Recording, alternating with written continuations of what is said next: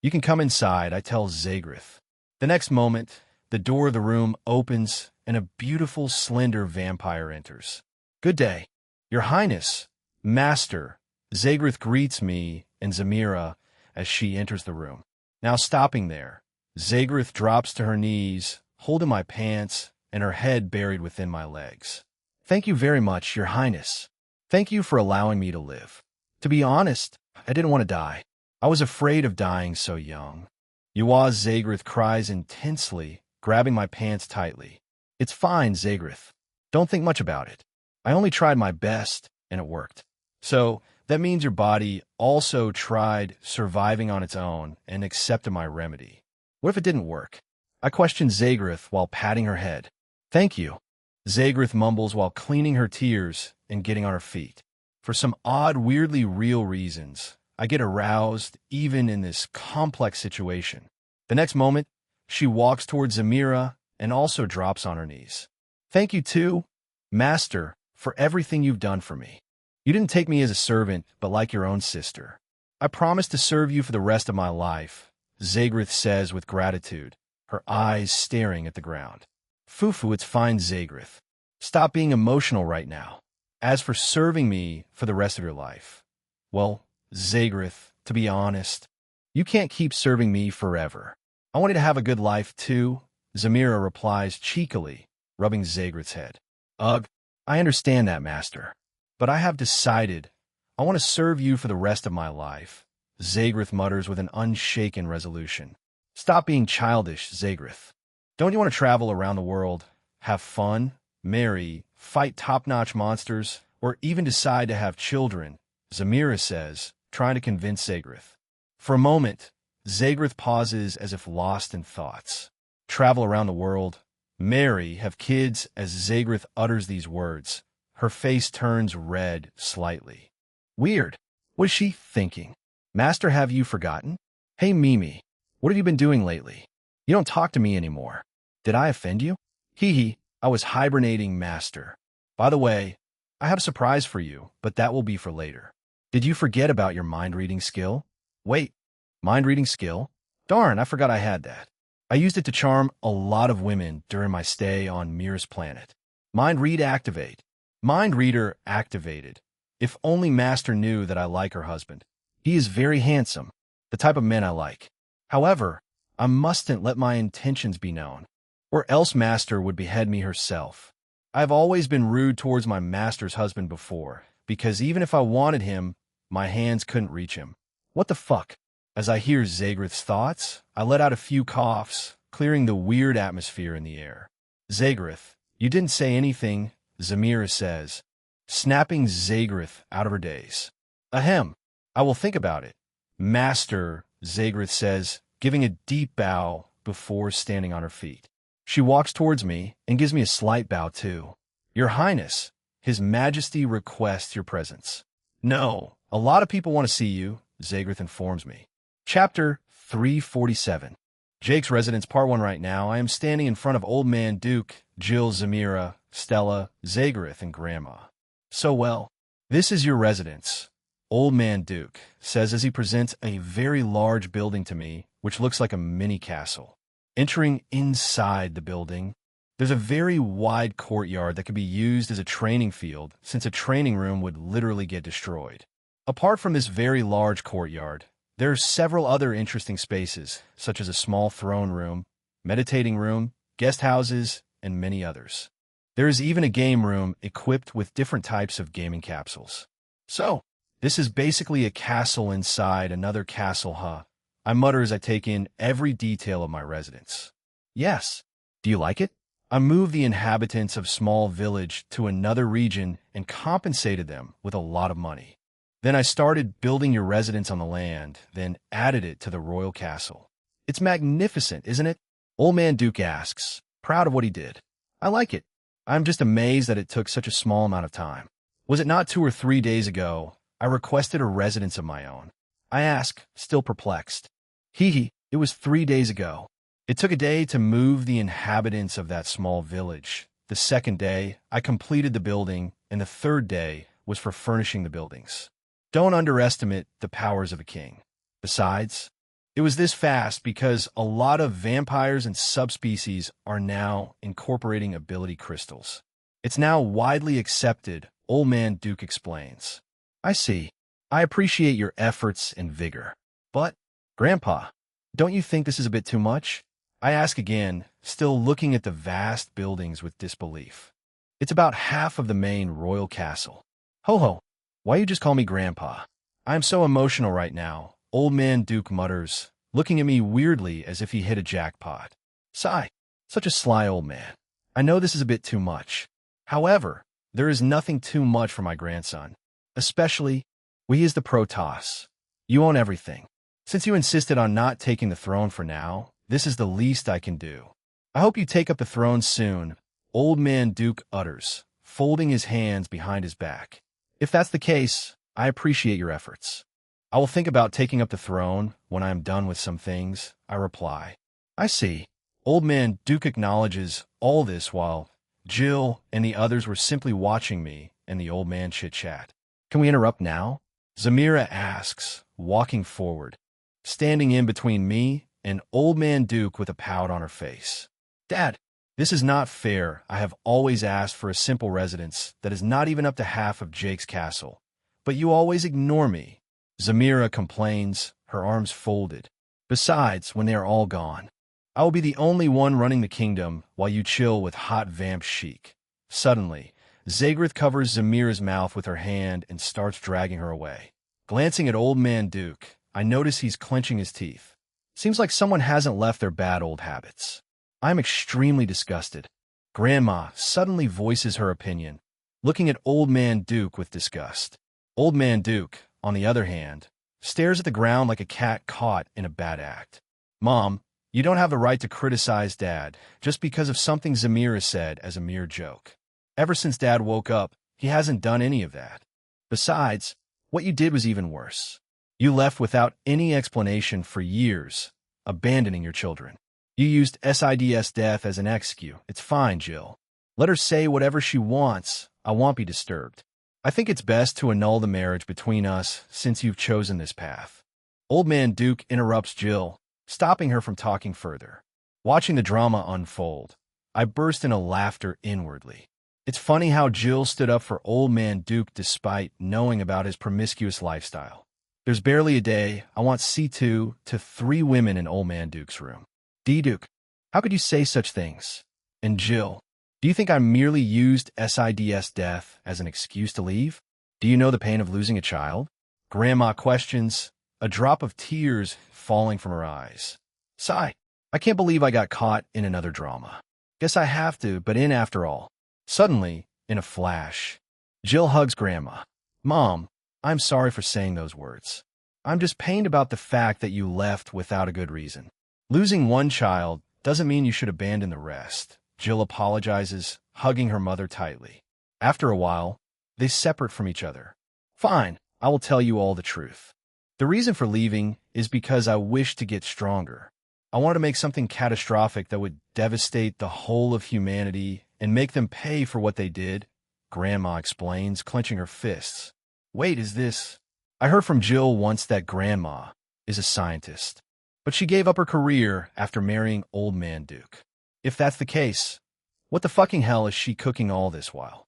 So, Mom, you left home to prepare a revenge against humanity? Jill asks, shocked. Even Old Man Duke also looks shocked. Yes, I created a lab in a far location on this planet, 1,000 feet below.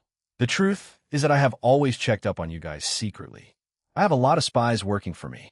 One of my spies is one of Duke's mistresses, Grandma explains, looking at Old Man Duke with a serious expression before averting her gaze away from him. Having been caught red-handed by Grandma, Old Man Duke lets out a sigh. Chapter 348. Jake's Residence Part 2. I was half asleep the whole time and couldn't help myself. Old Man Duke defend himself. Oh, really? How would you feel if I was unfaithful with different types of men, just because I felt like it? Grandma fires back. Seeing the heated argument, I get irritated. They're drifting away from the topic just when it is getting interesting. It's about time I interfere. There's no one at fault here. You all have made mistakes, and the best thing to do is to ask for each other's forgiveness. Besides, how did your experiment end, Grandma? I inquire. Hearing my question, Grandma looks at me, her expression unreadable. It was successful. It's locked away in my lab. By the way, since you guys approached me and made me understand that I was wrong, I will move my lab to the palace and return home, Grandma reveals, looking at Old Man Duke. Old Man Duke, unable to hide his excitement, grins from ear to ear. Don't get too excited. It will take me about a month to move my laboratory, Grandma reveals. But Grandma, what do you plan to do with your successful experiment? Wipe out the whole of humanity? I ask, curious about Grandma's answer. Igriegagis. I want to wipe them out, Grandma answers truthfully. Sigh. Grandma, humans are more versatile than you think. In the past, before the wide use of abilities, humans were nothing more than livestock to us. Even I accepted hunting them down and sucking their blood without killing them. However, that isn't the case anymore. Compared to before, they have evolved to become one of the strongest races because they are strong. After all, among them are people stronger than you can imagine. Apart from that, humans now have a solution to their short lifespan. There are several centers on Earth where humans can choose to expand their lifespan with the help of age-reversal abilities, causing some humans to live as long as some vampires. Let's not even forget that they have Edgar Frost, who is always lurking in the shadows and observing things on Earth. Grandma, do you think humans wouldn't be able to overcome whatever thing you have installed for them? Of course, they will overcome it and make an enemy out of us, I explained to Grandma. Grandma starts clenching and biting her lips. We'll think about it, Grandma reveals. Don't even think about it again if you don't want to end up losing your children. Work can be brutal, you know? I add again, trying to convince Grandma. Jake, I understand you, but humans are just too vile to exist in this world. I believe they still uphold the treaty and require you and the others to stay on Earth. Grandma inquires. Yes, but I promise to sort that out as soon as possible, I answer. If that is the case, then I will hold on for now. Let me check out the interiors of the residence, Grandma says to me, walking towards the building. One more thing, she adds, stopping on her track. Duke, I think you need to change a lot of things in the main palace. Everything there is outdated, Grandma informs Old Man Duke. Then she and Jill walk away this time. Maybe I really need to change them too, Old Man Duke mumbles, scratching his head. While in the middle of our conversation, Zamira and Zagrith returns. Your mom left, huh? Zamira asks as she reaches our position. She's inside the residence. By the way, what was the meaning of that?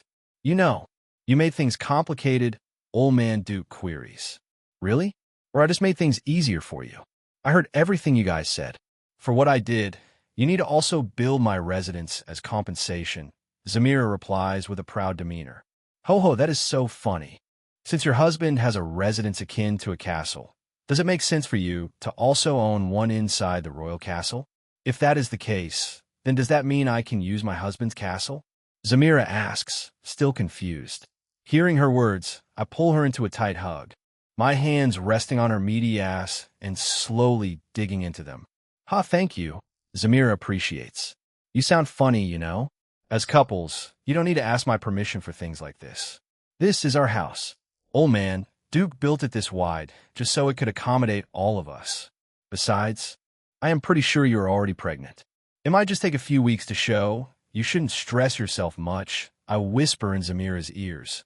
Oh, okay, Zamira stutters, her face bright red. Cough, don't you think you guys shouldn't be doing this outside? Old Man Duke suddenly interrupts us. Come on, don't be a bad old man. I can't. Those words are coming from someone who is with two hot chicks every day, I say jokingly, walking towards the building too, just like the others. Right now, I am flying towards the Skull Valley with my wings. After checking out the residence Old Man Duke built for me, I have to admit, it's truly magnificent. I even saw a huge coffin in my room. Mimi, something is bothering me. What is that, master? What do you think about Zunda? Ahem. She is hot and busty. I bet those knockers of hers would taste good, hee hee. Ugh, you're even making it worse. Well, I didn't expect that Old Man Duke and Zunda were going to end their fight today. I wanted to have a taste of Zunda by using one of my skills. But it seems like I can't do that anymore, because Old Man Duke has been nice to me. What do you think? I reason with you, Master. You would be a bad person if you did that. But having a taste is not so bad, Fufu. I was never a good person. Maybe I got less evil with each of my reincarnations. As I get closer to the Skull Valley, it begins to appear before my eyes. Mimi, we are here already. Can you come out? I want to see how much you have improved during your hibernation. Chapter 349. Skull Valley Affirmative, Master. The next moment, I feel a slight pain as if something pierces through my head. It's as if lightning has struck my mind, and before I can even comprehend what's happening, a blinding burst of light erupts from my head. The light dances and swirls around me, taking on a mesmerizing form.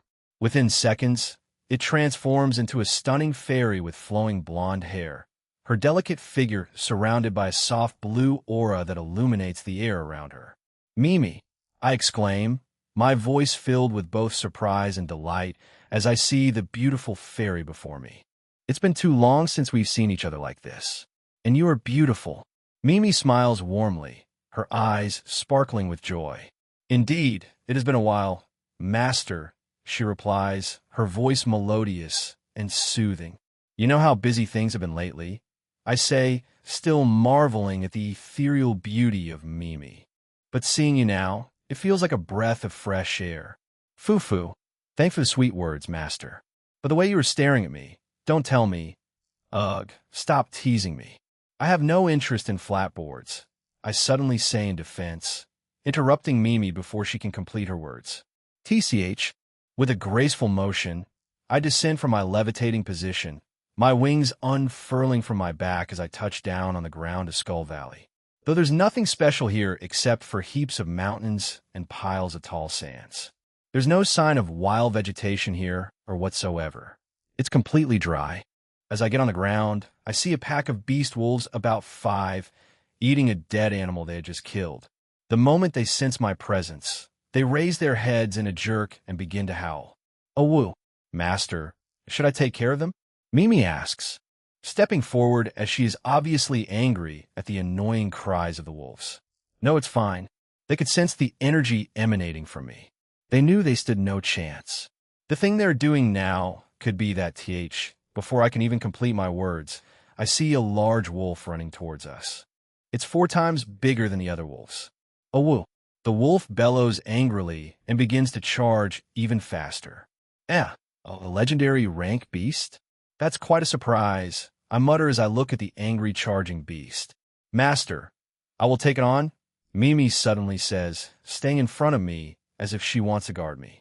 Well, if I didn't want you to fight the wolf, I would have killed it with a blood slash easily. Remember I said I wanted to check your capabilities, right? I tell Mimi, causing her to nod her head in understanding and begin to run forward. Though I start to get worried due to her extremely small stature. Suddenly, Mimi leaps into the air by flapping her wings violently, giving her a strong thrust and sudden maneuver that startles the wolf for a moment, causing it to stop simply charging forward and instead leap into the air thanks to its powerful hind legs. The wolf's mouth opens, showing its dangerous set of razor-sharp teeth that it's about to clamp on Mimi's legs. Seeing what's happening right now, I want to butt in now and then because the speed of the wolf exceeded my expectation. But suddenly, Mimi does something completely surprising. She folds her legs mid-air, curling into a small ball before flapping her wings violently again, moving away from the wolf at a very fast speed. She lands on the ground a few meters away from the wolf, perspiration covering her from top to bottom. Currently, the wolf is no longer interested in me, but is now interested in fighting Mimi. Are you sure you're going to be okay, Mimi? I ask her through telepathy. Yes, I'm going to be fine, Master, she responds. Oh woo. The boss lets out a wild cry while its pack also backs it up by crying intensely. Abruptly, the wolf starts scratching its front left leg on the ground before charging at Mimi. Suddenly, unlike before, a book appears before Mimi. She opens the book, rummaging through it, and then her eyes glow for a moment while the big book disintegrates. Suddenly, the ground below Mimi starts to shift as a huge chunk of soil where she is standing comes off, levitating in the air with her standing on it. Subsequently, several other pieces of soil also come off, shaping themselves into sharp projectiles, levitating in the air. With a small wave of her hand, all the projectiles fly towards the wolf, impaling it from different directions, causing the wolf to fall dead without having a chance to fight back. Seeing their leader die, the other wolves let out loud howls and run away with their tails tucked between their legs. I, on the other hand, am still perplexed by what Mimi just did. Since I existed, I have never seen something like this, though. I am aware that Mimi is the source of my current ability, but what was that?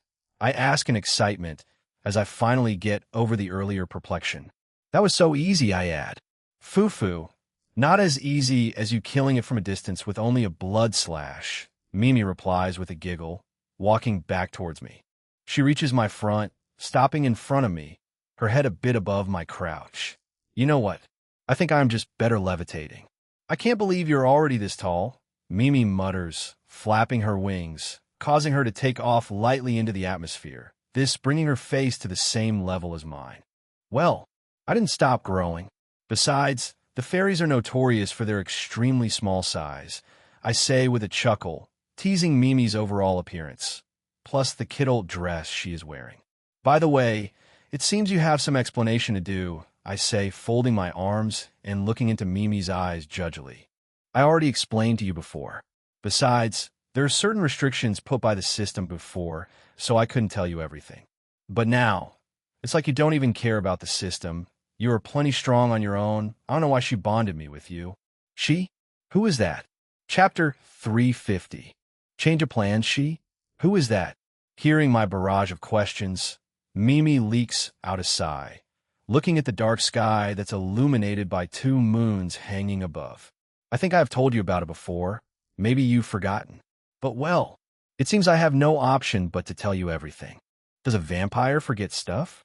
Since you don't even depend on the system anymore. You are plentifully strong on your own. There's no point hiding it anymore. Just go to the point, Mimi, I say, getting intolerant at this point. Okay, you know lust, right? Lust? TCH. I click my tongue, pausing my movement. Yes, lust, Mimi repeats, her tone more serious. I only know her as the goddess of lust. Is her name actually Lust? I question. The truth is Lust is one of my past lovers, right? I say, interrupting Mimi before she can complete her words. Did you figure it out? Mimi mutters, a bit surprised. Isn't it obvious? I mean, which fucking god would go the extra mile to give me? The Protoss whom the gods deemed a threat and overpowered system? I answer with a small sigh. Mimi doesn't say anything. For almost a minute I start to get worried if there's something crucial I have to know. Mimi, you can. Master. Lust loves you so much. Mimi interrupts me before I can complete my words, appearing before my face while levitating above the ground. She is one of the nicest gods. When everyone turned against me, she helped me and gave me a chance to redeem myself. And Mimi pauses, sadness appearing on her face. Talk to me, Mimi. I know you want to say good things about Lust, but I want you to know something. Even though she's my past lover, she's still a god at the end of the day. My meeting with her will determine if we're going to continue our relationship. Master, do you even realize that I'm also a god? Also, I'm not trying to sweet-talk you. What I am saying is that Lust is in danger. Mimi's expression gets more sore. What do you mean she is in danger? I furrow my eyebrows, my interest piqued. Well, it's because of you. Mimi answers. It started in your past reincarnation. Lust has always followed up on you in every one of your past reincarnations and made up with you from when you stopped before dying. She's always persuading you to avoid fighting the gods and instead start a family of your own, with your numerous women, including her. Mimi pauses for some moments before continuing to talk. You rejected the idea of having a family in your previous and countless reincarnations because of the fear that something bad might happen to them. However, Lust manages to get pregnant for you, becoming the first woman apart from the original to have a child with you. The child name was Male, a demigod. He was killed by the other gods after they found out about Lust's affiliation with you and deemed Male a threat. What about Lust? How is she in danger? I ask, extreme anger already clouding my countenance.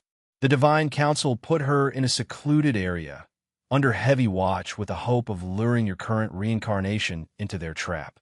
They seem to have a big plan this time. Mimi's face flashes with anger.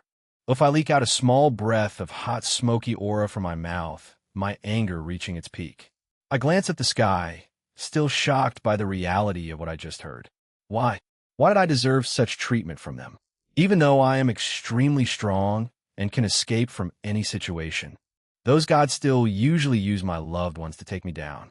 They don't care if they cause any damage as long as they achieve their goal. The words that come out of my mouth are followed by hot fumes of breath while I raise my right fist and clench it so tight that my finger digs into my palm and blood starts gushing from it like a broken tap. Master, Mimi exclaims, looking worried. Don't worry, you'll be fine. I need to drain all the blood in my body to calm myself. Besides, it's going to make my job here easier. I further dug my fingers into my palm, making the rush of blood expand.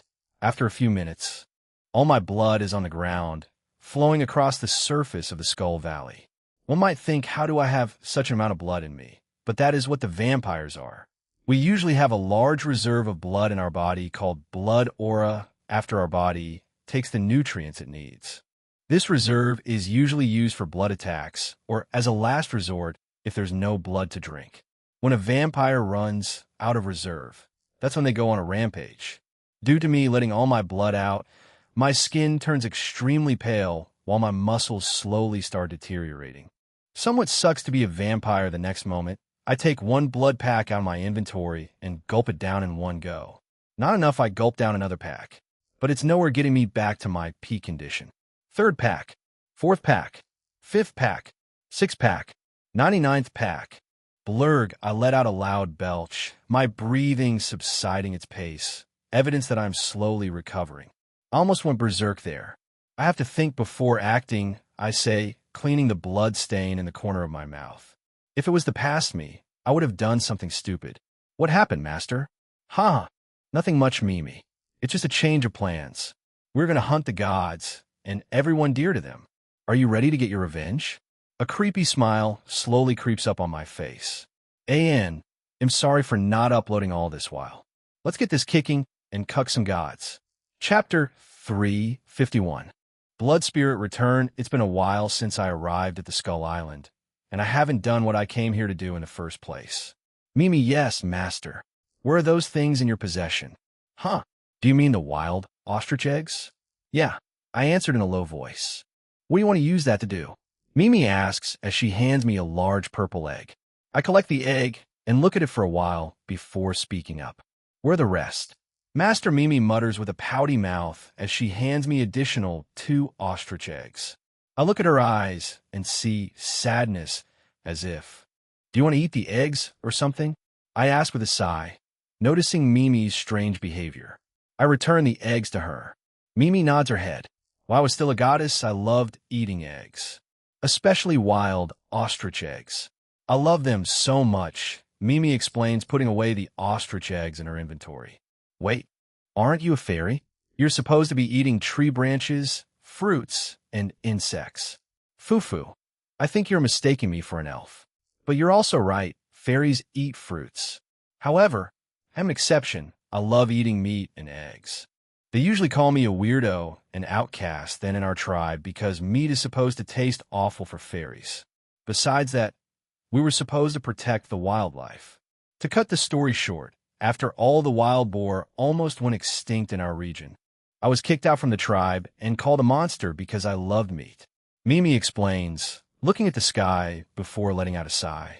Wow, that was one harsh life you lived. But if I may ask, what type of god were you, and how did you ascend godhood? Mimi looks at me before letting out a sheepish smile. I was the god of brutality. I ascended godhood after consuming several deity-rank beasts. Mimi grins. Hearing her words, a barrage of blurry images comes to my head, causing me to grab my head in pain and look at Mimi once again. God of brutality. I'm Muta. You don't even look like one. I fought with the god of brutality once in my past life and killed him. That made you ascend his aspect.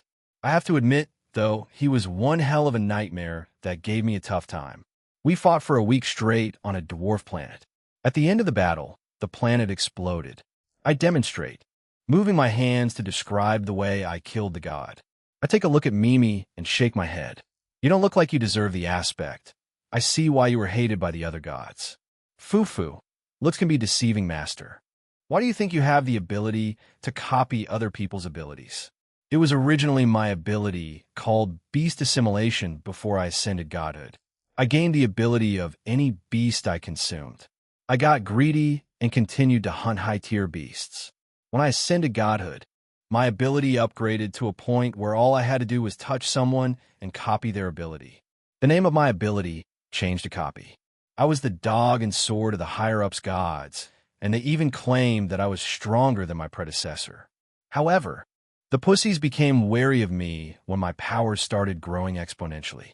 They feared I would barbecue them someday, so they plotted against me for treachery. Haha, you didn't stop eating even when you became a god. You must be one hell of horror for the gods. Well, I have to admit, I caused my downfall because of my greediness. I usually ate the gods that were executed for treason or other crime-related and got their aspects, though their aspects usually return to them when they reincarnate. Okay, now I don't blame the other gods for hating you. I hope you don't eat me too someday, I say jokingly. Master, why is it that if you kill gods, they won't be able to reincarnate again? Because I'm a Protoss. My role is to put the gods in check. But they hate me because I'm above them. And they can't stand my race due to our blood-sucking tendencies. I see. What have you been drawing since, Master? Hearing Mimi's question again, I take a break and look at her. Will you just let me concentrate, Mimi? By the way, I want to perform a ritual to summon my familiar. That's why I am drawing these runes. You didn't let me use the eggs after all. I answer, connecting a line to another line of intricately drawn lines on the ground. Done, I say as I get up and stretch my back. Wah, I never knew my master was a rune master. I kind of got the memory somehow. I guess it's my past knowledge. The next moment, I make a big cut on my index finger, pouring blood onto the runes I drew. The blood begins to move on its own, circulating every nook and cranny of the runes. Subsequently, red bubbles begin to rise from the runes as if boiling. Suddenly, the runes light up in bright red, and the burst of light shoots into the sky without stopping. I even cover my face as the lights disrupt my eyesight. After a while, the light starts to dim, and within the pillar of light, a small figure begins forming within it. Seeing the figure forming, a smile creeps up on my face. He is here. He looks a bit different from the day I saw him, Mimi mutters. Slowly, the light pillars diminished before disappearing, leaving a deep scorch where the runes were drawn. Master, as expected of you, you reach the Lord stage in a few weeks. A blood-red figure with white eyes that looks like something that came from hell says. Chapter 352. Integration Bloody Baby. I mutter with a smile on my face. Who is this, Mashta? I smelled her presence from you the last time I saw you. She seems to be leeching off you. She's also bonded to you, Blood Baby asks. A trident-shaped mark lit up on his forehead as he stares at Mimi with animosity. Calm down. She's also like one of my familiars in my current reincarnation. Familia? But she's a fairy and... Blood Baby scratches his head in confusion, a hint of sadness showing on his face. Sigh. Just take her as my assistant. She's helped me a lot with her powers. Oomph. She should know her place. Blood Baby pouts with his small mouth. Master, didn't you say Bloody Baby can regenerate no matter the damage he sustains? Yes. I was wondering if I could have a bite of him. He seems to be quite powerful. Mimi places her hand on her chin, looking at Blood Baby intensely. Wah, what a fucking weirdo. Blood Baby yells, moving back a few inches. What is this? Blood Baby is scared of Mimi's aura. I guess that's the aura of an apex predator. I just noticed it now because she directed it at Blood Baby. Arg. Mimi, Bloody Baby is made up of blood. You can't have him on your menu. Besides, didn't I just warn you about your greed? I look at Mimi with a glowering expression. Hee hee, I was messing with him, Master. Mimi rubs the back of her head, disappearing into my body. Now that Mimi is gone, I look at Blood Baby. You become weak. Why? Blood Baby takes a look at the sky and lets out a sigh. I spent most of my time spreading my aura all over this region, hoping for you to discover it and come for me. Who knew you weren't even on this planet? That's plausible, but you've changed the geography of this planet by chasing all the other familiars away with your reckless behavior. It's not your fault. I kept you waiting all these while, right? I say with a smile. I'm glad you're back, Master, but Blood Baby suddenly starts sniffing my body. You used the Blood Moon fruit to evolve to the Lord stage, huh? As expected, you even detected I used the Blood Moon fruit. Well, enough of this talk. It's time to bond with me. The following moment, I make a big cut on my wrist, causing blood to gush out. But the blood doesn't spew on the ground. It starts moving on its own in a wavy manner, latching itself into Blood Baby. At the same time, Blood Baby's body starts integrating with my blood at a very slow pace. Wink, wink, opening my eyes, I realize that I passed out while integrating with Blood Baby, and I'm lying down in a pool of blood right now. Looking around me, I see nothing but a river of blood and bones. The next moment, I get up on my feet, my clothes dripping with blood. I start walking out of the river of blood, shaking my body vigorously at a very fast speed to get the blood off my clothes, at least to stop it from being wet. Now that I'm out of the blood river, I notice that even though I managed to get rid of the blood on my body, my clothes are still red and reeks of the foul stench of blood. Without spending another second, I shoot into the sky, leaving the Skull Valley. To be honest, I have to say my expectations of the Skull Valley were let down. Did Blood Baby single-handedly change the scope of this region? There must be something else. I can't just wrap my head around it. Unfortunately, I only had a few time left before I returned to Earth.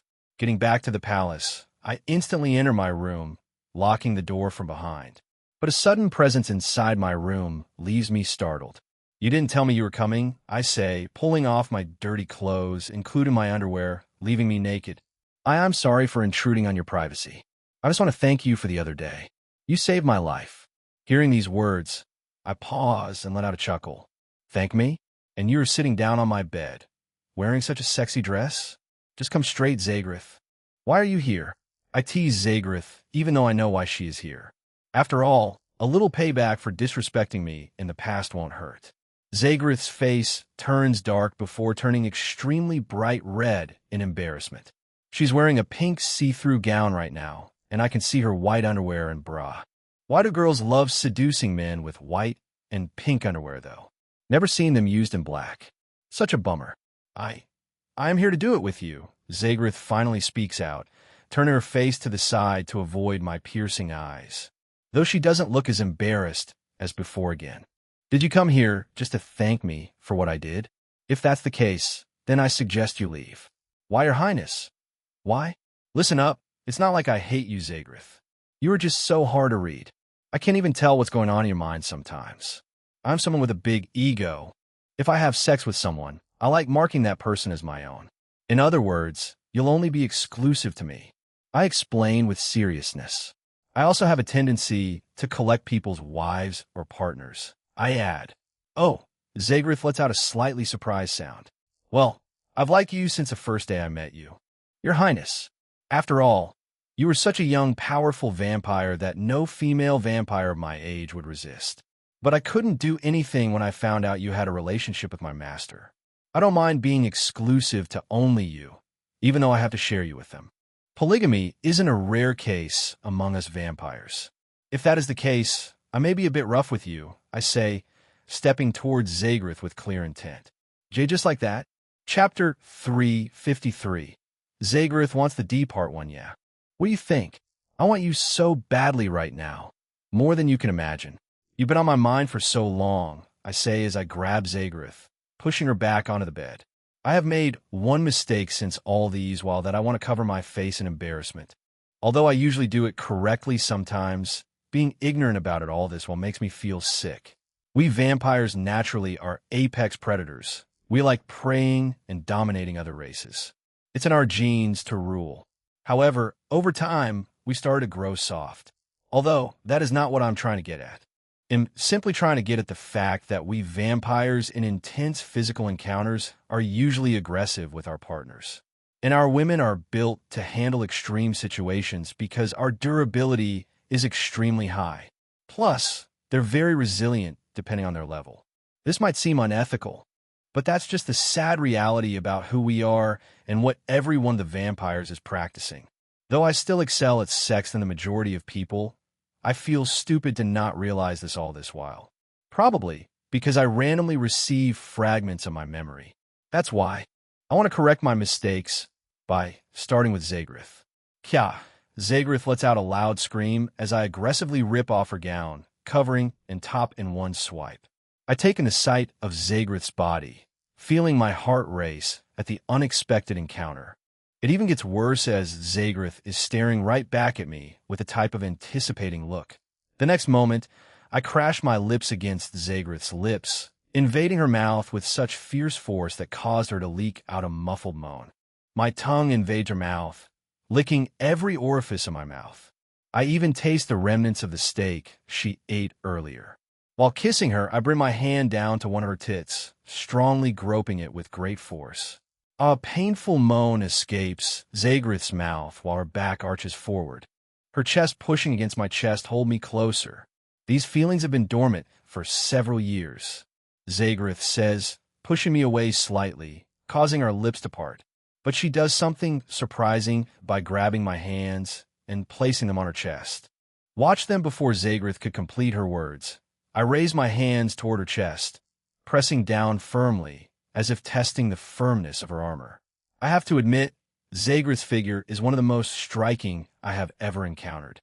Due to this, as I apply pressure, it feels as if I am pressing a balloon to its absolute limit. In this case, I am not just fondling her tits, I am also massaging them thoroughly, relieving them of stress, and making blood flow through the dead passages, thus increasing sensitivity. Aha, as Zagrith moans. My desire for her grows out of control.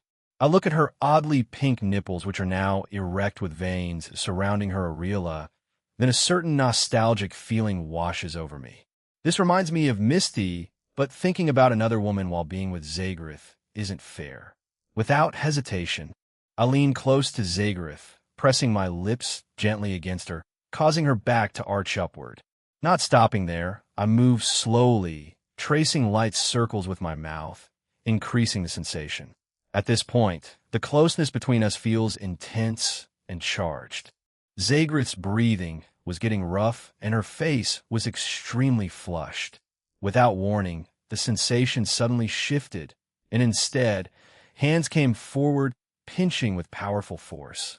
For the first time since the encounter had begun, Zagrith lets out a sudden sharp sound that even makes me flinch. I keep applying gentle pressure to the area, easing off bit by bit until I feel I have adjusted enough. Only a few seconds passed, and it seemed like Zagrith was already overwhelmed, as the black part of her eyes was barely visible, while I felt small trembles from the lower part of her body. It's now about a minute. Zagrith is slowly easing from the intense sensation she had, her nipples now more hardened and erect, a testament to reaching a new level of desire. I don't need her to even tell me what to do as I grab her legs a bit above her knees, parting them apart. My face meets with the glistening warmth between her thighs. This girl sure knows what to do. She came prepared. A smile blooms on my face as I see Zagrith's cleanly groomed skin. There is a certain appeal to a freshly groomed appearance, though a more natural look also has its charm. At the end of the day, the moment is meant to be savored. I want to enjoy this before the main course. To top it all off, there's this alluring, nice scent wafting from her. Spreading her legs further, I see her small, sensitive area that's sandwiched in the depth of Zagrith's folds. But first, I bring my hands forward to rub her, but my hands suddenly get caught by her. Use yourself, please, she mutters in a low voice, pleading. Not yet, Zagrith. Just calm down.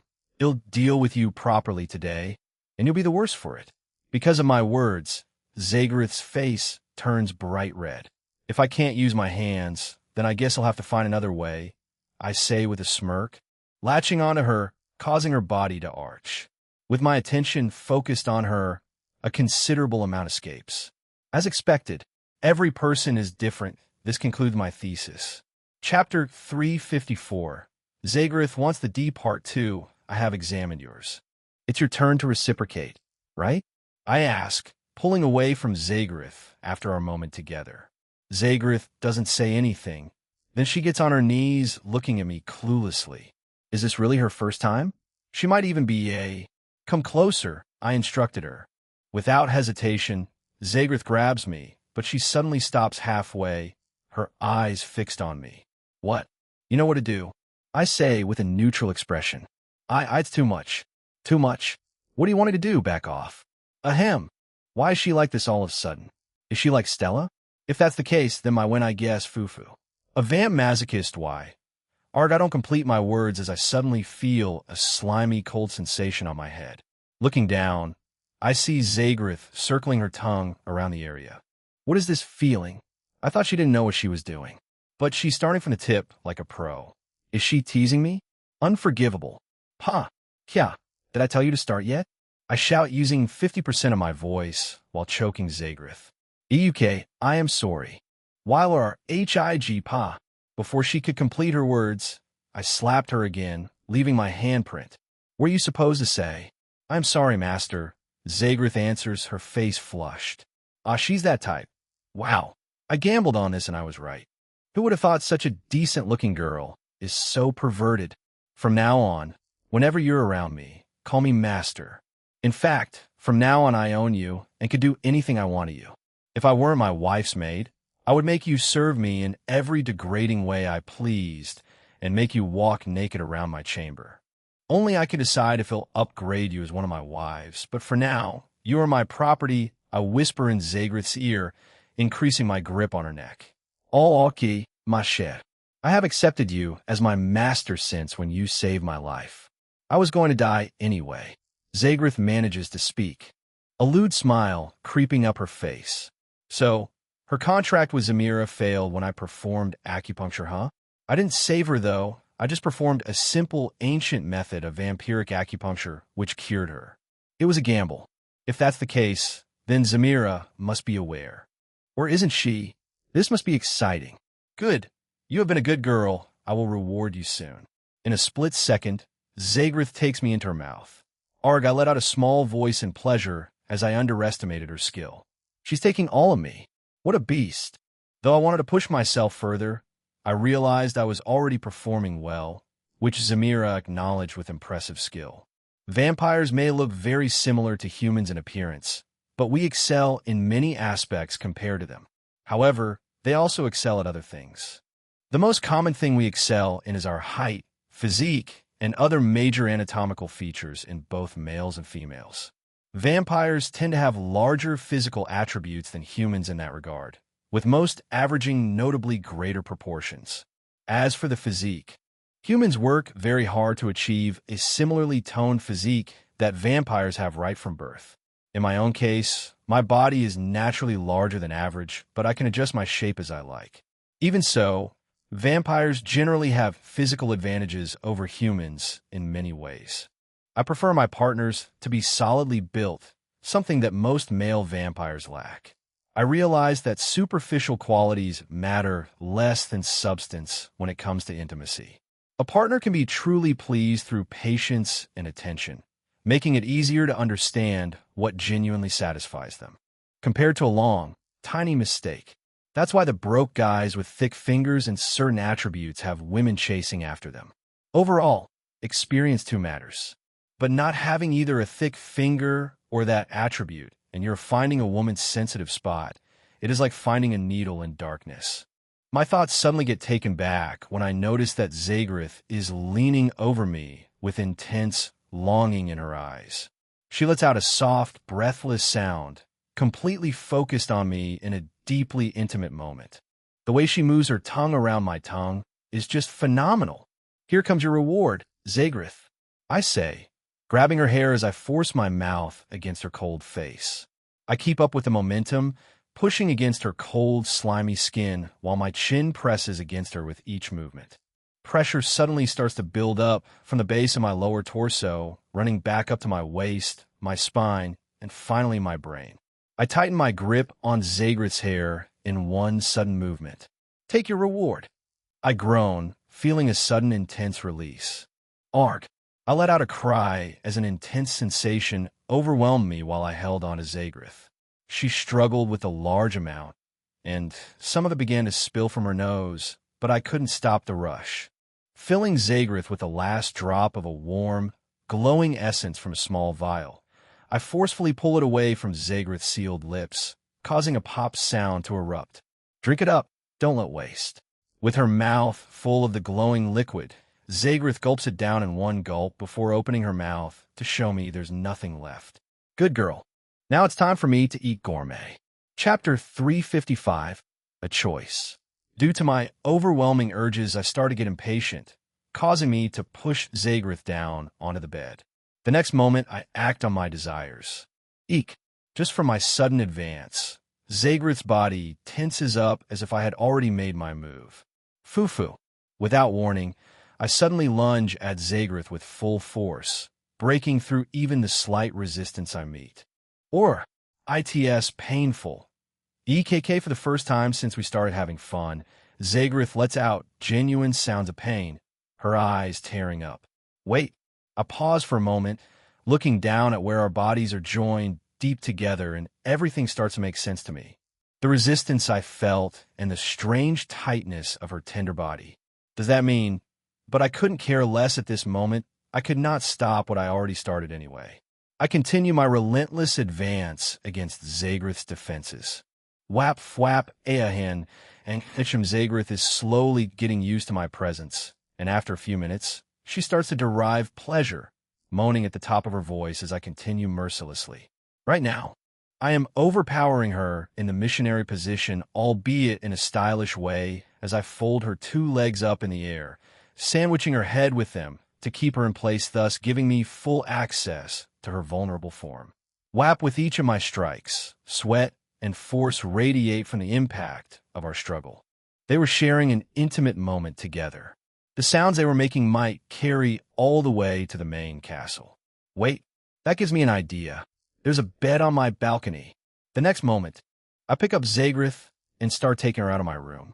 I always forget that I now have a small castle of my own, where I can do whatever I want. W, where are you taking me to? Shut up, you. I want to show the world who you really are. Just as I finish giving her my reply, I finally reach my large balcony, glancing at a medium-sized bed with a red duvet spread across it. Then I drop Zagrith on the bed, and we pull apart. But I don't get satisfied yet. Get up. I said get up. Don't let me repeat myself. I'm sorry.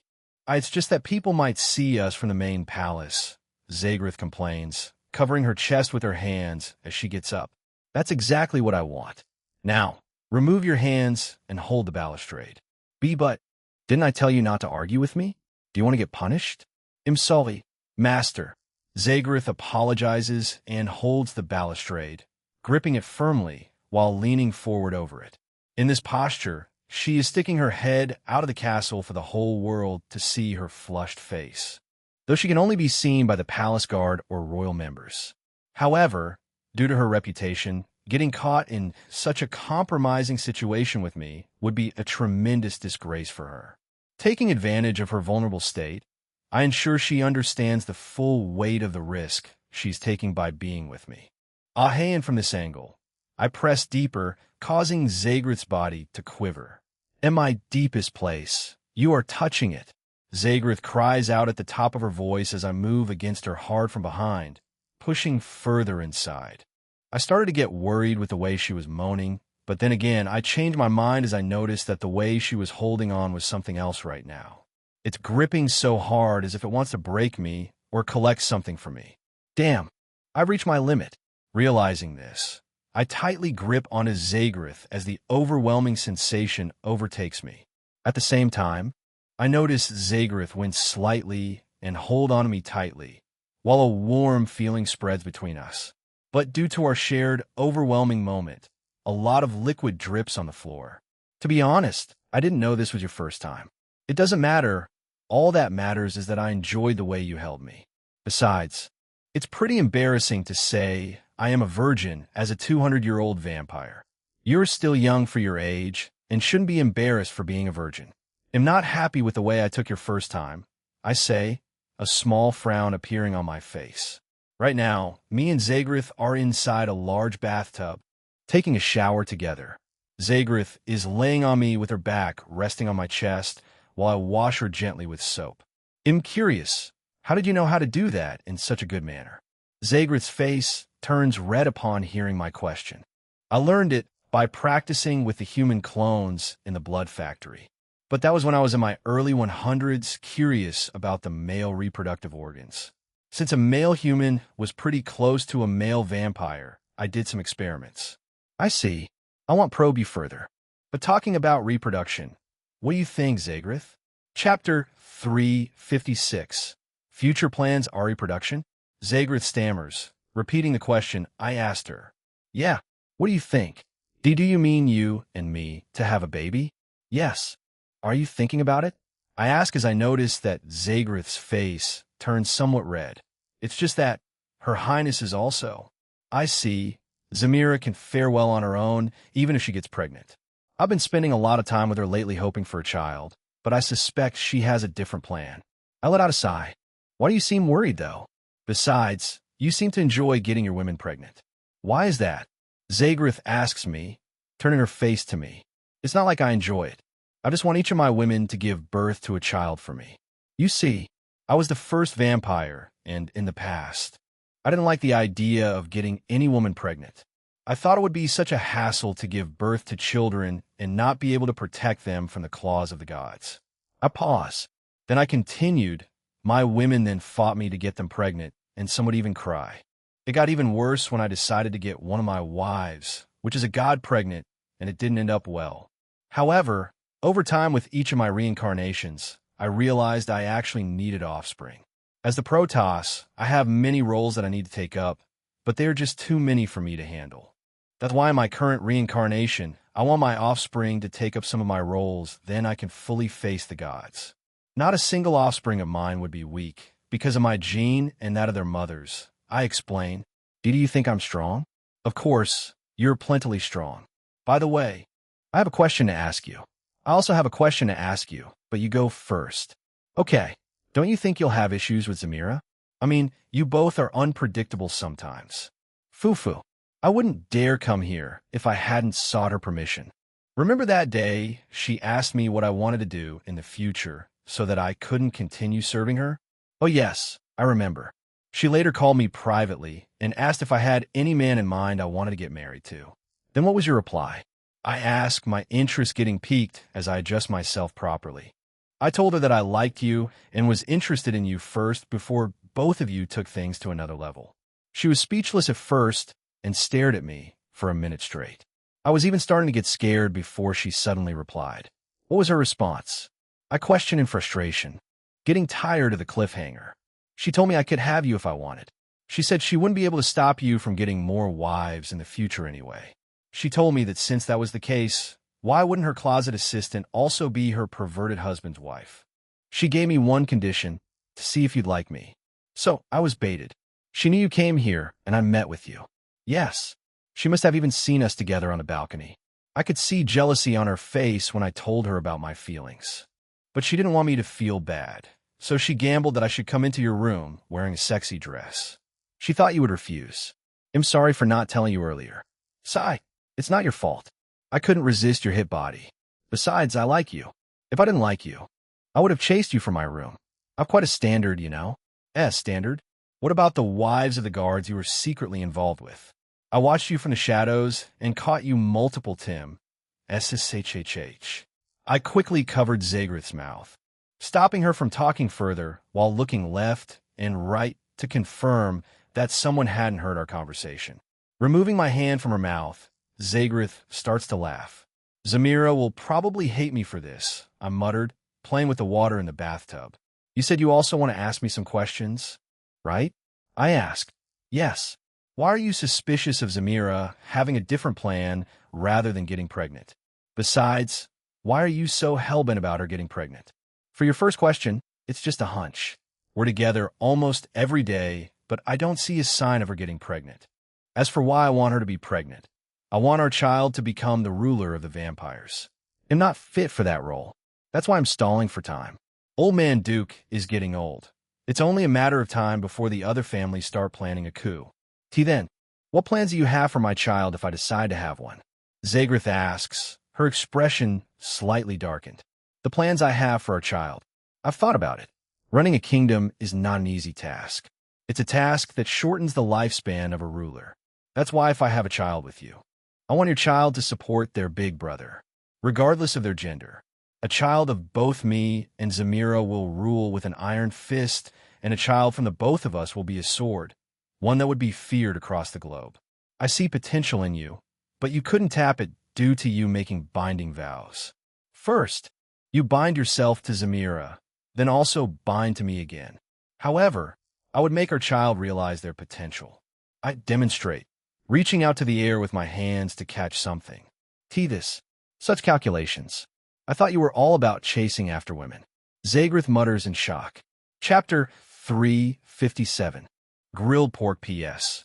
Note that the pig here is purely fictional in case your beliefs are against it. Everything isn't about removing women's panties. Sometimes I wonder how women think this way. I rub my temples. I'm sorry about that, but I wasn't wrong either. Well, I'll look over your teasing and won't punish you for it. I'm more interested in something you mentioned earlier while we were talking. You said you knew something about Zamira, right? Of course, I did say I know something she's doing secretly, but I'm not sure of it. Zagrith clarifies. That is fine with me. Just say it. I want snitch. Promise. I swear on my life. Sigh. Zagrith leaks out a sigh. Well, I noticed my master was using some sort of strange drug. She's using them almost every day. Due to my ability to mask my aura with the surroundings, she was unable to detect that I was watching her. That's why she could spy on me without me noticing, huh? And what is so special about her using drugs? It might be drugs to influence her behavior, or something else entirely. Zamira sure likes to cause trouble, I muse. Come on, Your Highness. Can't you connect the dots? What dots? I ask, scratching my head in confusion. It's very simple. Since I've known my master, she's never used any drugs before, only potions. And if she were using any pregnancy enhancement drugs, she would have opted for potions instead. But think about it. Pregnancy prevention pills were only created as pills. Hearing Zagrith's theory, it makes perfect sense, but then again, one shouldn't be too fast to judge. Additionally, Zagrith and Zamira are now rivals. In other words, it's the battle between my latest wife and my concubine. We still can't judge on a whim. Can I get some of those pills, please? I plead with a very serious expression. Zagrith looks at me with judging eyes, then lets out a heavy sigh. This my mouth, Zagrith mutters, squeezing her mouth before giving herself a light slap on the cheek. For real. Okay, fine. I hope you don't snitch if you eventually find out that the pills are pregnancy prevention pills. However, I'm sure that isn't the case. Zagrith assumes. Well, we will find out soon, I say, strongly grabbing one of her tits before getting up from the bathtub, exiting it. As I walk down to my room, water drops from my body, leaving a trail of water on the ground. Then I stop in front of a large 7-foot mirror, scanning myself from top to bottom. My eyes suddenly widen when I spot a few strands of hair sprouting from my chin. I'm sure getting older than my age in this body, even though I'm now 18. I look like a 30-year-old young vampire. I muse, finding the right cause of my rapid aging. After I get bored of looking at myself in the mirror, I pick clothes from my wardrobe and wear them. Looking at Zagrith, whose banging body is currently naked on the bed one more time, I leave the room. Now that I am outside, I take a detour around the kingdom, evading unnecessary attention to myself. Since the death of Zero, the nobles have been calm since then after witnessing my power. Plus, they were also shocked to see Derek alive. There are even rumors going around that I'm the leader of a certain group that invokes punishment on offenders. Wow, that was just bullshit I made up some time ago in the past. Maybe I should make that a reality in the future. I mumble. I walk across the Glelms Market, my eyes wandering about the beauty of the vampires, a testament of our civilization and ancient background. For the first time since I arrived on the vampire planet, I admire and appreciate the beauty of the vampires instead of criticizing our vile nature. After all, there are two sides to a coin, the good and the bad. Suddenly, My nose catches a whiff of something. I follow the smell till I reach a small shop where something is being roasted. Seeing the shop, my eyes fell on someone very close to me.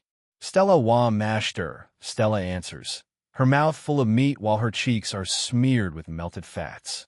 Due to me standing stiff and bewildered, Stella quickly consumes the food in her mouth. Will you like some grilled pork? Stella asks, flashing the remaining pork meat left in her to me. Only one question comes to my mind. Don't you see that the pork was grilled with human blood? Human blood? Yes, human blood. Due to us vampires taking a liking to human blood, we realized that we could cook other meals with human blood.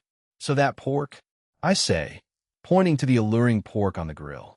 That pork has been coated with human blood sauce before it was grilled, I add, feeling a sense of thrill, expecting Stella to vomit in a few seconds. Well, it's not that bad, master. It's tasty, Stella replies, taking a big bite from the remaining pork in her hands. Will you have a taste, master? Do you realize there are places where foods for other races are sold? You could have gotten some nice food there. I insist, shaking my head. Does it really matter, master? After all, the animals or beasts we consume also have blood running in them before they are killed. Besides, since I am not human, I don't see a big deal in it. I have to admit, though, that this human blood sauce is nice. Didn't know humans were this tasty. Yum, with my face turned dark, I approached the grill, standing in front of an old vampire who was in charge of grilling the pork. Good day, sir. How much do you sell your grilled pork? Hello, mister, I don't have a fixed price. He'll charge you based on the size of the pork you want to buy. The seller answers with a bright smile on his face. He'll take everything. Chapter 358. Whack-a-mole P.S. Note that the pig here is purely fictional in case your beliefs are against it. Currently, me and Stella are walking down a fine street filled with us passing by different kinds of shops, parks, and even a beach. As surprising as it may sound, the Red Planet is as much fun as that of Earth. Even much more fun. There are also a lot of tourists here, and even immigrants from different races, the majority of them being humans despite knowing the odds. It's not like they're going to be attacked by the vampires, but they don't even seem scared of our nature of taking a likeness for their blood. There's barely any planet you won't find humans thriving. They even live on planets that are inhabitable for them. Why? That's simply because humans are explorers by nature. They're a race that never gets satisfied with what they have. They'd rather curse their planet and move to another one. Yum, yum, yum, my mouth and Stella's mouth move in sync as we clumsily eat the grilled pork while walking down the road, with people looking at us in disgust. Not many people know my face or realize it's the Crown Prince, since I am wearing a very simple dress, which will probably confuse them even though they suspect it. Taking a bite from a large portion of pork, the oil smears my mouth and chin, but I greedily lick every last bit of it. As I am about to take another bite, someone suddenly grabs my hands, looking at me with a judging expression. You said you were going to leave that for Gogo, master. That's true, Stella. I have to admit, I got carried away by the exquisite taste of the pork. I have been missing a lot. I think I will only enjoy myself for the few days to come. There's nothing exquisite about it, though.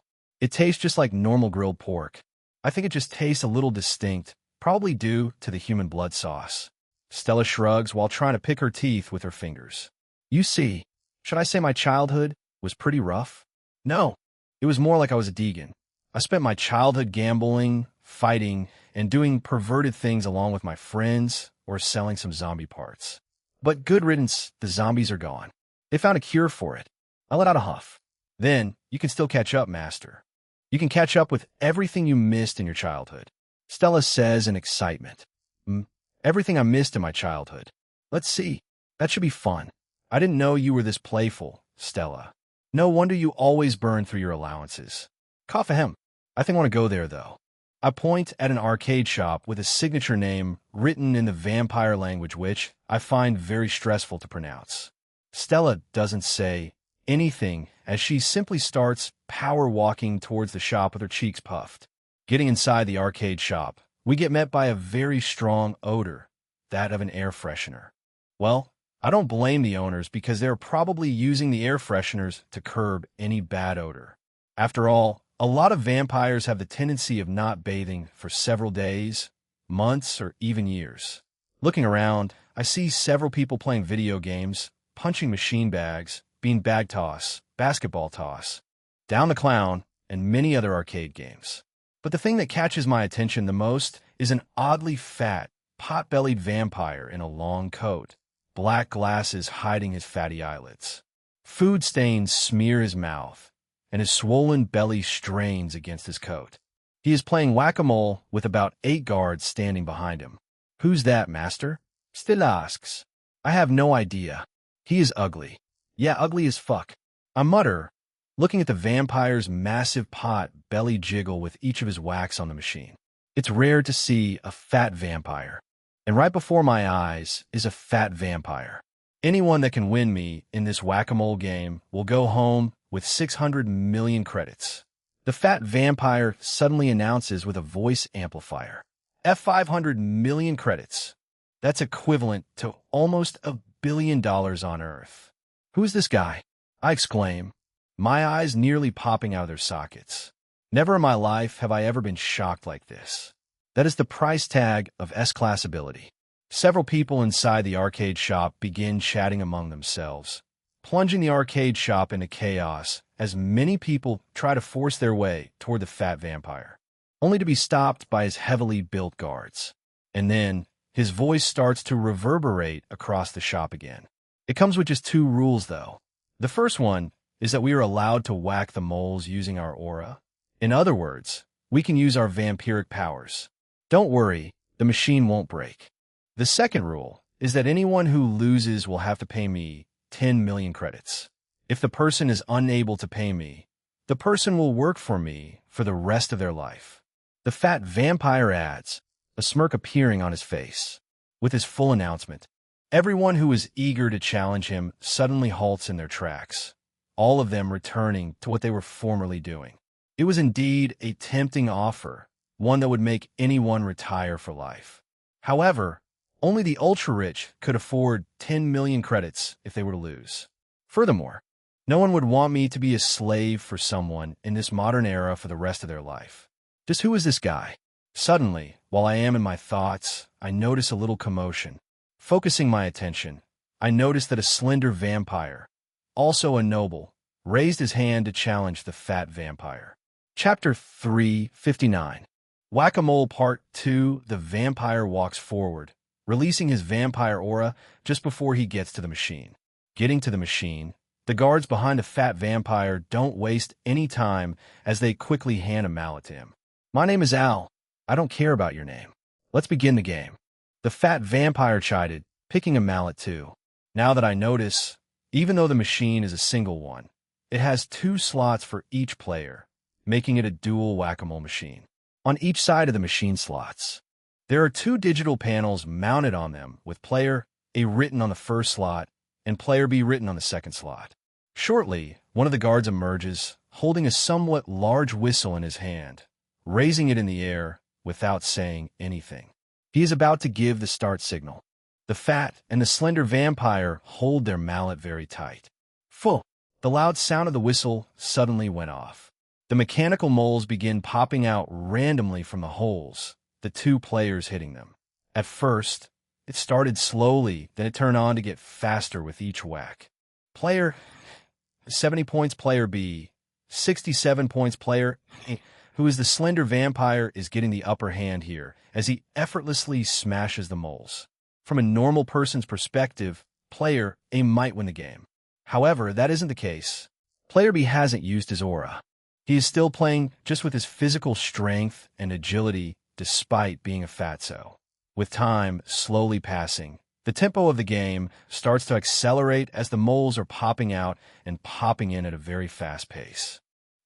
Only the sound of mallets hitting the moles reverberates across the arcade shop, while the majority of people leave what they are doing and focus on the ongoing match. Just who is this fatso? I mutter, noticing that he has yet to use his aura. Glancing around the space, I see a group of modest-looking boys who might seem friendly and respectful. Then I approach them. "Hello, do you mind telling me who that person is?" I ask the group of boys. They glance at each other with different expressions before one of them suddenly clears their throat. It's weird that you don't know him because you look like a punk. Me? I look like a punk. Should I show you what a punk does? I ask, showing the boys a small dagger with a nasty grin on my face. I knew being polite was never an option. Hold on, brother. We were just kidding, haha. You took it pretty seriously. The boy who spoke earlier replies, raising his hands in defeat. At the same time, his friends quickly walk away from him as if they don't know him before. Better start talking. By the way, you need to make new friends. I advise, putting the dagger back under my clothes. That is the heir of the Teeps family. His name is Mordric. Despite his odd appearance, he is the strongest of the Teeps family. The vampire tells me with anxiety. Moving away from the scare vampire, I focus back on the two people playing the whack-a-mole game. My eyes widened in shock. I must win you. I must collect the money. The slender vampire yells as he slams his mallet ruthlessly on the moles, using his vampiric powers. I have to admit, though, that he is pretty impressive with his speed as a vampire noble. But I think he made a very big mistake. The fat vampire is also matching up with him despite not using any aura. Player A, 1200 player B, 1070. The loud sounds of the machine being slammed by two desperate gamblers ensue the whole shop while people watch in anticipation. Judging from the momentum of the match, I can tell that the slender vampire is already hitting his limit as sweat trickles down his forehead while the fat vampire slowly catches up with him. But then, the slender vampire suddenly does something surprising. Arg, I can't let you win. You disgusting fucker. Wham! A burst of aura suddenly erupts from the slender vampire, covering the whole arcade shop and causing people to choke. The few people unbothered by the aura are Stella, the fatso, me, and a few others that are a little phased by the aura which is around the Vampire Lord stage. However, the vampire exuding the aura isn't a Vampire Lord himself. He is burning his life force to push himself past his limit. With each passing time, his eyelids sink into his eyeballs while his skin slowly wrinkles. The rule of the game is that the one who gives up is the loser. However, none of them give up at the moment as they move at a very fast speed, whacking the moles.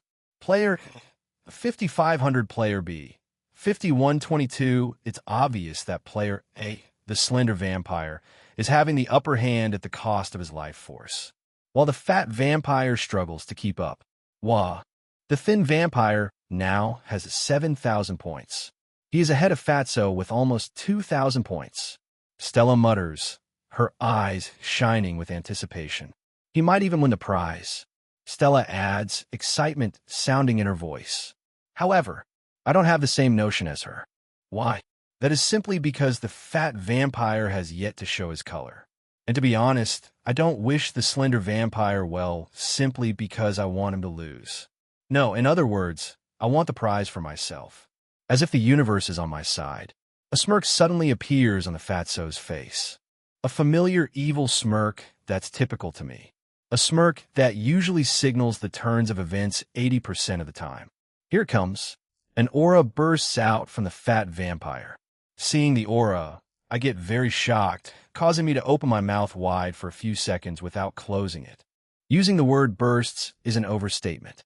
The vampire's aura pool is way beyond my expectations, as it is similar to the aura pool of a mediocre vampire noble. Even the slender vampire has a more natural aura than him. However, it isn't his mediocrity that amazed me. Chapter 360. Jake versus Mordric. What surprises me is his skillful manipulation of aura. With my omnipotent eyes, I watched the fat vampire expertly wield his limited aura, not letting a single bit of it go to waste despite his small reserve. Such mastery over his aura. This fat vampire is as strong as I was a few months ago. Heck, I didn't even have this level of refined control back then. I only had the upper hand because of my blood techniques. Suddenly, the fat vampire begins to move in a mesmerizing way, smashing the moles with his mallets, his eyes closed, while his body maneuvers swiftly, almost as if he's dancing despite his extremely chubby frame. Yarrghhhh with a sudden, ear-splitting scream. The tension in the air suddenly reaches its peak while the game comes to an abrupt halt as the loud sound of a whistle reverberates across the room. There's a clear winner, one that people didn't expect to win. Of course, it ain't easy to win 600 million credits, fools. Sir Mordric is the winner of this round. Let's give him a round of applause.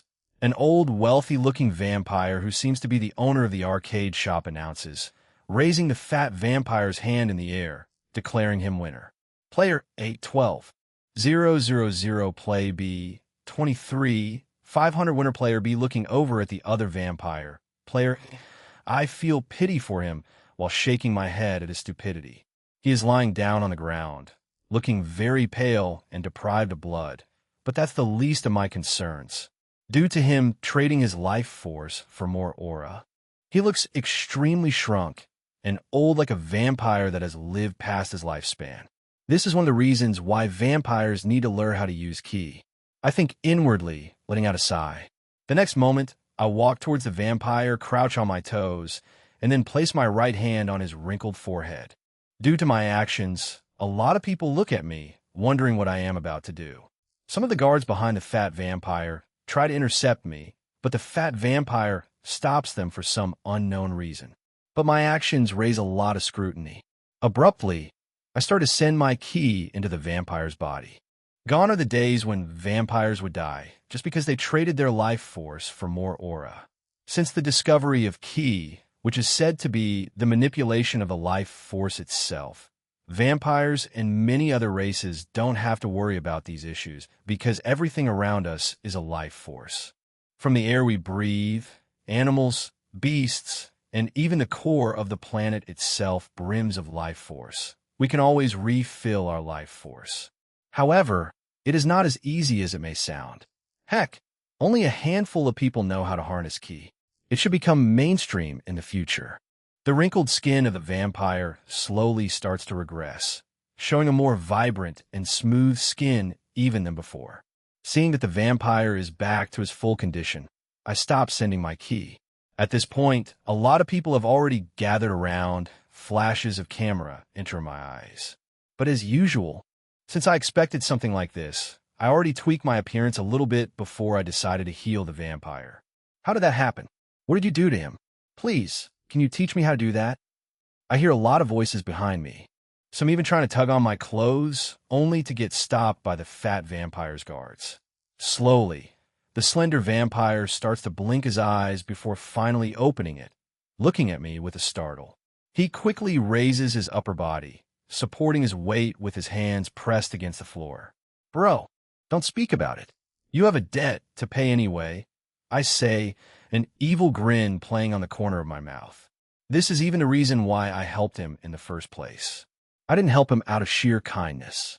I simply helped me so he could pay up his debt. Foo-foo. Why? Why did you save me? The vampire asks again, this time hatred flashing in his eyes. I couldn't care less. Feeling bored of his rants, I get up and face the fat vampire, giving him a light now while shoving the slender vampire toward his guards. Surprisingly, he also gives me a bow with curtsy. Surprising. What's your name? My name is Mordric Teeps. My name is Logan, I answered, using a random name that came to my mind. Just Logan? Yes, just Logan, I answer. The fat vampire looks at me weirdly because the aura emanating from me right now is at the vampire noble level. And as a vampire noble, I was supposed to have a family name. However, this is all a facade. I simply suppress my aura down to the vampire noble. You seem to have a strange fire in your eyes. It's something I recognize so much. The zeal to win me right now, and then The fat vampire says with a chuckle. What do you think? I grin. The next moment, the fat vampire walks forward towards the whack-a-mole machine slot, picking up his mallet. Do you know what I want from you in case you fail? Mordric suddenly asks, resting on the whack-a-mole machine, caressing it. Let me guess, you want me to teach you that thing I did before, right? Where I helped this fool recover his life force. Correct. I want you to teach me that. But I actually need things from you. The second is that you must reveal your real background if you lose. Deal. I give an answer. There's nothing much there to think about. It's something that I have already thought about. And if you win, I will add an extra 100 million credits, making 700 million. Mordric declares again with a smile on his face. Chapter 361. Broke a machine. The next moment, I walked toward the machine, standing in front of it and also picking my own mallet as player B. Just like before, the guard walks forward with a whistle, raising it in the air before moving it slowly towards his mouth, blowing it with all his throat's muscles. The moment the sound of the whistle went off, with a sudden click, the moles slowly started to pop out. But me and Mordric effortlessly smashed the moles without using our aura. Then, we carried on in this manner till things started to get fierce. Player A, 25,000, player B, 24, 996 BEM. The consistent slamming of mallets echoes throughout the hall as we slam our mallets against the moles, moving at a very fast speed.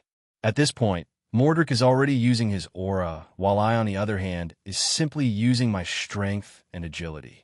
Barely any sound can be heard inside the arcade shop beside the sounds of wooden mallets slamming against the surface of the cold metallic machine, which is now emanating a lot of heat due to the intense beating it's taking right now.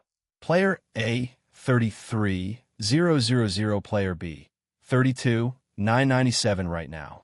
I see a lot of frustration on Mordric's face as he panickingly glances at the scoreboard while hitting the moles. From what I have seen so far, he hasn't hit his limit yet, because it seems like he still has more trucks under his sleeves, as he seems pretty confident about it. But what appears to bother him is the fact that he's only ahead of me with only 3 points since the start of the match without it reducing or increasing, a realization that I intentionally allowed him to be ahead of him. In other words, I'm the one in charge of the match. Or should I say, the ball is in my court. Foo-foo. Hatred, anger, jealousy, regret, and hostility. I can see everything on Mordric's face as he struggles to keep up with hitting the moles. I have to admit, he has a pretty nice control over his aura. He is a 1 in 10 million prodigy. However, he just seems to be pretty unlucky today. I need that money. I made a lot of promises to my wives. Aurora's shop, Misty's favorite car, Vera's dream to own a brothel, and Blair's aspirations to own a school. I need to fulfill their wish. I need to fulfill every fucking one of them. With a sudden resolution, a fine blood aura starts dancing around my body like fire being blown by a huge gust of wind. But in this case, I have full control over it. Player A, 55,333, player B, 55,300 at this point. We were moving at a very fast speed that only a few people could follow as we slammed the mallet on the moles without missing a single one. I admire Mordric's dedication despite his chubby frame as he moves like a feather. But at the end of the day, even though he is a prodigy, he still has a lot to learn and can't compare with the likes of Roth, Arthur, or Alphonse. If it was any of them, I might lose even though I use my strongest technique. Giving them such a 3-point head start would spell doom. Despite his expertise in mastery and fine-tuning of aura, it was only a matter of time. Mordric begins to part while I see his speed dwindle before my eyes. And at that very moment, I channel a bit of ki into my fingers and ears. This way, I can hear the sound of the moles clicking before they pop out, giving me an idea of where they're going to come out. Creak, I begin to slam my mallet so hard on the machine to the extent that the whole shop begins to vibrate. Just like me, Mordric doesn't give up as he desperately slams every one of the moles with his mallet. However, it was inevitable. Player A, 89, 737, player B, 89, 740. Since I was able to discern the place where the moles would come out from, I was able to be ahead of Mordric with the 3 points of head start I gave him. Additionally, due to the speed of the machine increasing with each mole, it begins to become incredibly hard to follow the movement of the moles and whack them. I have to admit, this game indeed requires intense calculation and attention. If you move too fast than the moles, you'll lose. And moving too slow is also a very bad idea. It was at this moment that I realized that one can't use speed to win this game, since it's precise. One can only win with patience and stamina. We continue to play the game for a couple more minutes, and then something strange begins to happen. As I slammed one of the moles with my mallet, the machine suddenly stops working. But it doesn't stop there. It abruptly lets out several clicking sounds. Fuck! Gathering enough energy, I leap into the air doing a series of backflips moving away from the machine. And just at that moment, the giant whack-a-mole machine buzzes with energy, lights flashing. The mechanical sounds growing louder. Then, out of nowhere, I hear a deep, grinding noise from inside the machine, and the whole thing shudders. Before I can react, a sharp crack echoes through the arcade shop, and one of the moles shoots up so fast it smashes into the ceiling, leaving a huge dent. Springs, massive ones, start snapping loose, whizzing past my head like coiled bullets.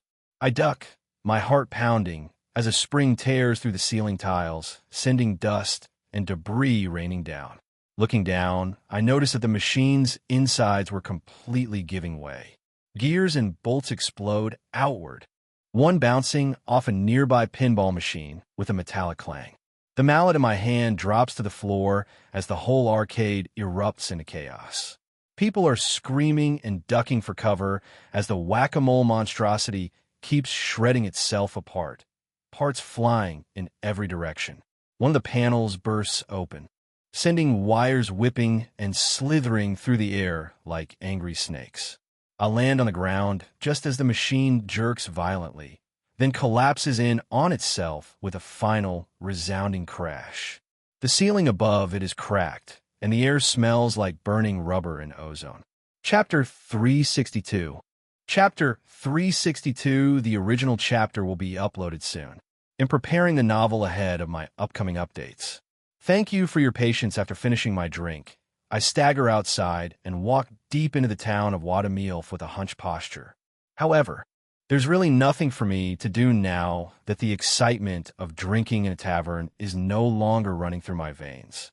Master, yes, do you want to nag me about my behavior with that waiter? And so on? No, that is not the problem, Master. The thing is that you didn't pay attention to a specific detail in the tavern. A specific detail. Is it about drinking some awful foot fungus brew? No, not that. Well, it is not like that brew is terrible. After all, it's been aged.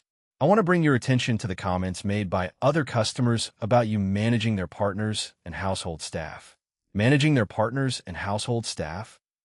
This world, in my opinion, has fewer restrictions than my previous world. It is a dog-eat-dog world, but it also has some restraint. However, I still can't get over the concept of slavery in this world and how it is seen as a norm. In this world, women are just as strong as men, which is why some men's wives are resolute and unwavering. As a result, the majority of those men are devising methods to coerce their wives and slaves into submission. That's why they usually hire the service of a sex trainer to tame their uncontrollable wives. As Darkus explains to me, everything starts getting weirder. First, it's a pretty strange practice for another man to train a man's wife through intimate means. Though something like this exists in my world, it's usually practiced by only a handful of people or acted in adult films. So, in other words, I can take up the side hustle of being a relationship trainer, right? Yes, Master. To become a sex trainer, you must first obtain certification or be recommended by a certified former trainer. Ugh. What do you expect me to find a sex trainer? Fret not, Master Fufu. That old geezer who is running the tavern is a sex trainer. Wait, how did you know? It was obvious. Master, every detail of his body was screaming sex trainer. I can tell he is a sex trainer based on his large hands and defined physique, as well as the lewd scent he was giving off. Everything began to make sense when I noticed various girls working for him. A tavern barely has that many half-naked girls walking around. So, you're saying that man is a sex trainer. I also felt something strange about him. Those fingers of his, I am jealous of them. Those fingers are much bigger than most men's, haha. And I'm not sure what the lewd scent emanating from him is. Well, it's simple. If a man or woman has had an unusual number of partners in the past, there is usually a strange scent that surrounds them. That man has had thousands of encounters with women. Though only a few people can perceive the scent. You are strange, walking around Wadamilf.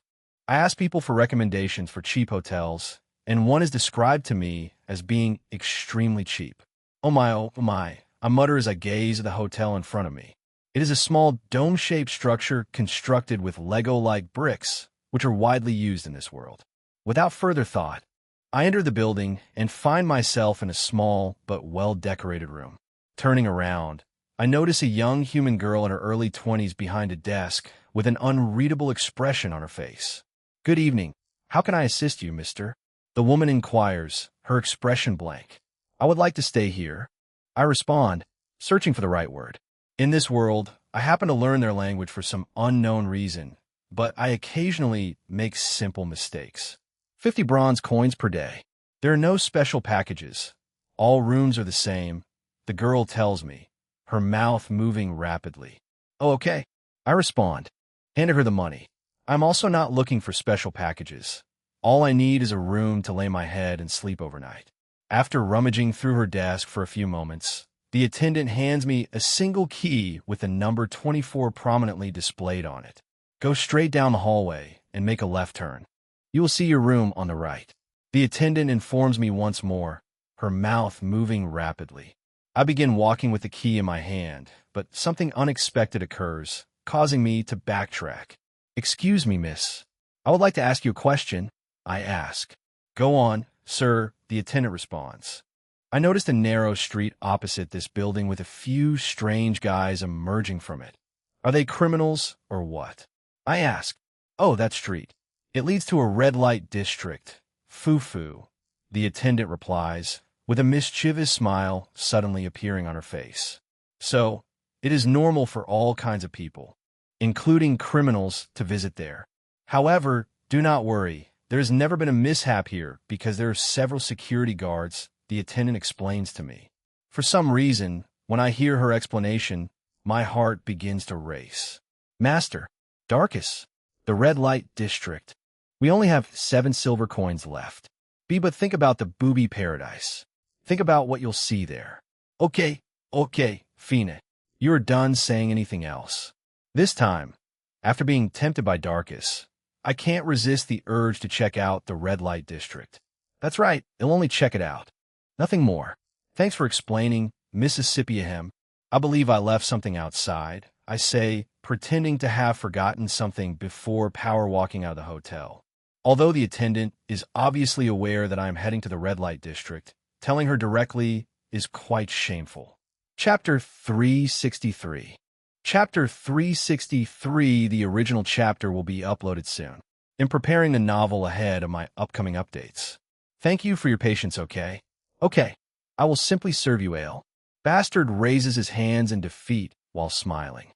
He then opens a tap attached to a small drum on the platform before him. After collecting my drink, I sit quietly in one corner and savor the exquisite taste of ale. However, I receive random messages from the system about consuming a harmful substance, thanks to Darkus, so I simply disable the feature. After finishing one pint, I, like the other customers, ask one of the waiters to serve me another round. When the waiter approaches, I try to get handsy with her, but she pushes me away. "That service is not free," the goth waiter says, dismissing me without a glance.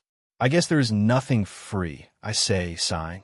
In the next moment, I pretend to dip my hand into my pocket before taking out 10 bronze coins from my inventory and throwing them at the waiter.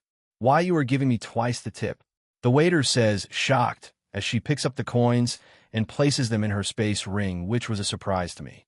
"You had better be worth it," I say, slowly dragging the waiter by her skimpy skirt and pressing her back against the table where I am currently drinking.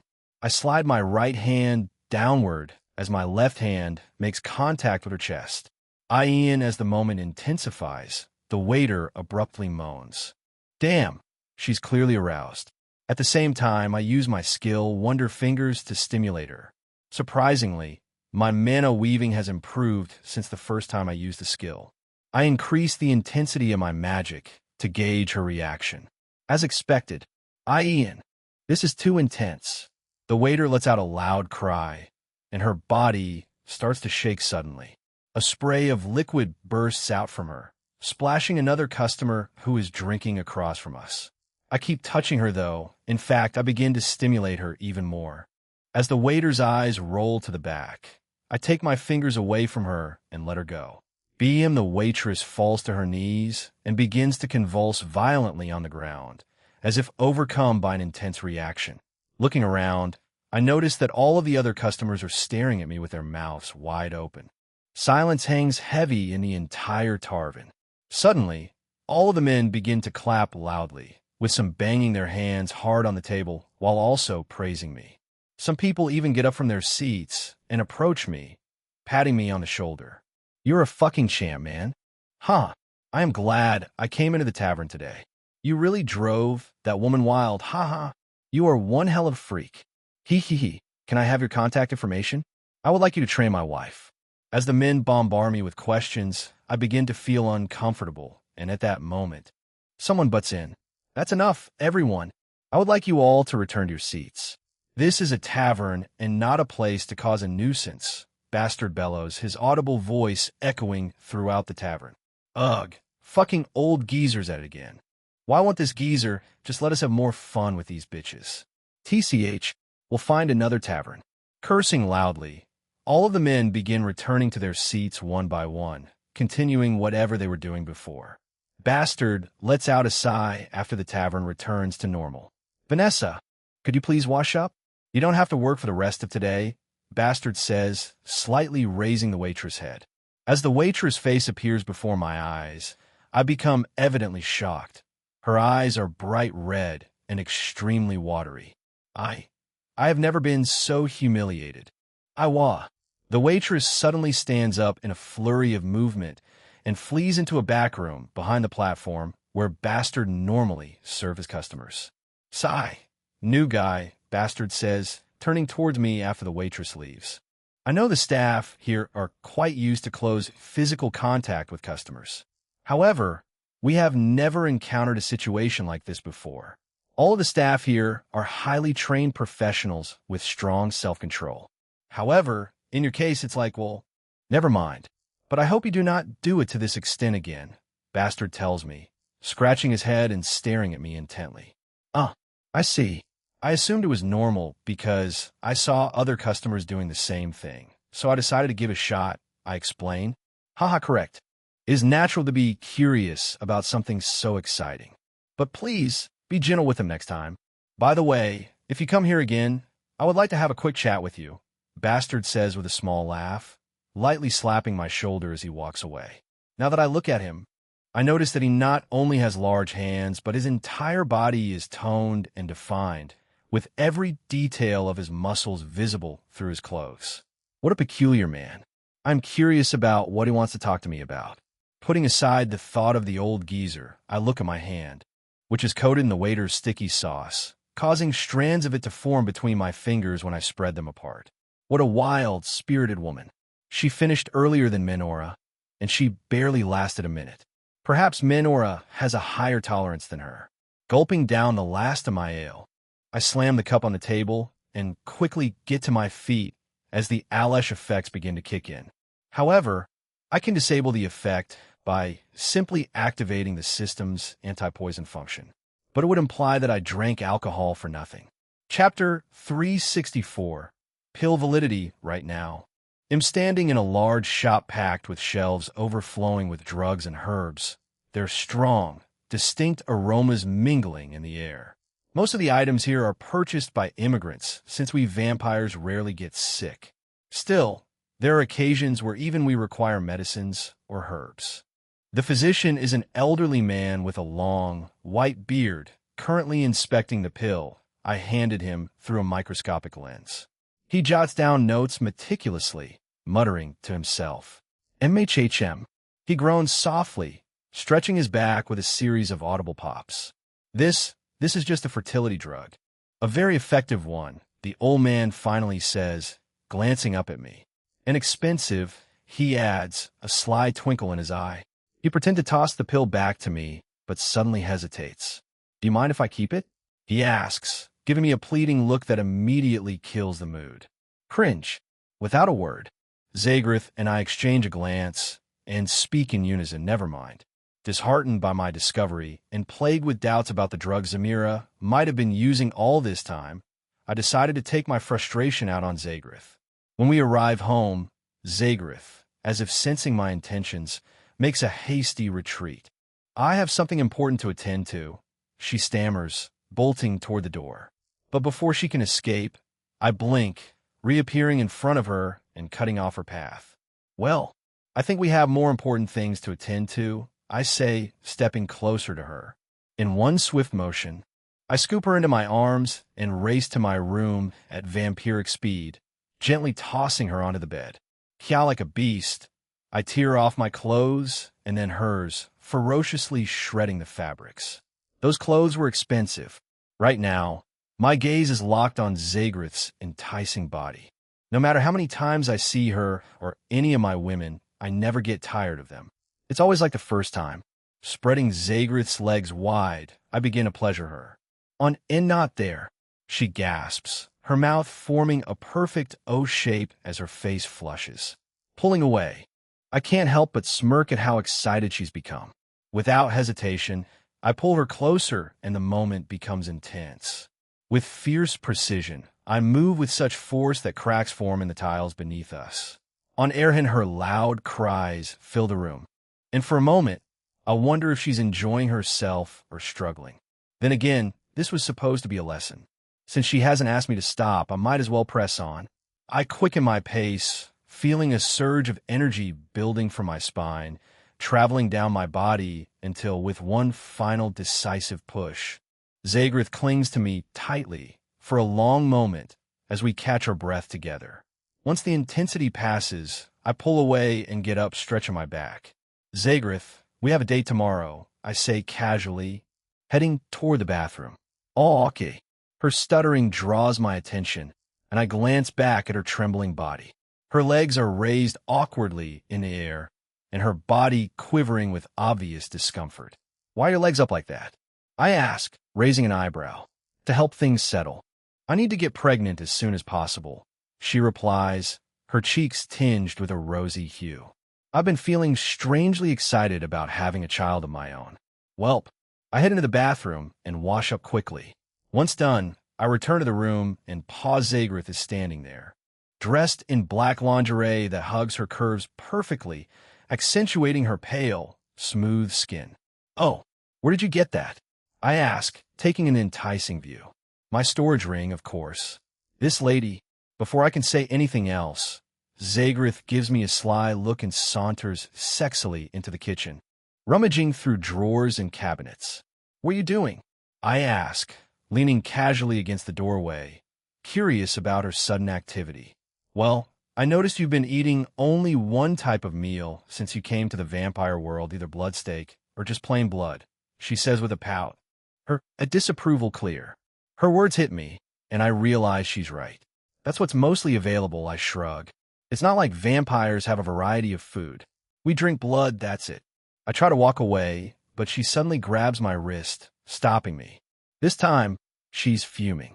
This is exactly why I oppose the idea of vampires living on Earth. All the vampires from there are completely ignorant of their traditions and culture. Even measly humans have variety in their meals, she says, pulling out a massive book titled Vampire Food Menu. I blink in surprise, stunned. Like a kid on Christmas morning, I snatch the book from her hands and flip it open. My mouth falls open as I stare at the pages, filled with colorful illustrations of dishes, foods I've never even heard of, some claiming to enhance blood aura output. Surprised, aren't you? Just because we drink blood doesn't mean we can't enjoy food, Zagreth says, clearly proud of her knowledge. There's something called blood seasonings. It allows us vampires to enjoy any food without getting sick or suffering side effects. And we can use blood moon fruits to create unique dishes. She explains, effortlessly showing her expertise in vampire culture and etiquette. Blood moon fruits? Yes, she nods with a smile. That's what I'm using today. I picked some fresh blood moon fruits earlier. I'll refine them to make pheasant stew and blood bread. With that, she springs into action, moving with swift precision. But before she can get far, a knock echoes at my door. Come in, I command without hesitation. At this point, I don't even bother to ask who it is. If it's a threat, I'll handle it. I've grown that confident in my strength these past few days. The door opens, revealing a slender young vampire in a pristine butler's uniform. He steps in and gives me a deep, formal bow. His Majesty requires your presence, Your Highness, immediately, the butler announces, waiting patiently for my response. With a flick of my hand, I dismiss him. Like a kid whose favorite toy has just been taken away, Zagrith darts out of the kitchen, her expression fiery. "Where are you going?" she demands, fuming. I'm off to see that old geezer. It sounds like he's got something important to tell me, I say, putting on my clothes and chuckling at her frustration. "Be but the food I'm making." I pause and place a gentle hand on her shoulder. You should ask my other wives, they complain about this exact thing too. No matter how hard I try to make time, something always comes up, I sigh. But I promise I'll be back in time for dinner. I flash her a reassuring smile. She pouts, her anger softening slightly. But before she can say more, I turn and leave my residence without another word. Chapter 365 Remorse. Right now, I'm sitting opposite Old Man Duke, my finger tapping unconsciously on the table. "So, you mean we're going to see Zella right now?" I ask, my voice tinged with impatience. "Yes, but hold on. Let me tell you something first." Old Man Duke interrupts, his voice attempting to calm the blood rushing through me. "First of all, we're not going there to start anything crazy. Our goal is simple. Meet the witch and come to an agreement. Don't even think about picking a fight. You're not the only one blessed with crazy talent," Old Man Duke warns, his voice stern. Beads of sweat gather at the corner of his face. I've never seen him this scared before. What could terrify him so much? A witch? Really? Uffed. If he weren't my grandfather, I'd probably knock some sense into him. But I can't do that to my dear old grandpa. In the Protase, being chosen by the universe to maintain balance, uphold order, and serve as a bane to every powerful force out there. Fighting is in my blood, but I'll play along with Old Man Duke for now. Deals aren't really my thing, as they reek of weakness. That's why Uncle Sid's dead, why we're stuck on Earth, and why I lost my dad. I can't wait to meet Zella and my child. I've been longing to see her, to ask her questions, and to apologize for not trusting her. But she could have just told me the truth. Instead, she made me say those awful things to her, I bellow, slamming my hand on the table. My teeth sink into my lip, regret tightening my chest. The guilt gnaws at me. I've never felt this way before, not even after what happened between me and Zella was still fresh. But first, I need to see her. When are we leaving? Old Man Duke mutters, glancing at the clock on the wall. Soon. But first, I need a bath, he says, picking up the phone on his desk and dialing a number. Give me some company, he orders, then hangs up. I stare at him, stunned. We have something important to do, and you're ordering company? Don't act like you're a saint. An old man lives longer by enjoying life's pleasures, he retorts smugly. No wonder Grandma left you, I say with a chuckle, only for him to slam his hand on the table. Let's see how you turn out when you're my age, he growls. It'll take me thousands of years to get that old without using any age-reversing techniques. But the difference between us? All my wives agreed to share me. Yours didn't. If I ever get old, I'll settle down with them and stop chasing others, I reply. Continue your journey on Empire before I can finish my words. The door swings open. Loud, brassy music fills the room, the sounds of saxophones and drums reverberating. Moments later, the source appears 7 half-naked vampire girls sauntering in, accompanied by a live band of entertainers. You can take a few for yourself, Jake, Old Man Duke says, grinning as some of the girls start pulling off his clothes. Nah, enjoy yourself, I say, rising to leave. Maybe another day. Besides, you should be done in 2 hours. I walk out, my mood souring at the thought of Zella. She's all I can think about now. Leaving Old Man Duke's residence, I head back to my own. Upon arriving, I skip the regular entrance and walk straight through the wall. Inside, I find Zagrith sitting at the dining table, staring silently at the food shed prepared for me. Opposite her sits a plate of untouched food and a drink blood mixed with other ingredients. Her expression is speechless yet heavy, and in that moment, it hits me just how much I had hurt her by refusing to eat her cooking after she had spent so much time in the kitchen. Without a word, I walk up behind her and wrap my arms around her, pulling her into a hug. She jolts slightly, startled. When did you get here? I thought you were out, Zagrith exclaims, but the joy spreading across her face is unmistakable. Yeah, I went out, but something hit me while I was away. I realized how wrong I was for not eating the food you put so much effort into. I learned my mistake today, I say, tightening the hug. Somehow, holding her makes the ache of my guilt over Zella fade slightly. But even so, the desire to see Zella still burns within me. I'm glad you've learned. No one's perfect, but we women take it to heart when we spend so much time cooking for someone we care about, only to have them ignore it. Make sure you apologize to the others if you've done this to them too, Zagrith says, her voice calm but firm. I really need to apologize to Jill, I mutter with a sigh. She'll forgive you, Zagrith replies, her cheeks flushing. Honestly, I was already thinking I'd never cook for you again if you didn't eat my food today. Sounds like someone was mad at me, I tease, pulling back with a small grin. No wonder Jill has been avoiding cooking lately. Anyway, let's eat. I sit down, grabbing my cutlery with profound etiquette. Just as I'm about to dip my spoon into the bowl of pheasant soup, Zagrith stops me. Ahem, that soup has gone cold, and the bread is stale from being left out. Let me serve you a fresh plate. Husband, Zagrith says, taking the food away. Husband? She called me husband. That's new. Seems like she's starting to embrace the idea. Maybe it's time I stop keeping her as a mere concubine and make her my wife. A few minutes later, Zagrith returns with a fresh plate of steaming pheasant soup and soft, fragrant bread. She places it in front of me, then sits across from me. Her gaze fixed on me as I take my first bite, a vampire tradition I've come to understand. I dip my spoon into the soup, lifting it to my lips. The flavor explodes in my mouth, rich, savory, and perfectly balanced.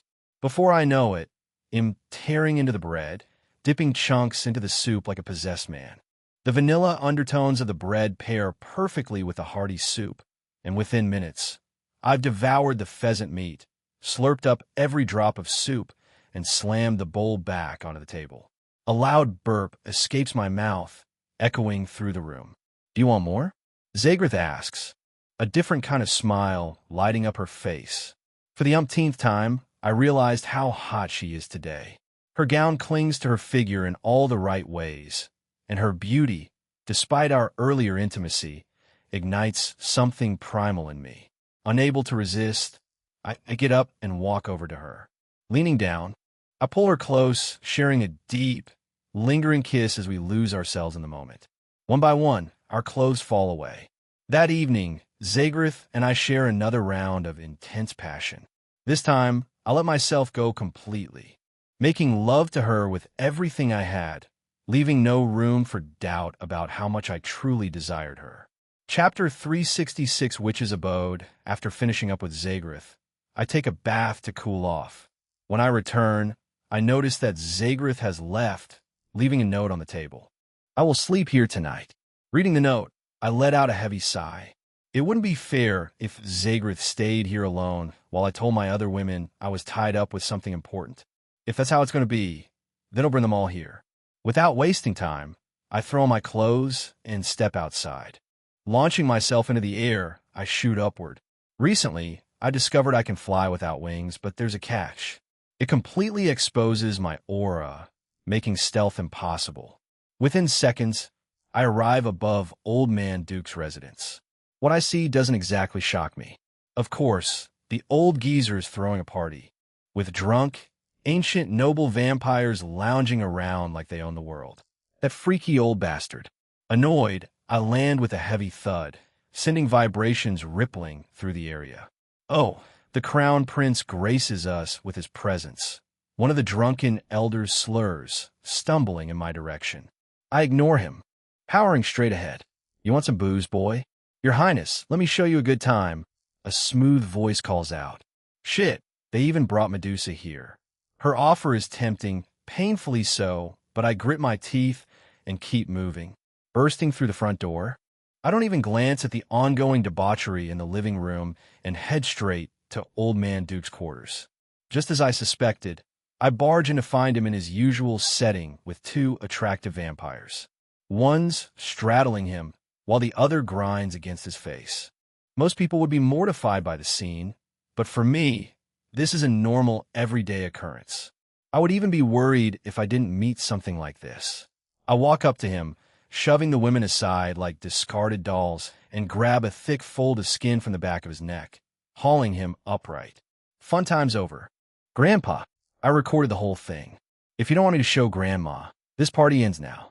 Ignoring his slurred protests, I drag him out of the room, his scruff firmly in my grip. You've got no respect for the elderly. He growls, wobbling as I pull him along. A loud burp cuts his complaint short, and I wrinkle my nose. You're so drunk, I'm not even sure you can form a proper blood slash, I say with a shake of my head. Right now, we've made it to the top of a nearby Mountain A, secluded spot perfect for activating a teleporter. That's why I've been telling you to hurry up and give me a grandchild. Old man Duke grumbles, grinning despite his inebriated state.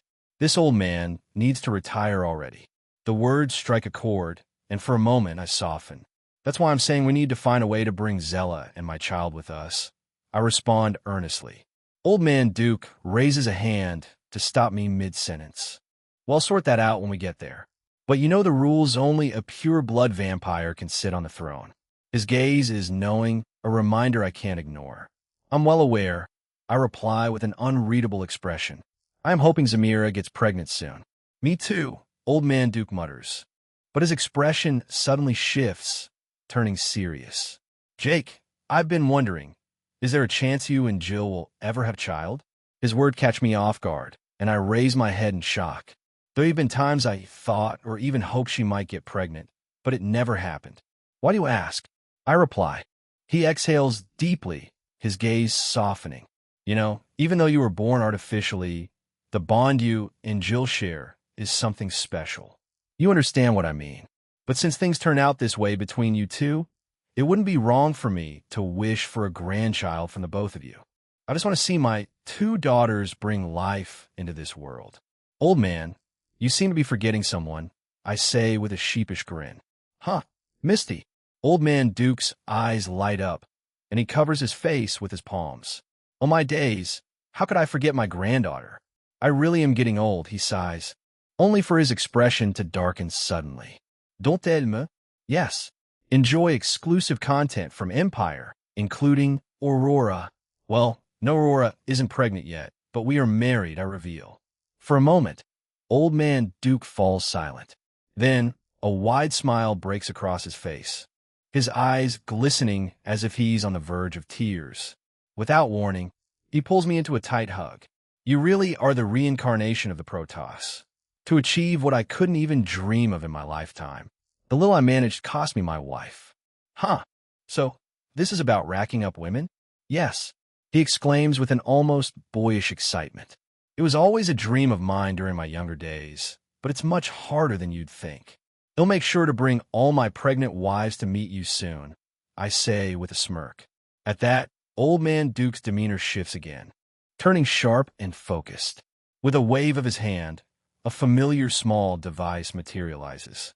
He presses a button, and the device shifts and expands into a portable teleporter, large enough to fit 2 people at a time. Are you ready? He asks.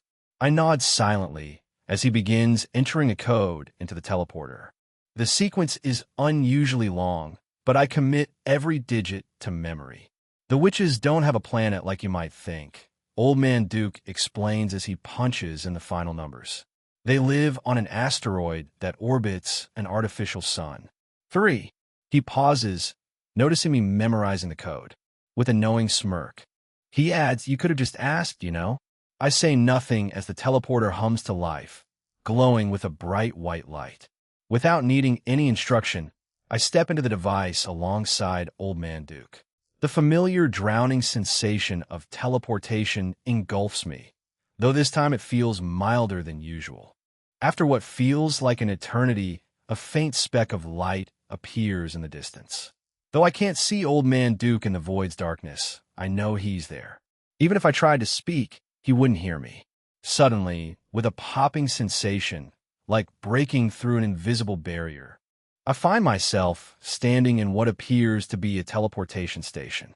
Chapter 367, Meeting the Matriarch. I don't even get a chance to glance around before I feel multiple swords and other weapons pressing against my neck and old man Duke's. Surrounding us are female guards, all clad in strange gothic armor. I am the Vampire King. Show some respect. Old Man Duke growls, spitting directly on the face of one of the guards. Come on, man. Was that really necessary? I shake my head internally. I apologize, Your Majesty, but you'll need to wait here. Do you have some sort of invitation token? The guard he spat on speaks up. She seems to be the commander of the platoon. Discover more content at Empire. Just do whatever. Old Man Duke snorts, waving dismissively. The weapons are lowered from our necks, but remain pointed at us, held by 6 armored guards. From their appearance, it's obvious they're witches. But what's more interesting is the look in their eyes. They are absolutely terrified of us. Are we really that scary? After a tense moment, the commander returns, giving us a deep bow. I'm so sorry for the earlier misunderstanding. I hope you can understand we were just doing our job. The matriarch has ordered me to escort you. She apologizes. Make atonement with your tits, I mutter. W, what did you say? Nothing. The commander says nothing further, but leads us forward. Still, I can tell she's flustered. That's when it clicks. The witches here are all women. To reproduce, they must leave their home, partner with males of other races, and return pregnant. They only give birth to daughters, and it's a strict taboo for males to live among them in their homeland. Suddenly, it all makes sense to me. These witches aren't terrified of us. They're just desperate. They're trembling in the presence of men because they're starved for physical intimacy. Only the upper class can travel outside and mate, making it a rare privilege. In other words, this place is a haven for countless sex-starved women, a paradise of lust. As we leave the teleportation station, we step into a port filled with vehicles, cars, and other tech long abandoned, their surfaces thick with dust. Small stones litter the area, adding to the unkempt surroundings. Clearly, none of these machines have been driven in years. Looking up, I catch sight of the artificial sun Old Man Duke mentioned. Its warmth feels startlingly similar to Earth's sun, so much so that I feel it start to scorch my skin. It's been months since I last stepped into sunlight, but my body quickly adapts. Before long, a hovering autonomous convertible pulls up in front of us. The commander gestures for us to enter, and once we're inside, the vehicle takes off at an incredible speed, nearly breaking the sound barrier. From this height, I get my first real view of the witch's home. The landscape is rough and riddled with craters, explaining the abundance of hovering vehicles. While parts of the city are leveled and developed, the outskirts are exactly what you'd expect from an asteroid. As we pass through the market, I can't help but compare it to the celestial monkey planet. To be honest, that place is far livelier than this. Here, it feels like the inhabitants are ruled with an iron fist, barely clinging to any semblance of freedom. This is crazy. After a while, I stop looking outside and simply enjoy the ride. Soon, we arrive at a massive mansion that resembles a small palace. The most notable thing about it is how the architecture mirrors that of the vampires. It makes me question the connection between witches and vampires. The vehicle lands in front of a grand entrance, guarded by 2 female guards armed to the teeth with demigod-tier weapons. As we step out, the commander exchanges a few signals with the guards. They glance at each other before one opens the door, gesturing for us to follow her. As we walk through the alleyway, a pleasant fragrance fills the air, so potent that I almost begin to hallucinate. Glancing to my side, I notice Old Man Duke is completely out of it, lost in some sort of trance. A quick tap on his neck snaps him back to reality. What was that? Old Man Duke exclaims. You were enchanted by the witch. She's testing your mental fortitude, I reply calmly. How do you even know all this? He asks, his mouth agape. Just basic logic. Before long, we stop in front of an enormous door crafted entirely from Pure's Letherium metal. They're here, Your Highness, the guard announces, leaning her ear closer to the door, waiting for a response. Bring them in. As these words echo from within, the door opens on its own. Inside, we're greeted by what looks like a small throne room. At the top of the platform sits a strikingly beautiful woman who bears an uncanny resemblance to Zella Long, shiny black hair, an oval-shaped face, and a sharp chin. The only difference is that this woman looks slightly more mature and chubbier than Zella. This is Zella's mother. I don't need anyone to tell me. One glance is enough to confirm it. But as soon as I realize it, a surge of anger bubbles within me, forcing me to clench my fists and control myself. Yet, something feels off about this woman. The moment I step inside, my ki instinctively activates, shielding my body as if it's defending me from something malicious. I activate Gyo, and my vision reveals an overwhelming burst of dark aura radiating from her. For the first time in this reincarnation, I've met someone who matches my power. No, she's stronger than me. Without my weapon arsenal, facing her head-on would be instant defeat. Long time no see. Old geezer. The woman finally speaks, a sly smile curling her lips. Do not call my grandfather a geezer. I don't joke about him, I reply, my voice sharp and unyielding. Her expression shifts to one of surprise before softening into a smile. Oh, so you're my son-in-law? I'm delighted to meet you. And the rumors were true, you're quite handsome. I might just keep you for myself, she says, her tone dripping with mischief. Her words ignite my anger further. Where is Zella and my child? I demand, my eyes glowing a deep red. Fufu, why don't you take a seat first? You can't keep old man Duke standing, she says, gesturing to the chairs on the side of the room. Though annoyed, I comply, sitting on the grand chair, with old man Duke settling down beside me. Chapter 368, overpowered from birth. As we sit, I can't take my eyes off the witch, staring at her without a break. Old man Duke, on the other hand, looks downright terrified. I've never seen him this scared. So, old man Duke told me you wanted to see me. It wasn't you, I cut in, my voice steady. I wanted to see Zella and my child. The witch's face flashes with anger at my interruption, but I don't care. Fine, she says, her tone sharp. I've agreed to let you see Zella, but only on one condition. I don't want any conditions, I snap, the heat rising in my voice. I just want my woman and my kid. I'm taking them out of this hellhole. Uft, your woman? The matriarch sneers, her grin wide and mocking. Why is the Protoss so petty? Didn't you break up with her? Didn't you say you wouldn't take responsibility for her pregnancy? What's changed now? It was all because of you. I roar, my anger erupting as a surge of vampiric aura bursts from me. Because of all your manipulations. You're behind everything. Jake, you need to calm down, old man Duke says, tapping my shoulder.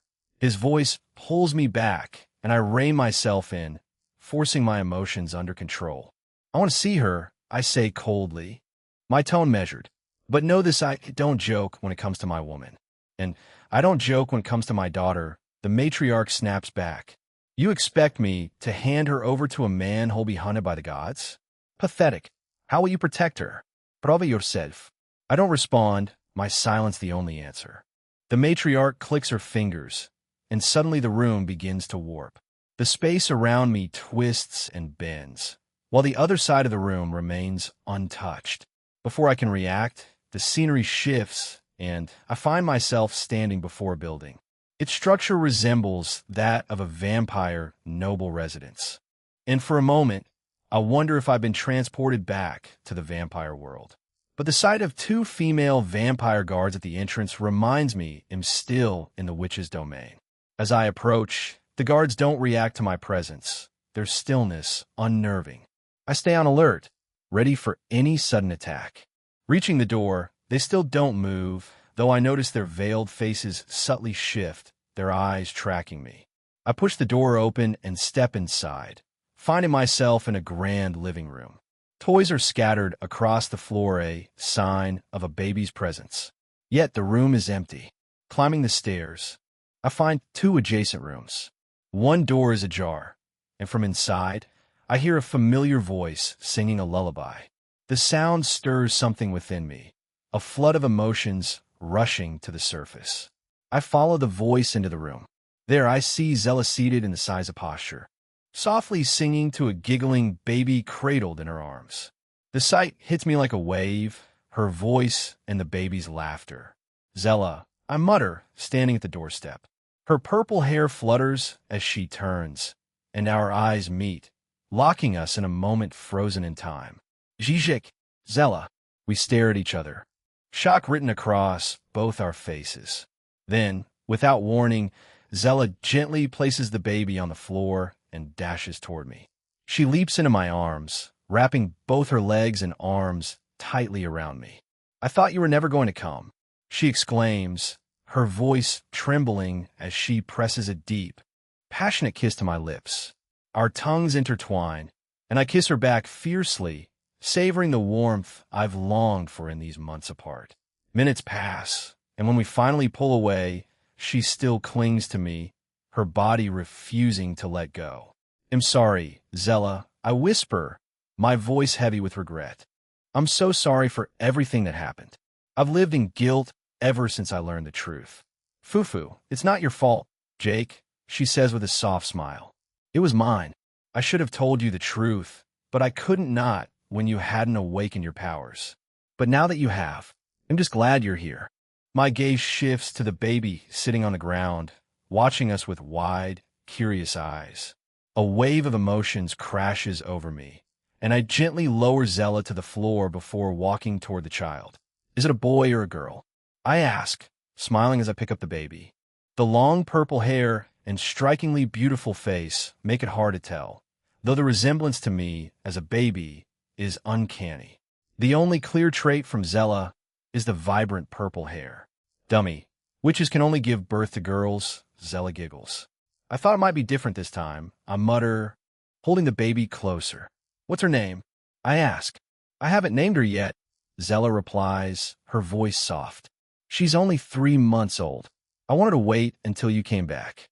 I knew you would before she turned 5 months, and you didn't fail me." Tears well up in her eyes, but she quickly wipes them away. "Let's call her Xander. Is that okay?" I ask. Zella nods, her tears returning, this time filled with joy. "Xander, see Papa," Zella coos to the baby, who's been staring at me intently since I entered the room. "Bah, bah," Xander suddenly utters, her small voice mimicking Zella's words. "Dee, did you see that?" Zella exclaims, her face lighting up with excitement. "That's the first word she's ever said." Xander reaches out, her tiny hands exploring my face, tugging at my lips and eyebrows while giggling mischievously. Her bright red eyes catch my attention, which is different from Zella's and her mother's purple ones. Alarmed, I lean closer to inspect her more carefully. Then curiosity strikes, and I check her mouth. Ouch! I pull my hand back, blood dripping from my finger. Tiny fangs glint in Xander's mouth as she flashes a smile innocently. What have we done?" I whisper, glancing at Zella. "She's part vampire, part witch," Zella explains, her voice steady but filled with gravity. "And somehow, she can wield both powers from birth. Once, she accidentally destroyed our former home with a blood slash. Her bangle suppresses most of her powers, but her fangs are still as sharp as ever." Hearing her words, I stare at Xander, now giggling in my arms, her innocence belying the immense power she wields. It's clear our child is extraordinary, but also dangerously overpowered. Chapter 369, Jake versus Ophelia. So this was their plan all along, to create a witch-vampire hybrid to tip the scales between the vampires and witches. I mutter, my eyes narrowing as I glance at Zella, who nervously nods in confirmation. "You knew all this and still went through with it." Honestly, I don't even know how to feel. But I can't entirely blame you. My own grandfather once used me and my sister as bargaining chips. My sister stuck back on Earth because of his scheming. I scolded him for it. And now it seems someone else could use a bit of scolding and a reality check. I say, my gaze shifting to Xander, who's busy playing with my face, blissfully unaware of the tension. "Jake, don't do it. She's too powerful," Zella whispers, her worry evident. "And so am I reply confidently. Besides, she asked me to prove myself worthy." The next moment, my blood armor materializes, encasing me from head to toe. "Jake," Zella calls out again as I hand Xander over to her. The little one resists, her cries starting the moment she leaves my arms. "Sorry, Xander. Daddy needs to fix some things and teach an old geezer a lesson," I say with a soft smile, gently tugging her cheek before turning back to Zella. "How do I get back to your mother?" Zella hesitates. I feel strange calling her my mother. Even though she gave birth to me, I've never addressed her as one. We just call her Ophelia. To reach her palace, you can use that orb over there, she explains, pointing to a large green crystal radiating powerful energy. That's one of the problems right there, I say, shaking my head. She does care about you, Zella, but she's terrible at being a good and logical mother. I'll have to show her what it truly means to be one. Approaching the orb, I place my hand on its surface. As expected, the witches have enchanted it to work as a short-distance teleporter. Energy surges around me, and in an instant, I reappear in the massive hall where I left Duke and Ophelia. You're back. And what's this you're wearing? Ophelia asks with a chuckle, her gaze settling on my blood armor. Listen, I'm done with games. I'm done being a pawn. I want Zella and my child to live freely, to do whatever they wish without being shackled or restricted. Even livestock deserves more freedom than this, I say, my glare sharp and unwavering. Ophelia, however, seems unfazed by my outburst. Look, Jake, stay out of this, old man, I snap, cutting Duke off mid-sentence. His face pales, and he swallows nervously, wisely choosing silence. You're really challenging me, kid, Ophelia says, shaking her head. Even if you are the reincarnation of the Protoss, you're nowhere near full power. Fighting me is like courting death. Her arrogance only makes me smile. Wouldn't it be a shame if I sliced your asteroid home in two? I reply slyly. It'd leave all your witches homeless. Her smirk falters, her expression hardening as the weight of my words sinks in. If that's what you want, so be it, she bellows, slamming her hand onto the armrest of her chair. Before I can react, the room around me shifts and am teleported once again. TCH, this teleporting nonsense is getting old. I need to find a way to counter this, I mutter, scanning my new surroundings and preparing for what's to come. The darkness around me is absolute. No moons to illuminate the sky, just an endless void. From the faint hum of space energy in the air, I can tell I've been transported to some kind of wasteland in a pocket dimension. Despite the darkness, my heightened senses make everything as clear as day. I consider summoning my blood spirit, but decide against it for now. The truth is, I'm not at my full potential. My current evolution as a vampire lord limits me to just 60% of my power. But even at this stage, I'm no pushover. Suddenly, Ophelia materializes before me, her figure cloaked in a massive shroud of black miasma that swirls ominously around her, leaving only her face exposed. Mission: defeat Ophelia and make her apologize. Roi, Celestial Aura. Use. Celestial Aura can be used along with celestial points to mimic a god. Even an average god won't be able to detect the host's true identity, except for those of the upper tier. The system's notification catches me off guard, but the reward makes me grin. I've always treated the system with respect, knowing that any mission it assigns is crucial. This one is no exception. You're going to regret this, Ophelia says coldly, her miasma expanding, spreading outward in an unending wave of darkness. I grip Excalibur tightly, feeling it respond to the blood armor encasing me.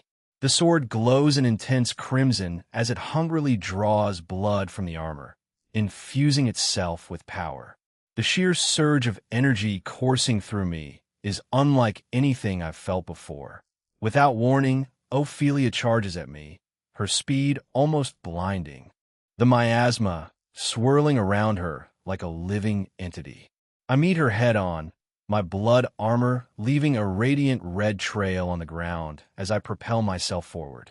Read exclusive adventures at Empire Raising Excalibur High. I prepare a devastating strike.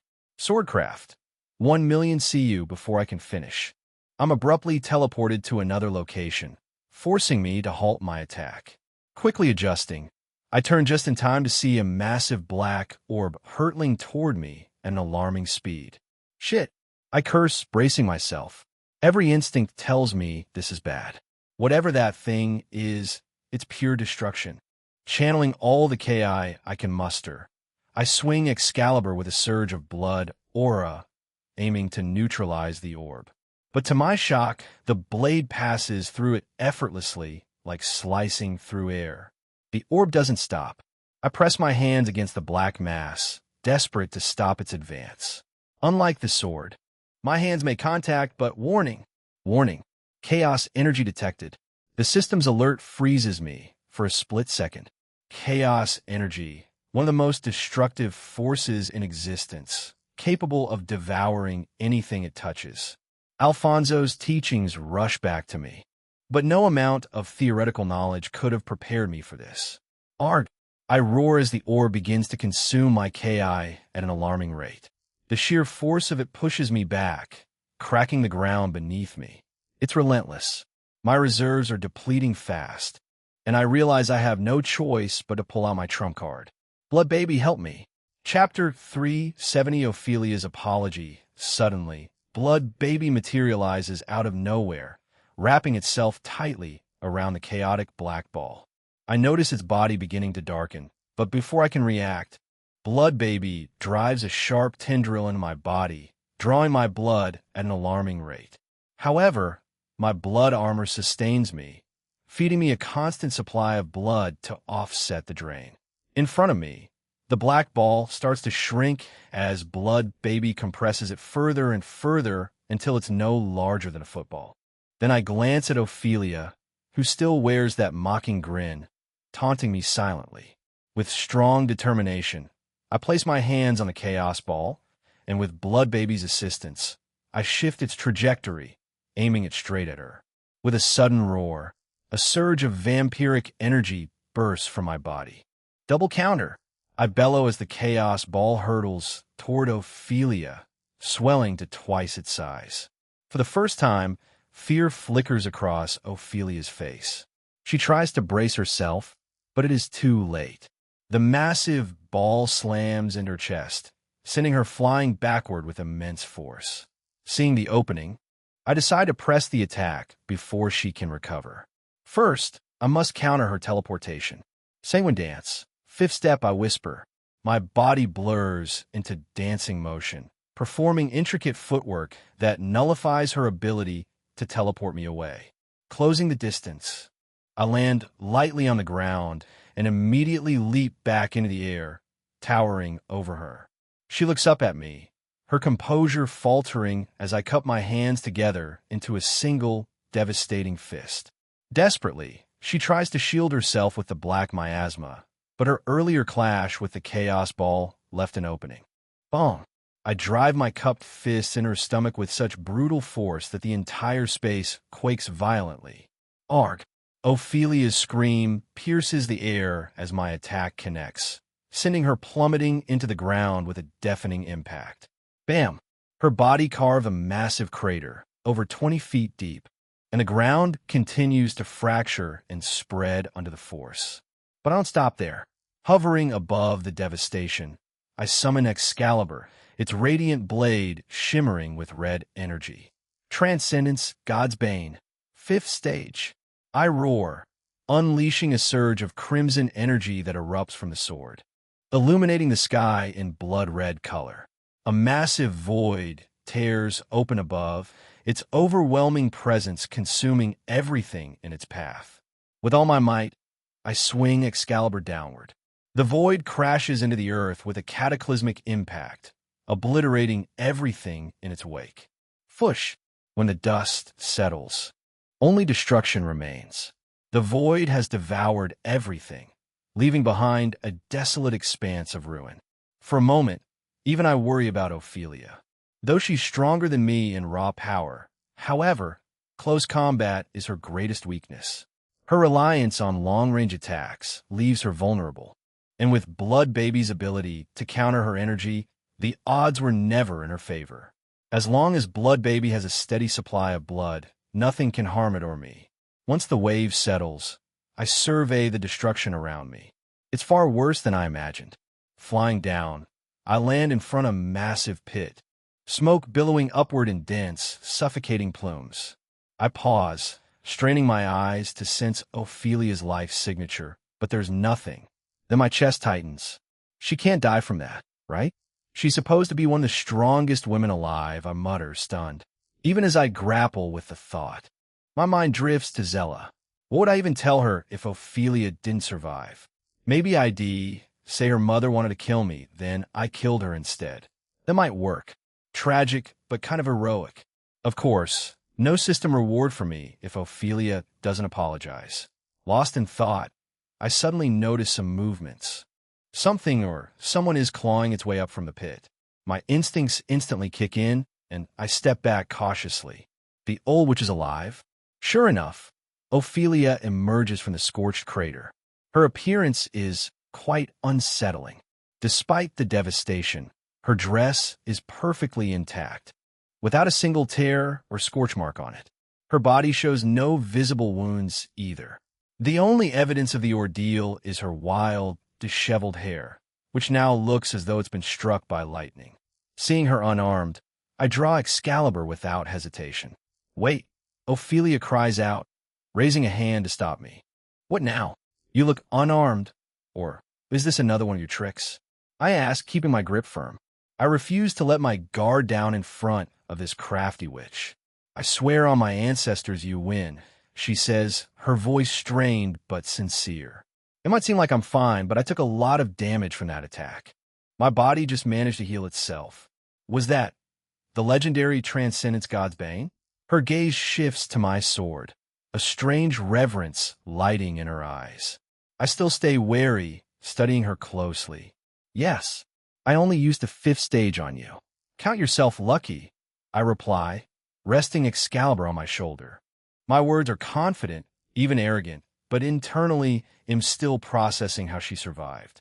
Most gods can endure even the 2nd stage of God's Bane, yet she tanked the 5th and walked away with barely a scratch. Truly, she lives up to her reputation as one of the strongest women in the universe. It's magnificent, she murmurs, spitting out dirt from her mouth. I narrow my eyes. Do you regret it? All of it. Do you regret being a terrible mother? Your daughter doesn't even call you mother. That's how far you've fallen. You treated her like a tool, and now you stand here, pathetic and alone. I shake my head and turn as if to leave, though inwardly am burning with anticipation. I need her to apologize. The reward is just too good to pass up. Wait, she says, her voice cracking. I am sorry for everything, for whatever happened between us. Everything I did was for the witches. Our population is declining. I was following the prophecy of a great leader, a child born from my daughter and the reincarnation of the Protoss. I was so consumed by that goal that I didn't realize I was tearing everything apart. So, Protno, Jake, I need your help. She lowers her head deeply, a gesture of genuine remorse. Ding. The host has completed the mission. Defeat Ophelia and make her apologize. Reward will be distributed. Seeing the reward, a grin spreads across my face. My eyes land back on Ophelia, who is not shrouded by miasma. Then I realize she is actually not bad. She is a very beautiful woman. A grin forms on my face. If you want to make corrections, we can start from here, I say, walking towards her with a perverted grin. Chapter 371, Solving Population Crisis W. What are you planning to do? Ophelia stammers, her voice trembling as she watches me approach her with unyielding confidence, my steps steady and deliberate. To solve the witch's problem, starting with you, of course, I reply, my voice calm. I'm going to leave my mark on you.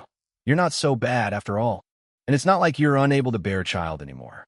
The distance between us shrinks as I speak, but Ophelia retreats step by step, her eyes wide with surprise. I also move cautiously, aware of the gamble I'm taking right now. Her reaction will determine if I will pass or smash. W, what do you mean? She stutters again, her voice laced with confusion. I mean, you're a beautiful woman, I say, lowering my voice to a softer, more persuasive tone. But your duties, your policies, they've isolated you. No man has had the chance to admire or cherish you. Yeah, I saw through it all. Through the strength you project, I saw the loneliness in your heart. You need someone to love you for who you truly are, and I'm the only one who truly understands you. Why you understand me?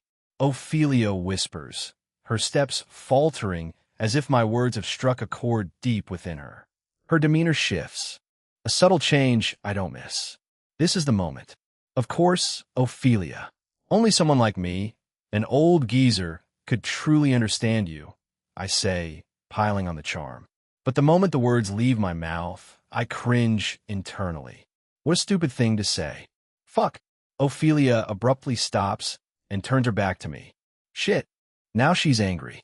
Mission failed. You're really fucked now. I instinctively take a step back, bracing for her wrath, but then she speaks, her voice unexpectedly soft. What took you so long, Protas? What took you so long to notice me? Do you know how long I've waited? She murmurs, still facing away from me. Her words strike me, rendering me speechless. What is this old witch saying? Could she have fallen for one of my past reincarnations, one that ignored her entirely? That does seem to be the case, Master. Right? If that's how it is, I might as well play along. It never occurred to me, I say, keeping my tone measured. With each reincarnation, my memories are fragmented. They come in pieces, fleeting and vague. But now, with things as they are, it isn't too late. We can still make this right. My heartbeat quickens as I speak, unsure of how she'll respond. Ophelia says nothing, her silence stretching. Is it a yes? Screw it. We'll take a risk. I step forward and wrap my arms around her from behind, pulling her into a gentle embrace. She tenses for a moment, startled, but she doesn't resist. Her lack of rejection speaks volumes. Encouraged, I let my hands rest on her stomach, feeling the warmth of her body. Her scent fills my senses. A clean, floral aroma, as though she had just stepped out of a bath, despite the battle she had endured mere minutes ago. I have no idea how old Ophelia truly is. According to Old Man Duke, she's an ancient being, far older than she looks. But by human standards, she could easily pass for a woman in her late 30s. You let me win, didn't you? I ask, my voice barely above a whisper. I could tell you were holding back. She nods, confirming my suspicion. Then here, I murmur, my hand still resting on her stomach. I'll make my mark. If you want to make your mark on me, then what's keeping you waiting? My lord? Ophelia whispers, her voice sultry as she turns her face toward me. Before I can respond, she presses her lips against mine. For a moment, I freeze, stunned by her sudden boldness. But I quickly recover, meeting her passion with my own. I savor her lips, kissing her fiercely, our breaths mingling as the intensity grows. Our tongues intertwine, while my hands find their way to her hips. I let my fingers trace the slight curves, marveling at their perfection. These are the hips of an ancient being, sculpted by time itself. Perfection incarnate. As the kiss deepens, I feel Ophelia's hand move with purpose, resting against me through my pants. Her touch is confident, practiced, a sign that she is no stranger to intimacy. Not that I expect anything less from someone as ancient as her. I match her energy, my hands moving to the zipper of her gown. With one deliberate motion, I pull it down, letting the fabric fall to the ground in a graceful heap. Somehow, as if by unspoken agreement, my own pants follow suit. It's as though her yearning, her long-held emotions, have willed this moment into existence. To my surprise, she isn't wearing a bra beneath her gown. Her breasts are bared before me, standing proud and firm despite their generous size. They defy logic, their sheer perfection leaving me momentarily breathless. Her dark nipples add a striking contrast, drawing my eyes like a magnet. Glancing lower, I notice her undergarments. A peculiar choice, not the usual panties mostly worn by ladies. Finally breaking our kiss, we lock eyes. This is no mere moment of sex. This is a union with a purpose, a necessity to resolve the witches' population crisis by starting with their queen. Time is fleeting in this pocket dimension, and staying too long might tear it apart. I carry Ophelia to the soft sand several meters away, her gaze never leaving mine. Kneeling, I gently adjust her clothing, her expression vulnerable. You'll be more prepared next time, she murmurs, her cheeks flushed as she pulls me closer. Her eyes meet mine with unmistakable desire. I remove the last barrier between us, and we come together. My underwear joining the pile of discarded clothes. Taking hold of myself, I position the tip at her entrance, feeling the heat radiating from her. I'm going inside. Chapter 372 Seeds, planted with a sudden thrust. I draw a loud gasp from her lips. She's surprisingly tense, as though she hasn't been close to anyone in a long time. I hold myself there, drawn to her presence, her hand resting near her face. Ophelia covers her face with her hand, clearly overwhelmed by the sheer size of him. I can feel the tip pressing against something deep within her. Once I sense she has adjusted to his size, he begins to move with a measured, deliberate rhythm. Her body clings to him with a grip so intense it's nearly overwhelming. The sensations threaten to bring me to the edge and finish far sooner than I would like. As her body starts to relax and adjust, she loosens slightly, allowing me to move more fluidly. With each movement, her moisture coats both of us. Her hands find their way to my back, stroking me tenderly, and soon our lips lock in a heated kiss as I continue moving against her without pause. Ophelia moans each time I press close, her voice rising with emotion. Her nails rake lightly across my back, and she kisses me with wild ferocity, though as the intensity of our movements increases, she eventually loses focus. Her lips part, unable to form words, replaced by a series of soft gasps that echo around us. Her legs shift upward, and she pulls me into a closer embrace, holding me tightly. I hold her firmly in return, and we share a long, tender moment together, deeply moved by the connection. She trembles with emotion several times. Her body shakes with intense emotion. At one point, moisture dampens both of us, but I don't stop. My hand moves to her sensitive area, gently pressing in rhythm. On MMH, her vocal responses encourage me, driving me to continue faster and harder. She is trembling, her body slick with sweat. With each movement, I feel myself getting closer to release, my body tensing as her walls tighten around me, drawing me in with every thrust. With one final, powerful thrust, I let go inside her. My release floods her womb in thick, heavy waves. She holds me close, as if unwilling to let go. When I pull back, I'm surprised to see nothing left behind. Ophelia lies beneath me, her chest rising and falling as she catches her breath. Her gaze locks onto mine, unwavering, a quiet intensity in her eyes. She begins to rub her stomach gently, with a thoughtful expression on her face. "You've made me understand what I truly desire," she says softly, her voice carrying a mix of gratitude. All this time, I was searching for a purpose. I was lost, bored, and lonely. But you've shown me the way. I will do my best to make Zella forgive me, and he'll raise her daughter properly. As she stands, still rubbing her stomach, her gown and undergarments float toward her, reassembling themselves onto her body. I can't help but watch in awe as the fabric settles perfectly in place. Once dressed, she turns to me, her face flushed but composed. "What happened between us today is significant," she says. "No matter how I try to explain this to Zella, I doubt she'll forgive me. If she doesn't, I just hope she won't hate her unborn sibling for it." Her hand lingers on her stomach, the joy in her expression unmistakable. "I don't think we should tell her yet," I say, shaking my head. "We'll reveal the truth when the time is right." Reaching for Excalibur, I draw the sword from the ground. With a single, powerful swing, I tear through the fabric of the pocket dimension, destroying it in an instant.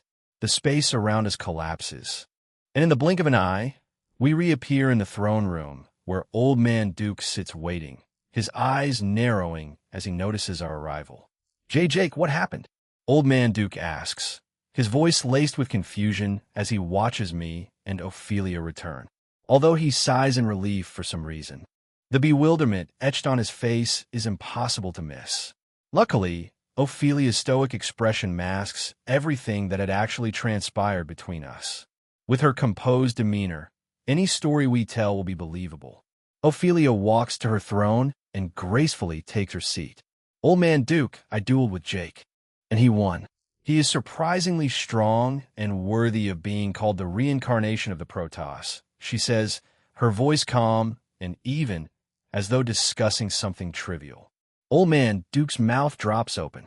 He managed to defeat you? He stammers, disbelief flooding his face. Judging by his shock, I can't help but wonder how things might have gone if Ophelia hadn't intentionally let me win. Sure, I could have kept attacking her, but eventually I'd have run out of energy and stamina. Once the initial disbelief passes, a look of pride spreads across his face. But Ophelia's next words catch me completely off guard. Old man Duke, before our duel, Jake and I made a bet. If he won, he would claim me for himself. If he lost, he would never see my daughter again. Since he won, well, you can guess what's going to happen, she says smoothly, lying through her teeth. Her fabricated story is annoyingly convincing, though I hadn't expected her to reveal this to Old Man Duke. Clever move. So you're having a child with him? Old Man Duke stammers, his expression turning several shades of red as his jaw drops further. Yes. What? Old Man Duke's face practically explodes with shock. You and a man? Together? He sputters, clearly struggling to process her words. He clutches at his chest, his hand pressing against it as though trying to steady his heart. Jake, I swear you're going to be the death of me. You keep planting your seeds everywhere. I never, not even in my wildest dreams, imagine something like this could happen between you two. Now, what are you going to tell Zella? What are you talking about? What aren't you telling me? The familiar voice cuts through the room like a blade, freezing us all. I turn to see Zella, who has just teleported into the throne room, carrying Xander in her arms. Her piercing gaze locks onto us, her face twisted in a deep scowl. Fuck. Chapter 373, Mischievous Xander. When Zella suddenly appears in the room, fear claws at me, and I nearly sink into the ground. Did she hear what we were saying? What were you guys hiding from me? Zella asks, her voice unexpectedly calm, though her sharp gaze betrays her suspicion. Zella, you see? Ophelia begins hesitantly. I don't know how to explain this, but while Jake and I were dueling, I won, didn't I? I won. I interrupt, cutting her off mid-sentence. I can see she's about to reveal the truth. An Old Man Duke swallows nervously. Zella looks even more confused now, her frown deepening. When I came back to this room, Ophelia and I made a bet, I explained, keeping my tone steady. If I won, she'd let me see you and our daughter. But if I lost, I wouldn't be able to see you again. So what happened? Zella asks, her curiosity clearly piqued. I won. Her eyes widen in shock. She glances between me and Ophelia in quick succession, as though trying to process the idea that I actually managed to defeat her mother. Without warning, Ophelia stands and walks over to Zella. She wraps her arms around her daughter in a tight embrace, startling both of us. Then, to my surprise, Ophelia begins to sob. I'm so sorry, Zella. She chokes out. I'm so sorry for how I treated you. I thought I was doing what was best for you, not realizing I was making things worse. Her voice cracks as she clings to Zella, tears streaming down her face. For a moment, Zella is stiff in her mother's arms, but then she relaxes. Mom, you never treated me badly, she says softly, her voice trembling. Even though you were always so distant, you gave me everything I wanted except freedom, which you thought was protecting me. Since you've realized your mistakes, I forgive you, Mom. Since it is the first time Zella called Ophelia Mom, the words hit harder than anything else in the room.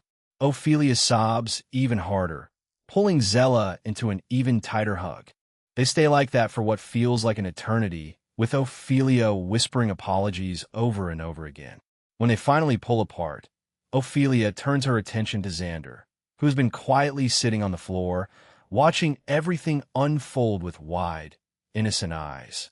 Papa, Xanderutis, her small voice breaking the silence. Ophelia gasps, surprised to hear her speak again. She picks up Xander and cradles her, returning to her seat with a look of awe and tenderness. Zella, Ophelia says after a moment, her tone turning playful. Since you and Jake have reconciled, don't you think the two of you should have some personal time together? She flashes a cheeky smile, her grin stretching from ear to ear. Zella's face turns bright red, and before I can say anything, She shoots to her feet and grabs my wrist.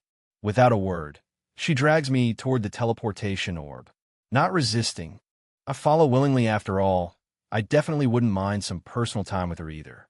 Together, we place our hands on the crystal, and in an instant we're gone. When Jake and Zella vanish through the teleportation orb, Old Man Duke lets out a loud, exasperated sigh. "How long do you plan to keep this hidden?" he asks, his voice steady, though his eyes narrow with curiosity. "I don't know," Ophelia mutters, rubbing her temples. I was about to say something earlier, but Jake interrupted and handled the situation better than I could. Now that I think about it, if I had revealed everything, it would have only made things worse between me and Zella. Old Man Duke's gaze shifts, noticing Ophelia's repeated motion. "Why do you keep rubbing your belly? It's weird. Are you trying to flex on me or something?" He sneers. "Foo-foo-foo," Ophelia chuckles mockingly, a mischievous glint in her eyes. "You should know better, old man. You've always mocked me for being single and lonely, but as it turns out, they'll be giving you a great-grandchild instead. And who knows?" Her smile widens. "Maybe your grandson, and I will take things to the next level." "Oomph." Old Man Duke harumphs, folding his arms across his chest. After a brief silence, he stands and steps closer. "If you're going to mock me, fine, but at least let me hold my first great-grandchild," he grumbles, reaching out toward Xander. As he tries to lift her, Xander twists away stubbornly, refusing to let him pick her up. "Hee-hee." Ophelia giggles, her eyes twinkling. "Even Xander can tell you're a naughty old man." Old Man Duke narrows his eyes but persists, managing to scoop her up after a brief struggle. His small victory, however, is short-lived. "Waya, waya, waya." Xander's cries erupt loudly, her little face scrunching up in protest. Trying to calm her, Old Man Duke bounces her gently, swaying side to side in short bursts of motion moves that usually work with babies. But Xander isn't having it. Her wails grow louder, rattling the room. In a final, desperate attempt to soothe her, Old Man Duke tosses her lightly into the air, a playful motion meant to distract her. But then, lure, Xander vomits mid-air, her small body perfectly angled to unleash a stream of baby puke all over Old Man Duke's face. Some of it even lands directly in his mouth. Xander giggles innocently at her masterpiece as the old man freezes in shock. "What have you done, you naughty little vampire witch?" He bellows, spitting out the foul taste while more drips down his face. He quickly sets Xander down and rushes toward the bathroom, muttering curses under his breath. "Gaga gaga." Xander giggles gleefully, clapping her tiny hands as she watches the flustered old geezer scramble to clean himself up. Chapter 374 Roth's new look right now. Zella and I just finished an intensely passionate encounter together. To be honest, I feel completely drained, especially since I'd just been with Ophelia a little while ago. Being with the both of them gives me that euphoric high I always get with Anne and Hayes. That feeling? Pure peak. Being that close with both mother and daughter, especially together, is unmatched. "Jake," Zella suddenly calls out, her fingers lazily tracing patterns on my chest. "Shit, there's that old saying, when a woman rubs your chest after sex, get ready for a dumb question." "Yes?" "So, I was thinking, since you're returning to the vampire world, when are you coming back?" she asks, still tracing my chest. Thankfully, it wasn't a dumb question. "I'm not coming back here. Let's head to the vampire planet together, and we can return to Earth from there," I suggest. "No, I don't want to go there," she says, rejecting the idea. "Ah, so what are we going to do then?" I ask, feeling a little down. "Once you're back on Earth, we're moving in with you," Zella says, sealing it with a kiss. I don't argue, I just nod my head. She gets up from the bed and heads toward the bathroom. My eyes follow her graceful movements as she walks, her fine ass swaying with my name tattooed on it. Being with Zella leaves me in a strange but lighter mood. Like some kind of weight has been lifted. I get up and follow her into the bathroom. We clean up and head outside. Once dressed, we make our way back to Ophelia's place. "That was quick," Old Man Duke remarks, stroking his scruffy beard. "Why is your face and hair wet?" I ask, noticing the dampness on his face. He's holding Xander in his arms, and she seems surprisingly calm. Xander shat on my face, he says, his mouth twisting into a pout. What? Huh? She probably did it because you deserved it. I laugh, my voice loud enough to echo, and soon old man Duke joins in. Blessings come in strange forms. He mutters with a grin. At least, it ain't a bird turd. Zella, are you sure you two made up? Ophelia suddenly asks, cutting through the moment. Why is she asking? This feels off. We had a good time.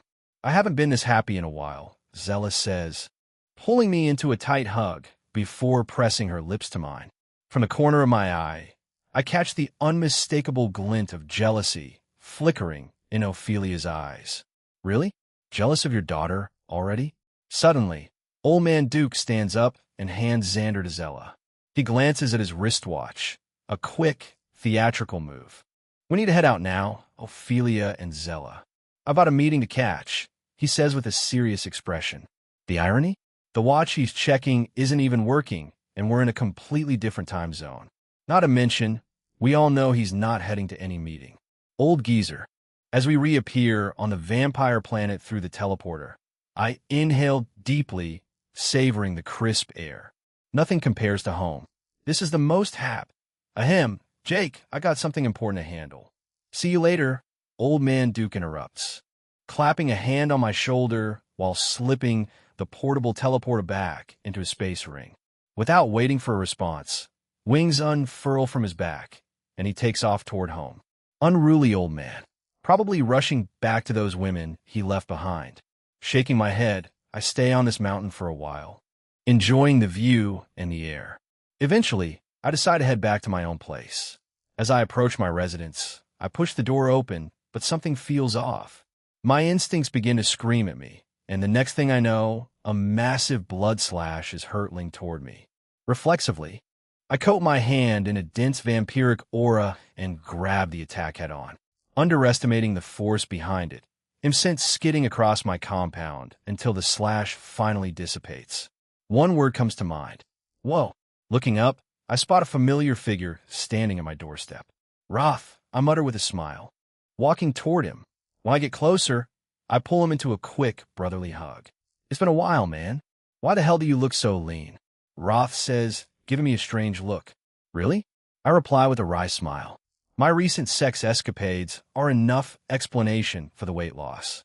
Roth is dressed in a white shirt and jeans, very human-like, and his hair is styled and neatly slicked back with cream. His whole demeanor radiates confidence, almost like I'm standing in front of a new version of him. Let's go inside and have some tea, I say. Sure, Roth replies, and I lead him to the top balcony of my residence, which overlooks the mountains. I prepare tea for both of us, though I regret not having any maids around. It took me way too long to make it. Jake, I came here because I'm worried. Are you staying here on the vampire planet for good? It's been nearly a year, Roth says, concern etched on his face. I know. There's just a lot I need to take care of here. He'll return soon. Besides, it seems like you're thriving on Earth. Spending that tournament money. Huh? I tease. Yeah, man. I plan to join Super Academy. Plus, I took Avril to Earth. And now we're also planning to have a baby, Roth says, his face lighting up with a grin. Oh, Avril Cross? The girl with the blood cloning powers? Yeah, that's her. Listen, Roth, let me give you some advice. It's your choice if you take it or not. We're both stronger than most of the teachers at Super Academy. I used to be excited about joining too, but that excitement died long ago. It's boring. Why not join a faction instead? Roth's face brightens.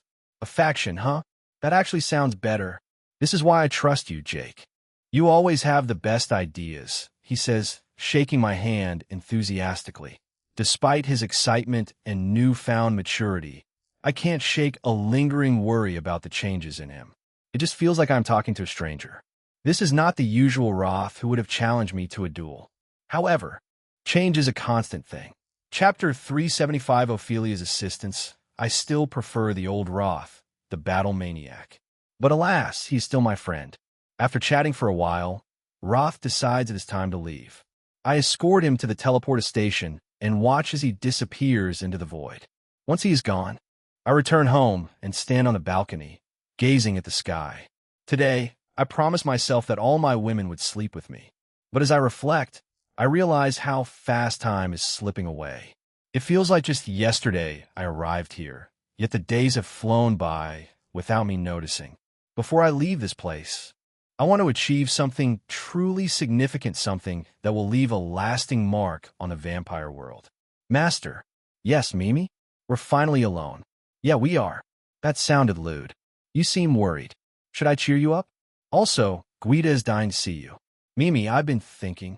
I want to turn the vampire planet into a place that draws attention, a top-tier tourist destination. What do you think I should do?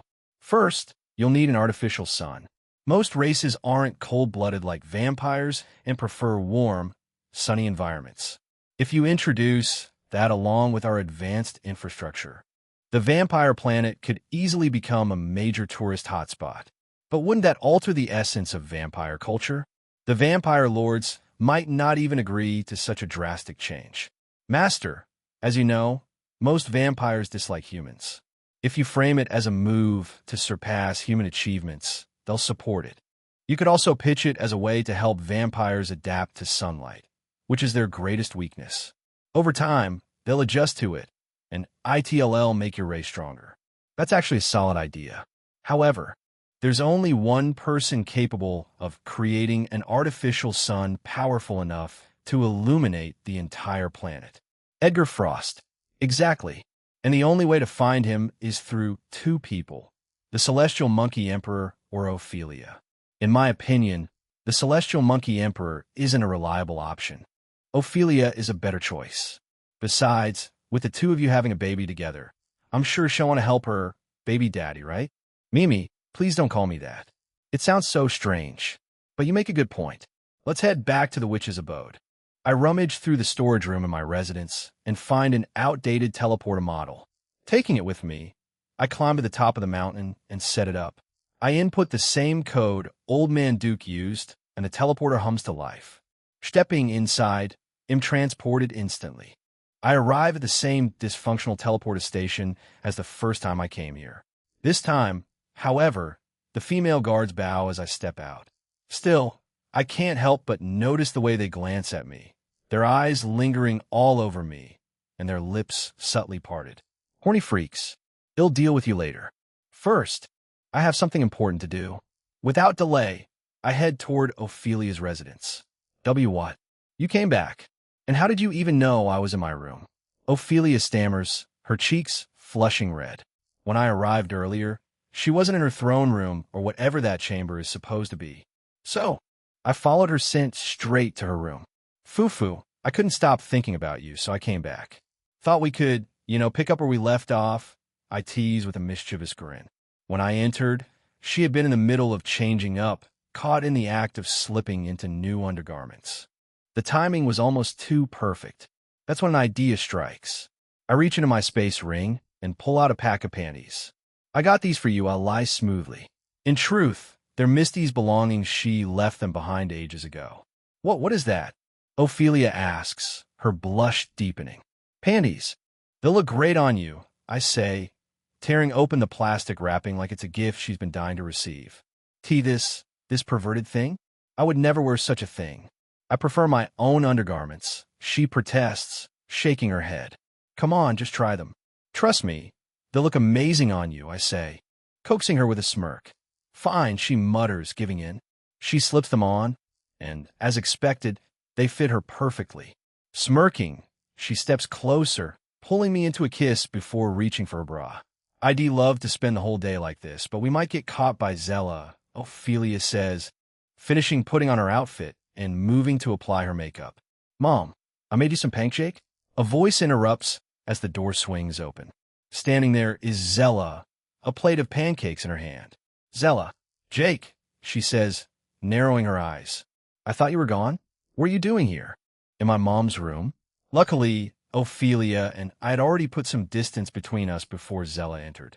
She was seated on a small chair in front of her mirror, calmly applying makeup, looking like she had nothing to hide. Yes, I did leave, I say confidently, but when I came back, I couldn't find her. I looked around, knocked, and she asked me to come in. Zella's eyes soften. I see, but why are you here? I needed her help with something important. I'm looking for Edgar Frost, I reply. Oh, Edgar? The scientist who helped us build our home and the sun around it? That makes sense, Zella says, her suspicion fading completely. She places the plate of pancakes on the table. Well, I just wanted to drop these off. I'm going to check on Xander. By the way, before you leave, spend some time with your baby, okay? She says with a playful wink before leaving the room. The moment the door closes, I exhale sharply in relief. That's why I said we should be careful, Ophelia says with a laugh. Imagine if Shed caught me in a compromising position. Huh. Her laughter is infectious, and I can't help but join in. Once her makeup is done, Ophelia turns to face me. I know where Edgar Frost is. The problem is, he's a very busy man and rarely accy PTS visitors. But I'm sure he wouldn't refuse to see me, she says with a sly smile. Chapter 376, Edgar Frost Base. Can you breathe in space, though? Ophelia asks me, her tone casual. No, y canto nada. That would be a problem, she says with a shrug. But I can hold my breath for several hours, sometimes even days, I reply. Well, that's good enough. I also hold my breath in space to avoid harmful cosmic energy. Once we get into Edgar Frost's ship, breathing won't be an issue, Ophelia explains, walking to her closet. She returns with a large container, placing it on the ground before pulling out an enormous piece of chalk. She kneels down and begins drawing intricate runes on the floor, her movements precise. Her hips sway in a mesmerizing way as she works. You know, you and Zella are the only ones who can make me do this, Ophelia says, not looking up as she continues her work. Sweat glistens on her forehead as she focuses. Why is that? What am I to you? I ask suddenly, my curiosity piqued. Ophelia pauses briefly, but resumes drawing after a moment. Because, well, you're my son-in-law, she replies, her voice faltering slightly. Is that all? I tease, a smirk spreading across my face. And you're going to be the father of my unborn children, she blurts out. Wait, children? Do you think I'm some kind of baby factory? Besides, didn't you say you've been waiting for me? I ask, my tone playful. This time, Ophelia turns to face me. Her cheeks flush to deep red. It's shameful to talk about something so lewd, she mutters, avoiding my gaze. It's not lewd to talk about love. I mean, you said it yourself, you said you love me. My words are cut off as Ophelia hurls a small chunk of chalk straight into my mouth. You don't say things like that. We already talked about it, she says, flustered, glancing nervously at the door as if someone might overhear us. Fine. I raise my hands in surrender and decide to stay silent, watching her finish the intricate runes. After a few minutes, she puts the chalk back into the container and pulls out a large crystal. She carefully places it in the center of the design, her movements deliberate. Then, she begins to chant some gibberish words. The runes light up suddenly, glowing with a radiant golden light. Step inside, Ophelia instructs. I step into the circle, standing close to her. Unable to resist, I hug her from behind. I said step inside. I didn't say you should hug me. She grumbles, though she makes no real effort to push me away. She's the type to be shy about admitting she enjoys affection. Perhaps, in time, she'll grow more comfortable with me. With a sudden flash, a long staff materializes in Ophelia's hands. Without hesitation, she stabs it into the ground. In an instant, we're teleported into space. The stars stretch endlessly before us, and scattered space debris drifts in the void. My senses heighten, and everything feels sharper, clearer, more alive. It's as if my body is perfectly attuned to this environment. Jake, Ophelia's voice pulls me back to reality. What's wrong? I ask, noticing the crease on Ophelia's face. This is where the mad scientist usually docked his spaceships, she mutters, her voice tinged with confusion. How many years has it been? Ophelia starts counting on her fingers. About 50 years since I was last here, she says nonchalantly. I chuckle at her words. You mean you came here 50 years ago and expect his ship to still be in the same spot? That's impossible. I could list a dozen reasons why a spaceship wouldn't stay docked that long, I say, shaking my head. Ophelia's eyes suddenly widen. I have an idea. There's only one place he could have moved to, and that would be near the raging star. Asmer, she says, her tone lighting up with enthusiasm. But there's a problem. Getting there, she adds, her voice dropping. Even if I return to my place to use the teleportation runes, I don't have enough resources to fuel them. And teleporters won't work either, since Edgar Frost is their creator. Only he knows the source code. I listen closely before revealing I have a solution. What? She asks, raising a skeptical eyebrow. I said I have a solution. Before teleporters were invented, space travel was common. People with teleportation abilities made a living by transporting others across the universe. Some used runes like witches. It's funny how teleportation was nerfed over the years. I say with a smirk. You mean? Espers, Ophelia whispers, her eyes widening. Exactly. Edgar Frost also invented artificial abilities for those without natural ones. Over time, he weakened teleportation powers to boost the sales of his teleporters. Now, supers with original teleportation powers are rare, I explain, watching Ophelia's expression shift to shock. That's terrible. So what's the plan? She asks, her face serious. You'll need to stand close to me, I say with a grin. What? She mutters, stepping closer hesitantly, her scent drifting toward me. Not close enough, I tease. Come close enough that I can feel your back pressing against me. She glares. Am not even the one who wants to see EDG. It's fine like this, I interrupt, pulling her closer until there's no space between us. You pervert, she grumbles, ignoring her protest. I focus and release the full force of my vampiric aura. Astral walk, I whisper. Instantly, an overwhelming force engulfs us, feeling as though it will tear us apart. We surge forward at the speed of light, the fabric of space itself ripping around us. I navigate through wormholes, taking shortcuts, until we finally emerge near the raging star, Asmer. What makes me stop isn't the star itself, but the massive fleet of spaceships scattered before us. Behind them looms a colossal spaceship, its size rivaling that of a small planet. The entire scene resembles a thriving civilization. This, Ophelia gasps, her voice hushed. That's Edgar's ship. That giant vessel is a world in itself, filled with workers, factories, and labs. The smaller ships serve different purposes: hotels, banks, homes. Each one is the size of country. It's like an entire universe here, she says, floating forward, her gaze locked on the incredible sight. Chapter 377 Masked Man POV change. As Jake and Ophelia approached the fleet of ships, alarms blared, and red lights flashed wildly across the smaller vessels. Powerful intruders spotted, activating energy barriers. Energy blasters engaged. Intruders' power level is immeasurable. Before their eyes, translucent barriers shimmered into existence around the ships, including Edgar's ship. Massive, planet-devouring energy cannons swiveled toward them, their tips glowing ominously with gathered power. Any sudden move forward would guarantee a devastating barrage of energy blasts. This is crazy. My blood is pumping, Jake muttered, adrenaline surging through him. His instincts screamed for battle, his mind already visualizing how to smash through the cannons and unleash his full power. Jake, please, don't do anything reckless, Ophelia warned, her tone firm yet calm. Remember, we are the intruders. Edgar's systems must have detected our power levels and flagged us as threats. It's standard for Edgar to track the presence of powerful beings like us. He's probably here because of us in the first place. She shot him a glance, her senses acutely aware of the energy coursing through Jake's body.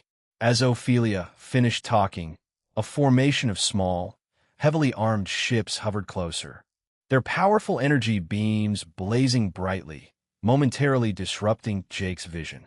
Identify yourselves. A robotic voice echoed from one of the ships as they surrounded the duo, their weapons locked and ready to fire. Ophelia raised her hands in the air, signaling no intent to fight. Jake, following her lead, did the same, though his reluctance was clear. Moments later, one of the ships opened, and a human figure, clad in heavy mecha armor, flew toward them. The man gave a slight bow before speaking. "We apologize for this display," the soldier began. "The system was triggered the moment you appeared. Judging by your appearances, we've identified you. One of you is Master Edgar's acquaintance." His gaze lingered on Jake before shifting back to Ophelia. Jake noticed the unease in the soldier's posture, despite the confident tone. "In with her," Jake said, his voice calm. "We're not here with hostile intentions. We're here to meet Edgar." The soldier's expression shifted slightly, even through the mecha suit is shielding him. "Understood. My apologies again," he said. "You'll both be logged into our systems once you enter the ship. That way, this won't happen again. However, I need a few moments to speak with my commander." He drifted backward, his distance likely meant to ensure they wouldn't intercept the conversation. Jake chuckled softly. This guy knows his stuff. He is aware we can eavesdrop or break through his mecha's shields if we wanted to. "No surprise there," Ophelia replied, smirking. "Edgar has intel on almost everyone about our powers, capabilities, weaknesses, all of it." Jake frowned. "You mean he has dirt on us too?" "Of course," Ophelia said with certainty. "Even if he doesn't know everything, he has enough data to keep us in check if we ever became enemies." After a while, the mecha soldier returned. "I just spoke to my commander, and he contacted our boss. He's ordered us to bring you to him," the soldier said, his tone now noticeably more respectful toward Jake and Ophelia. Jake and Ophelia followed the mecha soldier while the battleships returned to their docks. As they approached the main ship, Jake took in its sheer size, realizing just how massive it truly was, like a small planet in itself.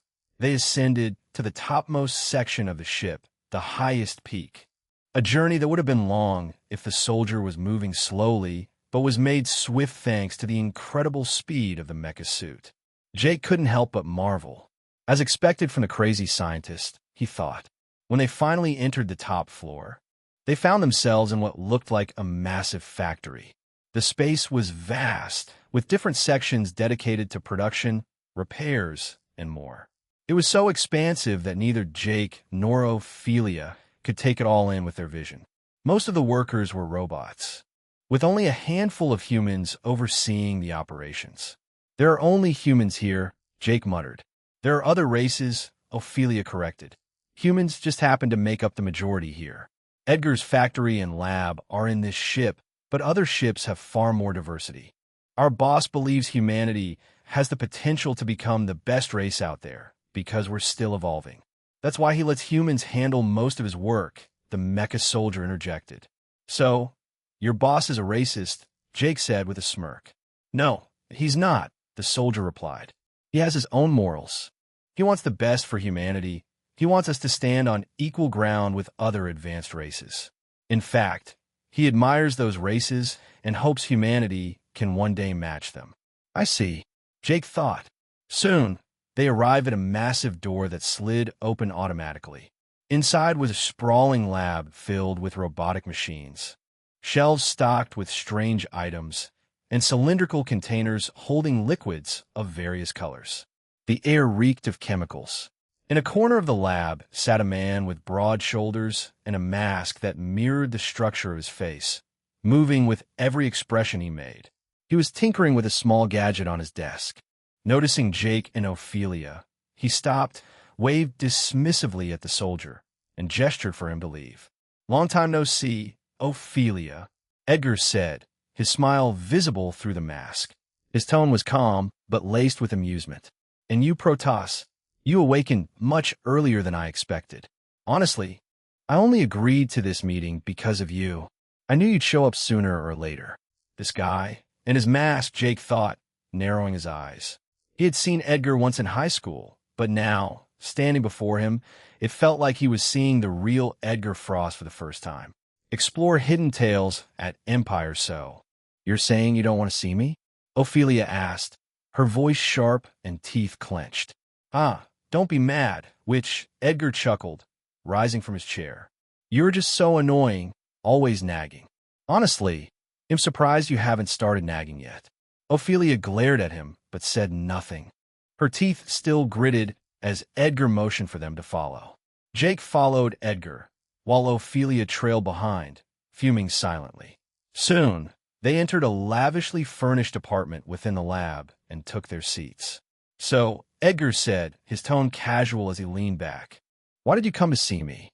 Chapter 378, "We have a deal here, because I need your help."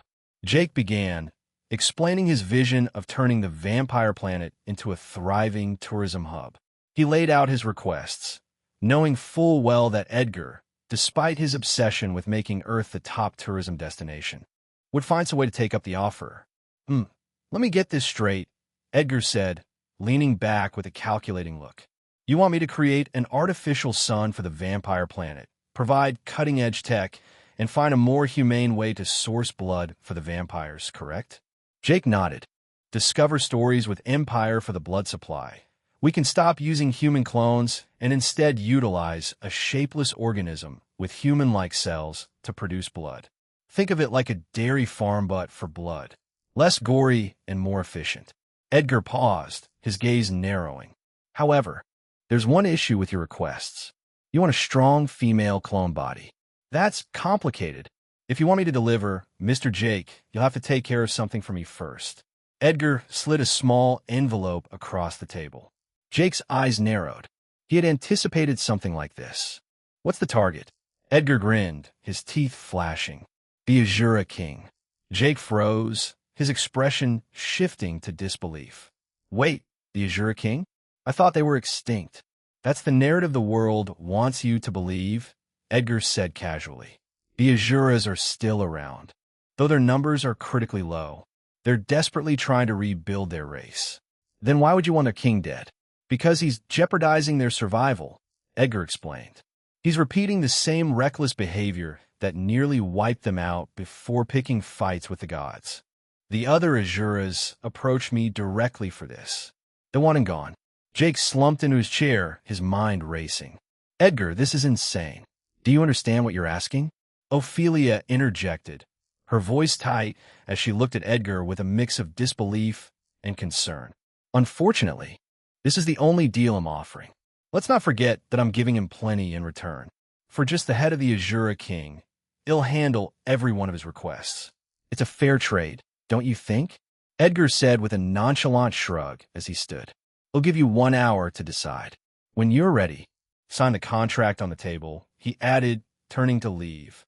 "Wait," Jake called out, making Edgar pause. "If I accept the mission, can you create a human Azura hybrid body?" Edgar raised an eyebrow, then smirked. "Sure, a human body enhanced with the genetics and durability of an Azura. That can be arranged," he said before walking out. As soon as Edgar left, Ophelia quickly got up, moving toward Jake. She settled onto his lap, wrapping her arms around his neck. "I don't think you should take this deal," she said, her voice trembling with worry. "There are other scientists who could do similar work, even if their quality isn't quite like Edgar's. It's not worth the risk, Jake. Zelen needs you." And she hesitated, her voice faltering. "I need you too." Jake was taken aback by her sudden shift in demeanor. She had been so dismissive earlier, but now her concern was evident. "I have an idea, Fufu," Jake thought, a mischievous grin forming as a plan began to take shape. With Ophelia sitting on his lap, Jake's hands rested gently on her shoulders as they talked. Even in this situation," she began but stopped mid-sentence, shivering as Jake pressed a friendly kiss against her cheek. "Who knows? This might be the last time you'll see me," Jake joked with a smirk. Ophelia, however, didn't find his humor funny. She gently shoved him away, her eyes narrowing. "Stop with this insanity. You are not taking that offer," she said firmly, standing to her feet. But Jake caught her wrist, pulling her back toward him. "Trust me, it'll be fine. I promise."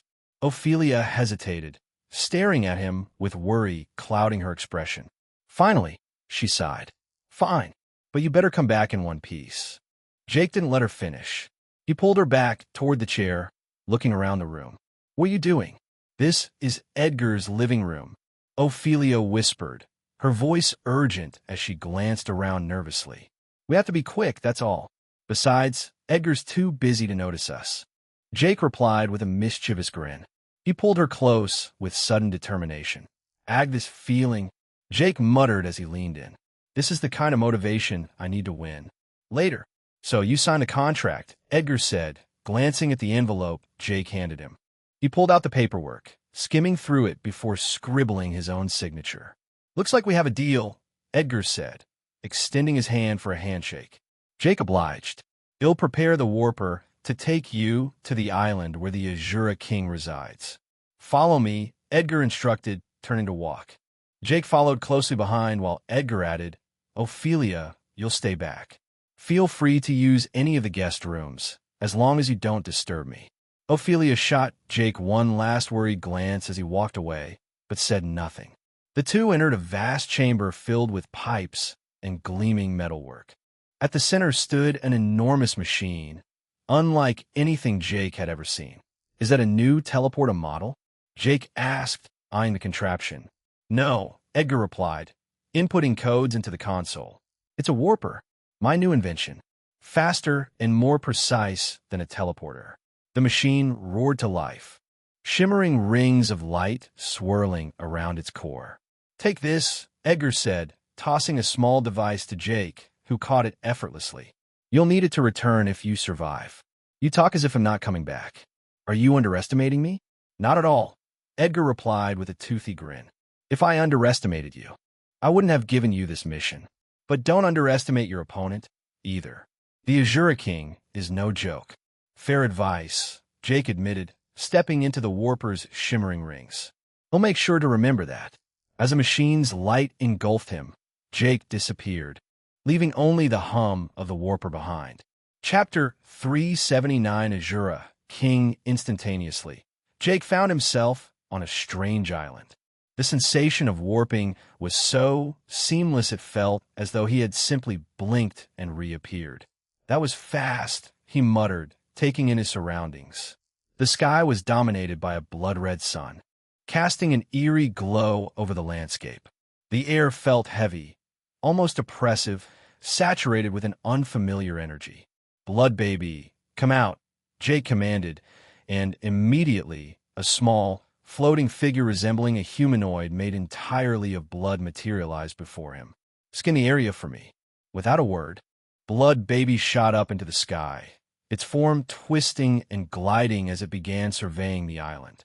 While it worked, Jake glanced around, his sharp senses honing in on the strange environment. There's a significant amount of primal energy in the air, he noted to himself. Master, since you are up against an Azura, it's best to understand what you're dealing with. Azuras are exceptionally skilled in harnessing various types of energy. Compared to Ki, which primarily focuses on defense and enhancement, primal energy is almost purely offensive. It lacks defensive properties, but can be combined with Ki for devastating effects. The real challenge is how long one can sustain both energies simultaneously.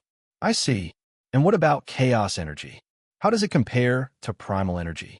Jake asked mentally, his thoughts directed at Mimi. Chaos energy is similar to primal energy in its destructive nature, but it's far more unstable and uncontrollable. While primal energy can be wielded like Ki, chaos energy thrives on unpredictability.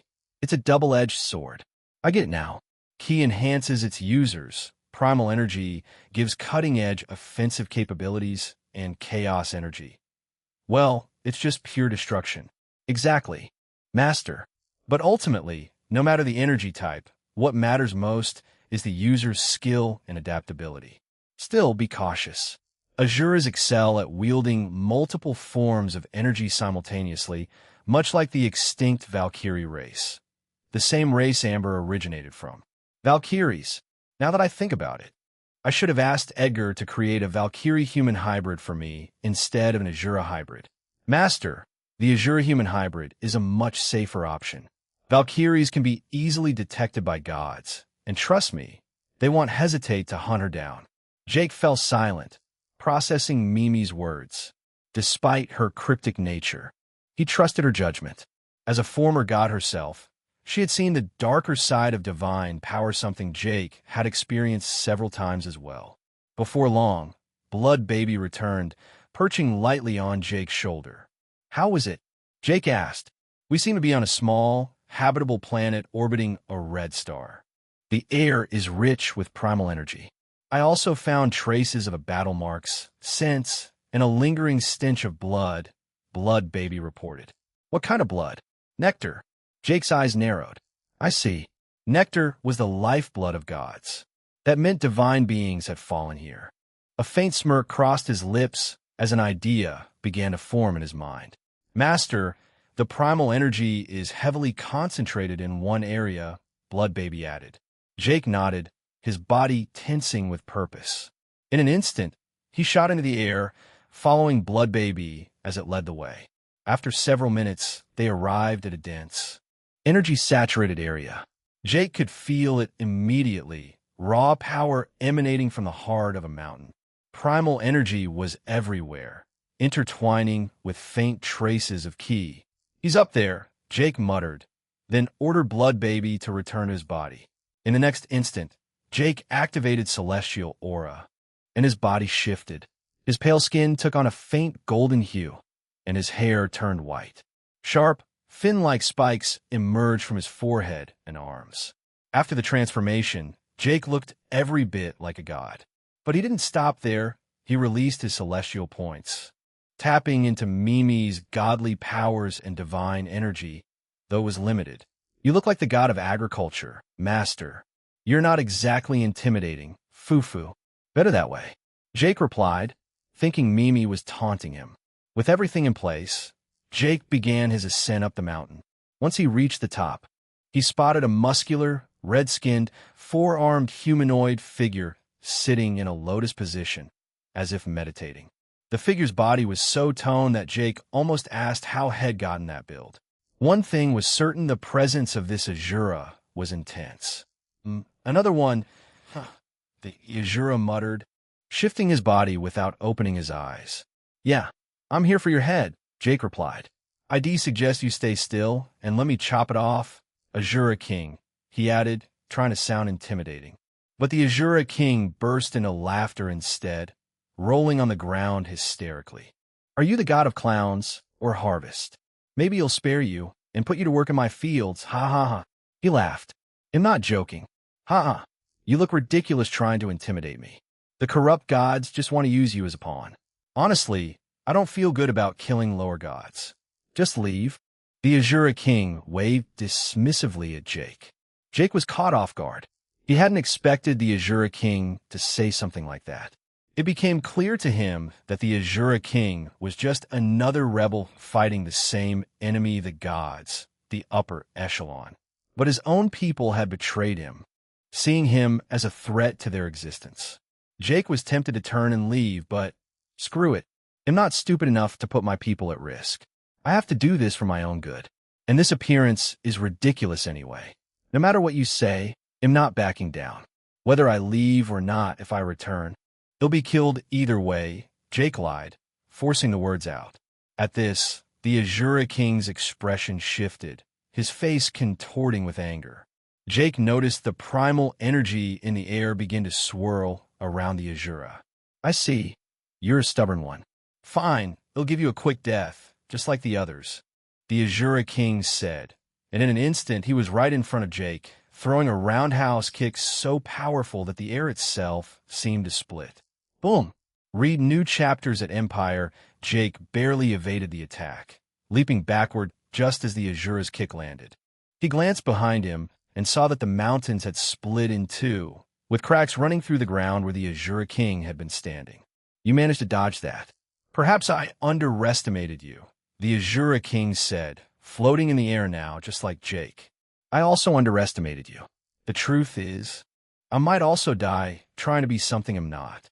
But I won't say pretend again, give me your head." For the last time, Jake said, his appearance beginning to shift back to his normal form, his eyes glowing red. Chapter 380. Tough Opponent, a Vampire, the Azura King muttered, shock written all over his face as he stared at Jake. "The world doesn't revolve around you, Azura King. See how easily you were fooled, Jake said, his voice steady, hands folded behind his back in unwavering confidence. I see. But tell me, how were you able to disguise yourself as a god and wield divine energy? There's no doubt that was divine energy. That's a secret, Azura King. Something a peasant like you could never comprehend, Jake replied coldly, making the Azura King's brows furrow. Normally, I avoid unnecessary fights with fellow god slayers. I don't know why you're here to challenge me, but if I have wronged you, speak now. You didn't offend me, Jake sneered. And I'm not just fighting you, I'm here to take your head. Why? Why? For the betterment of my people, Jake said, his voice sharp. To be honest, I despise the gods as much as you do. They cost me too much, but I'm not here out for personal gain. I'm here for the bounty on your head. If you want to blame someone, blame your people. As he spoke, a dark, ominous aura erupted from his body, his vampiric energy flaring violently. At the same time, Excalibur materialized in his hand. I see, the Azura King muttered, his expression hardening. Then I won't hold back. In an instant, the primal energy of the small planet surged toward him, enveloping his body in a blinding, molten red glow. With explosive speed, Jake lunged at the Azura King, swinging Excalibur in a deadly arc. But the Azura King merely sidestepped, delivering a precise kick to the blade, disrupting Jake's momentum. Yet Jake's grip was firm and unyielding. The battle raged on for 30 relentless minutes, Jake pressing the attack while the Azura King, with his four arms, deflected each strike with unsettling ease. Realizing the flow of battle, Jake leaped backward to prepare a technique, but the Azura King was faster. A powerful energy blast shot toward him, and before Jake could react, the Azura King closed the distance, now wielding 4 jagged daggers, one in each hand. Demon tier weapons, Jake muttered, instantly recognizing their terrifying potency. Oh, you could tell? The Azura King grinned. Your perception is sharp. Each dagger carries a passive ability. But more than that, they amplify my strength. Can you guess their active skills? Before Jake could respond, the Azura King vanished, only to reappear right in front of him in a split second. Jake's instinct screamed at him. He summoned Excalibur, raising a high to block. Bang! A devastating kick crashed into his sword hand, snapping his fingers with a sickening crack. Excalibur flew from his grasp, spiraling away as pain seared through him. Jake's body slammed into the ground with a thunderous impact, sending tremors across the planet. He skidded violently, carving deep craters into the earth before finally coming to a stop, clawing into the ground with his toes and fingers. He forced himself upright as his broken hand rapidly healed. As Jake pushed himself up, he spat out a mouthful of blood. It had been a long time since he had actually been injured since he had come so close to death. If his reaction had been even a second slower, he would have died before even using his full arsenal. Only now did he truly understand what Edgar Frost meant about never underestimating an opponent. And judging by the intensity of the battle so far, this was just the beginning. Above him, the Azura King hovered in the air, watching but not attacking.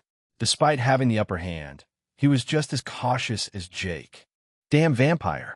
He survived that. The Azura King gritted his teeth.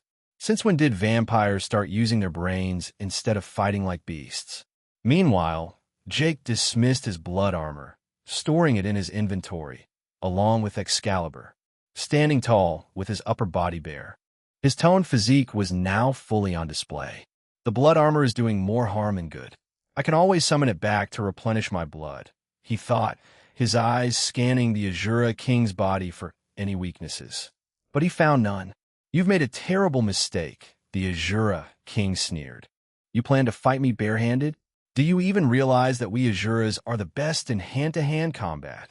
That was in the past, Jake replied coolly. Besides, you seem to be enjoying those fancy daggers of yours. Not very honorable.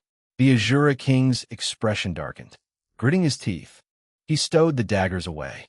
However, in their place, several golden bangles materialized around his wrists and ankles. It would disgrace my pride as an Azura to kill an unarmed man. But that doesn't mean I want used beast gears. The Azura King roared before suddenly vanishing. In the blink of an eye, he was in front of Jake, Sanguine's step maximum. Jake's voice was barely a whisper, yet the instant he activated his technique, a surge of crimson vampiric energy erupted from his body.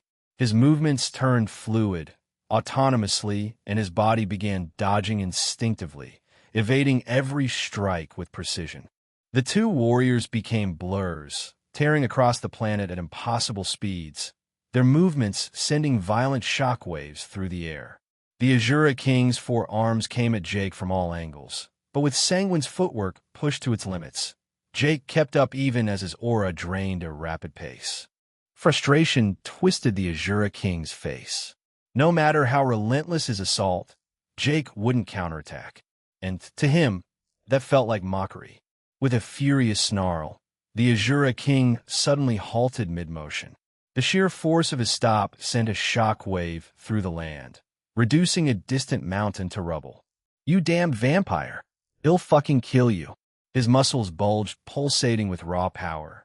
The bangles on his wrists flared to life, glowing brighter and brighter until, boom, the 6 golden bangles expanded, transforming into massive golden rings that began to levitate above his head. But they weren't just floating. As the Azura King took a step forward, the rings moved with him, reacting as if they were extensions of his own limbs. Jake's eyes narrowed as he took in the sight. "Let's see you escape from this," he murmured, a wicked smile forming on his lips. Then, shaping his hands into blade-like edges, he whispered, "Astral Walk." Chapter 381 lesson. As the words left Jake's mouth, it felt as if time itself had frozen. Everything around him stood still. Astral Walk, a godly technique from his past life, allowed him to manipulate space and time to a certain extent. However, he rarely used it in combat. His mastery of the technique was flawed, making it more useful for short bursts of space travel when no teleporters were available. With the Azura King momentarily frozen, Jake seized the opportunity. In a flash, he appeared in front of him, raising his hand high, ready to deliver a clean, decisive palm chop to sever the Azura King's head. But just as his strike was about to connect, something happened. A strange phenomenon caused Jake to instinctively leap back. The Azura King's body began to glow, vibrating at an unnatural speed, glitching as if reality itself couldn't keep up with him. But Jake quickly realized what was happening.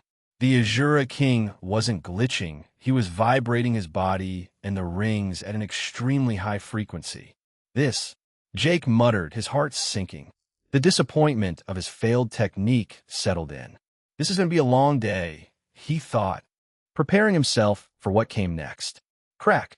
A deafening sound echoed across the battlefield, as if the very fabric of reality had fractured. And then time resumed. "Ha ha ha! Fantastic! You continue to amaze me, vampire." The Azura King's booming laughter filled the air. "I didn't know you could wield a god-level technique. Unfortunately for you, I can do something similar. All I had to do was vibrate and distort time." Mockery laced his voice, but there was something else too genuine: excitement. "Huh, I have to admit, you're strong," the Azura King said, his tone shifting slightly. "At first, I thought you'd be just as boring as the others, but you've surprised me. Now, I'll take you seriously and show you the true strength of an Azura King." Instantly, the atmosphere changed. The temperature spiked as an overwhelming wave of primal energy surged around the Azura King. His killing intent was razor-sharp, like countless needles piercing through the air. Jake involuntarily swallowed. Damn, he's at least a universal-level threat. If ID already reached the Warlock stage, I could use my true form, but with 60% of my power, I should still be evenly matched if I use everything at my disposal. Despite his confidence, the sheer pressure of the fight weighed on him. He had never faced such a formidable enemy since he reincarnated. His thoughts were cut short. The Azura King vanished, then reappeared right in front of him, throwing a devastating punch straight at Jake's face. But this time, Jake didn't dodge. He didn't even flinch. Double counter. The moment the Azura King's fist made contact, it felt as though he had struck an invisible wall. Then boom. The wall exploded, rebounding the force of his punch back at him twice as strong. The impact slammed into the Azura King's chin, sending him flying backward in shock and pain. But he wasn't finished. Without hesitation, 4 of his floating rings shot toward Jake, aiming to slice his head clean off. Jake reacted instantly, raising his right arm to shield himself. Shing! A sharp, chilling sensation ran through him. His right hand cleanly severed. What? His eyes widened as he watched his severed hand spin through the air. My ki couldn't even shield me from those rings? Acting fast, Jake retreated, putting as much distance as possible between himself and the deadly rings. As Jake retreated from the rings, blood tendrils erupted from his severed arm, latching onto his detached hand midair and pulling it back. In seconds, his hand reattached itself, the wound sealing as if it had never been cut. The Azura King's lips curled into a manic grin, seeing Jake's action. Fantastic. But tell me, can you reattach your head just as easily? His grin widened, his eyes glinting with sadistic delight. Jake flexed his fingers, waiting for his hand to fully heal. I won't make that mistake again. Now I know what those rings are capable of. Really? The Azura King giggled, his laughter unsettling. Huh, we'll see about that. Jake exhaled slowly, assessing his opponent. Thank goodness he loves to talk and toy with his enemies. If he were a serious fighter, this battle would have gone very differently. Then his eyes turned white. Activating Gyo, his vision sharpened 100-fold. He could see everything. The fluctuations of primal energy swirling around the Azura King. Every minuscule movement, every shift in energy. It was time to stop holding back. First stage, second stage, third stage, fourth stage. A massive surge of ki erupted around Jake, forming a violent storm of energy. This was the first time he had fully mastered the fourth stage, and for a fleeting moment, he felt he could push even further. But Alfonso's warning rang in his mind. He was directly tied to one's life force. Reckless usage could drain him dry. Even now, sustaining the fourth stage would leave him unable to use ki for weeks. The Azura King's playful expression faded into something far more serious. Ki, you can wield it to this extent? His voice carried a mix of awe and frustration.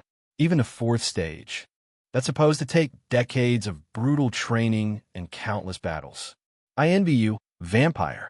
Without warning, the Azura King disappeared, then reappeared in front of Jake, throwing a relentless barrage of punches. The sheer force sent ripples tearing through the air. But Jake stood firm, his body shielded by ki. With Gyo still active, he could track every fluctuation of the Azura King's energy, reading his movements with accuracy. Find more to read in my virtual library Empire. Then an idea struck him. Something he had never tried before. Timing the Azura King's blows, he suddenly canceled Gyo. His crimson eyes flared, and in the next instant, twin beams of concentrated vampiric energy shot from his gaze. The result was immediate. The beams sliced through the floating rings, then through the Azura King's 4 arms, severing them in a clean motion. Before the severed limbs could hit the ground, Jake fired again, incinerating them completely. Seizing the opening, he closed the distance in a blur. A devastating kick to the chin sent the Azura King flying backward. Jake didn't let up. He was already there before the Azura King could recover, unleashing a brutal onslaught of punches. Each strike carried immense force, shaking the ground beneath them.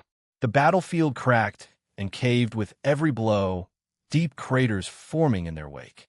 After 2 relentless minutes, the Azura King lay battered and broken in a deep crater, his severed limbs bleeding heavily and his body covered in wounds. Jake loomed over him, planting a foot on his chest with crushing force. "You're ridiculously durable," he muttered, "but I happen to have the perfect tool for that." With a flick of his wrist, Excalibur appeared in his grasp. The Azura King coughed, his breath ragged. How? How did you do that? Why couldn't I regenerate? And my rings? How were they destroyed? A storm of emotions flickered across his face. Disbelief, anger, regret, and even fear. Jake smirked. Let me enlighten you before I end this. The first mistake was your arrogance. You chose to put away your daggers and fight me barehanded. Truth is, you're much stronger than me by a huge margin. But arrogance and ignorance blinded you. I fought someone who wielded primal energy before.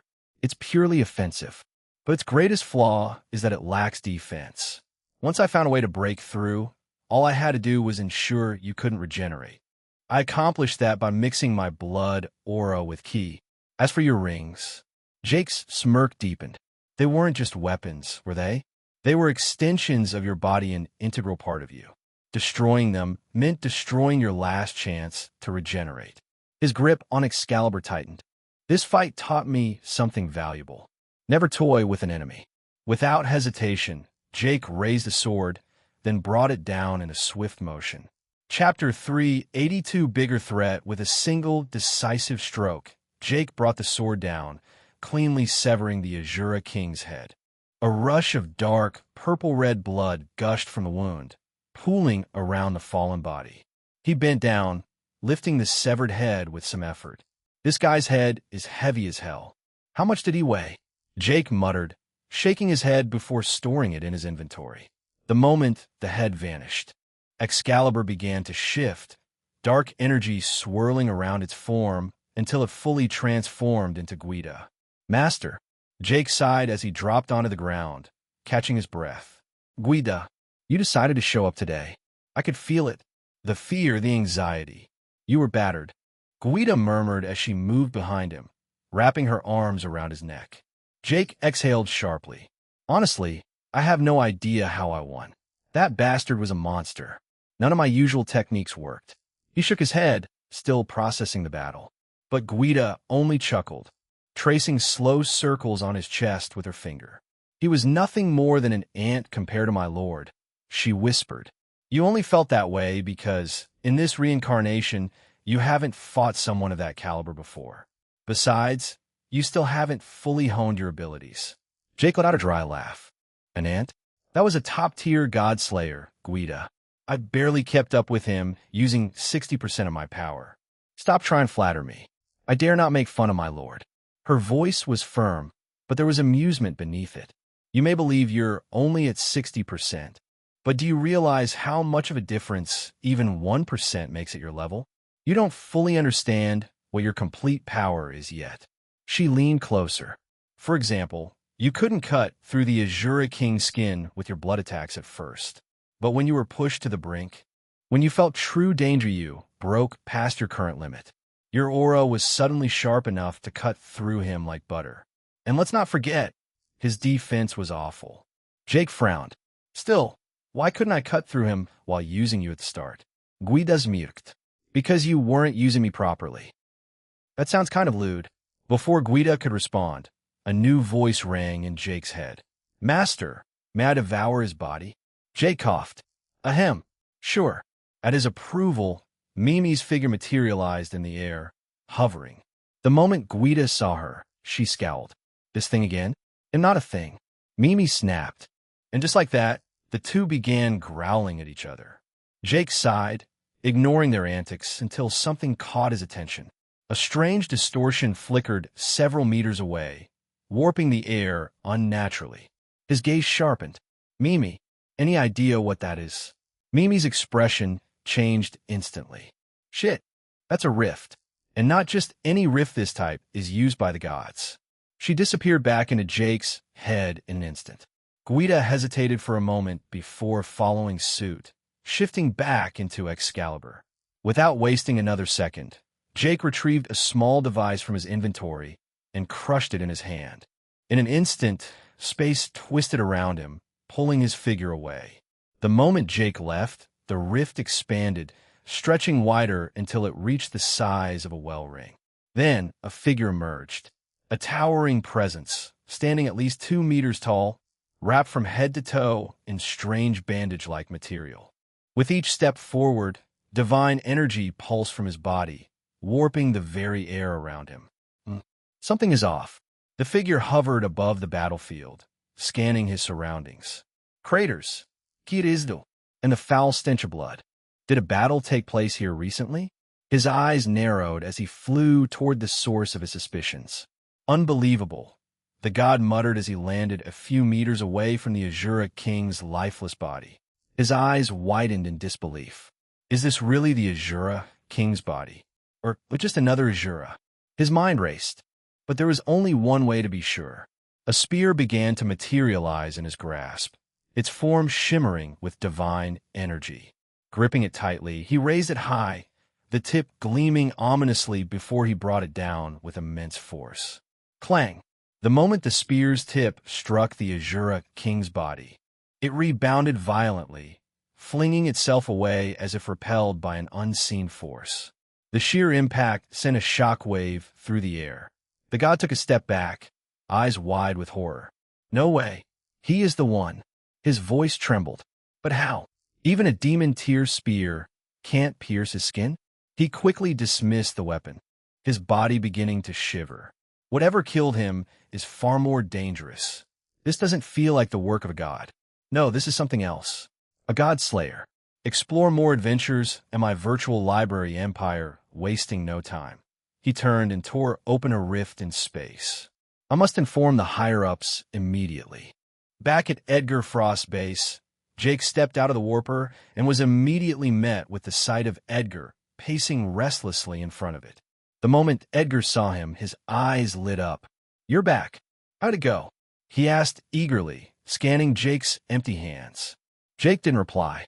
Instead, the Azura King's severed head materialized in his grip, and without a word, he tossed it toward Edgar. Edgar caught it midair, his fingers tightening around it as he examined the gruesome trophy. His gaze flickered between the head and Jake. "No way. Impossible," he muttered, failing to hide his shock. "To be honest, that mission was a damn death wish," Jake admitted. "That guy was insanely strong. But in the end, his arrogance and underestimation were his downfall." Edgar exhaled, shaking his head. "I've sent some of the most powerful people after him, but they always came back missing limbs, or worse, torsos. He saw them as nothing. If only he had known you were different." Jake snorted, brushing off the weight of the battle. "Even if he had taken me seriously, you would have died either way."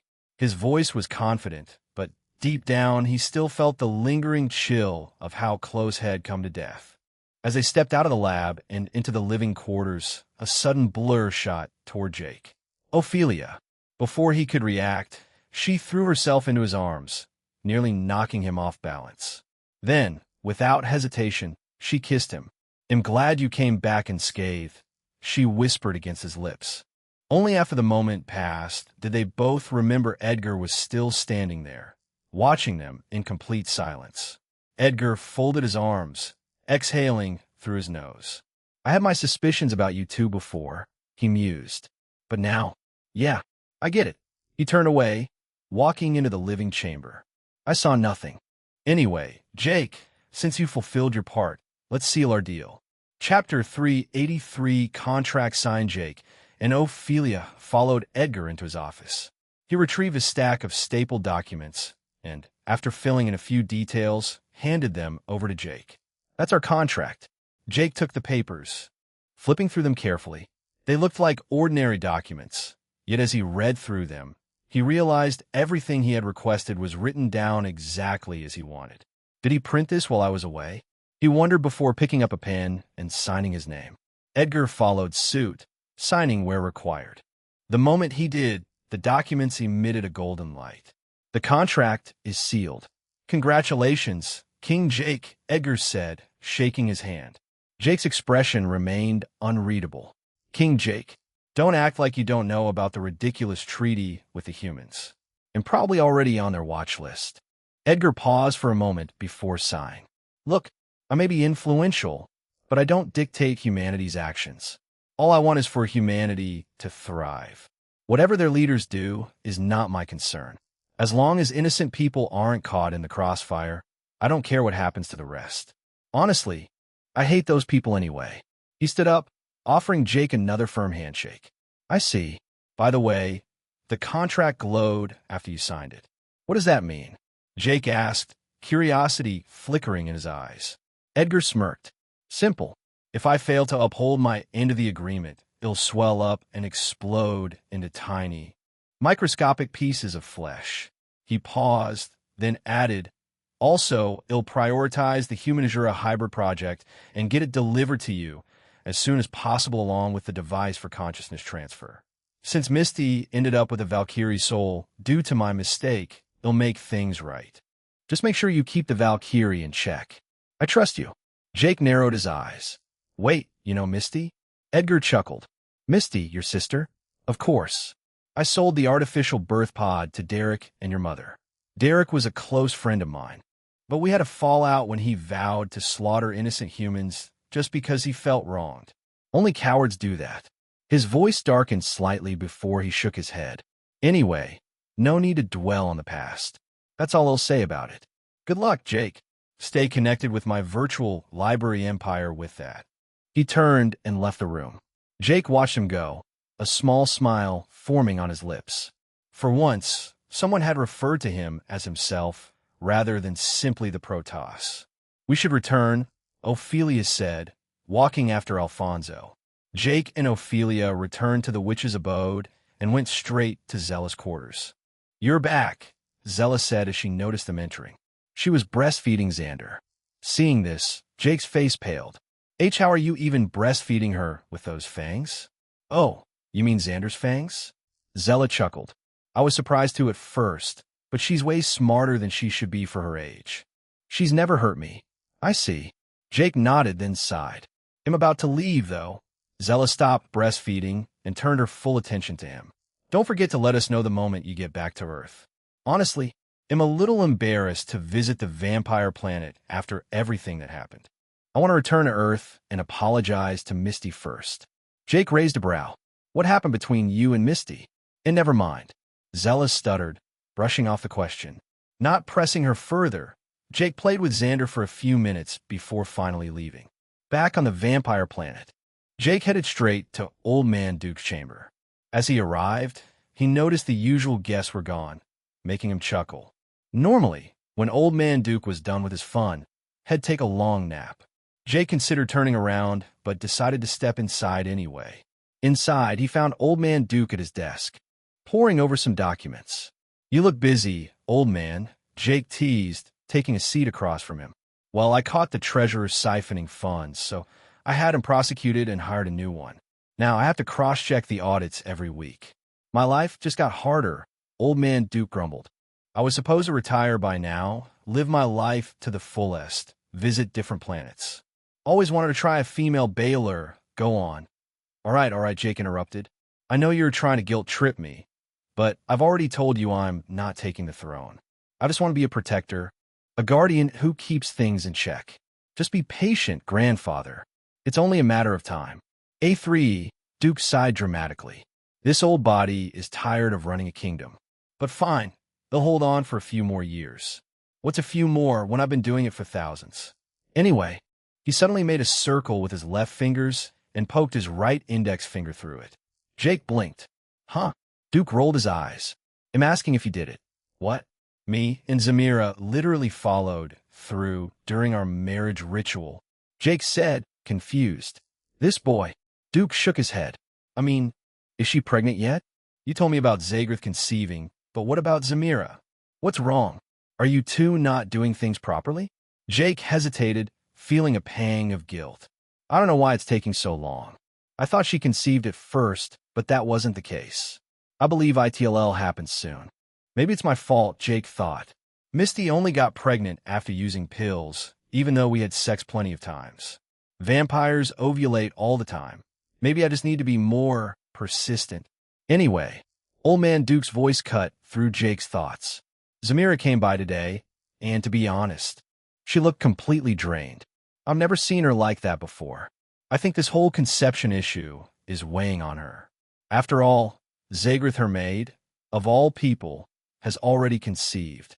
I don't know what she was thinking, allowing her own maid to lay with her husband. I'm just worried, that's all. He rubbed his face in frustration.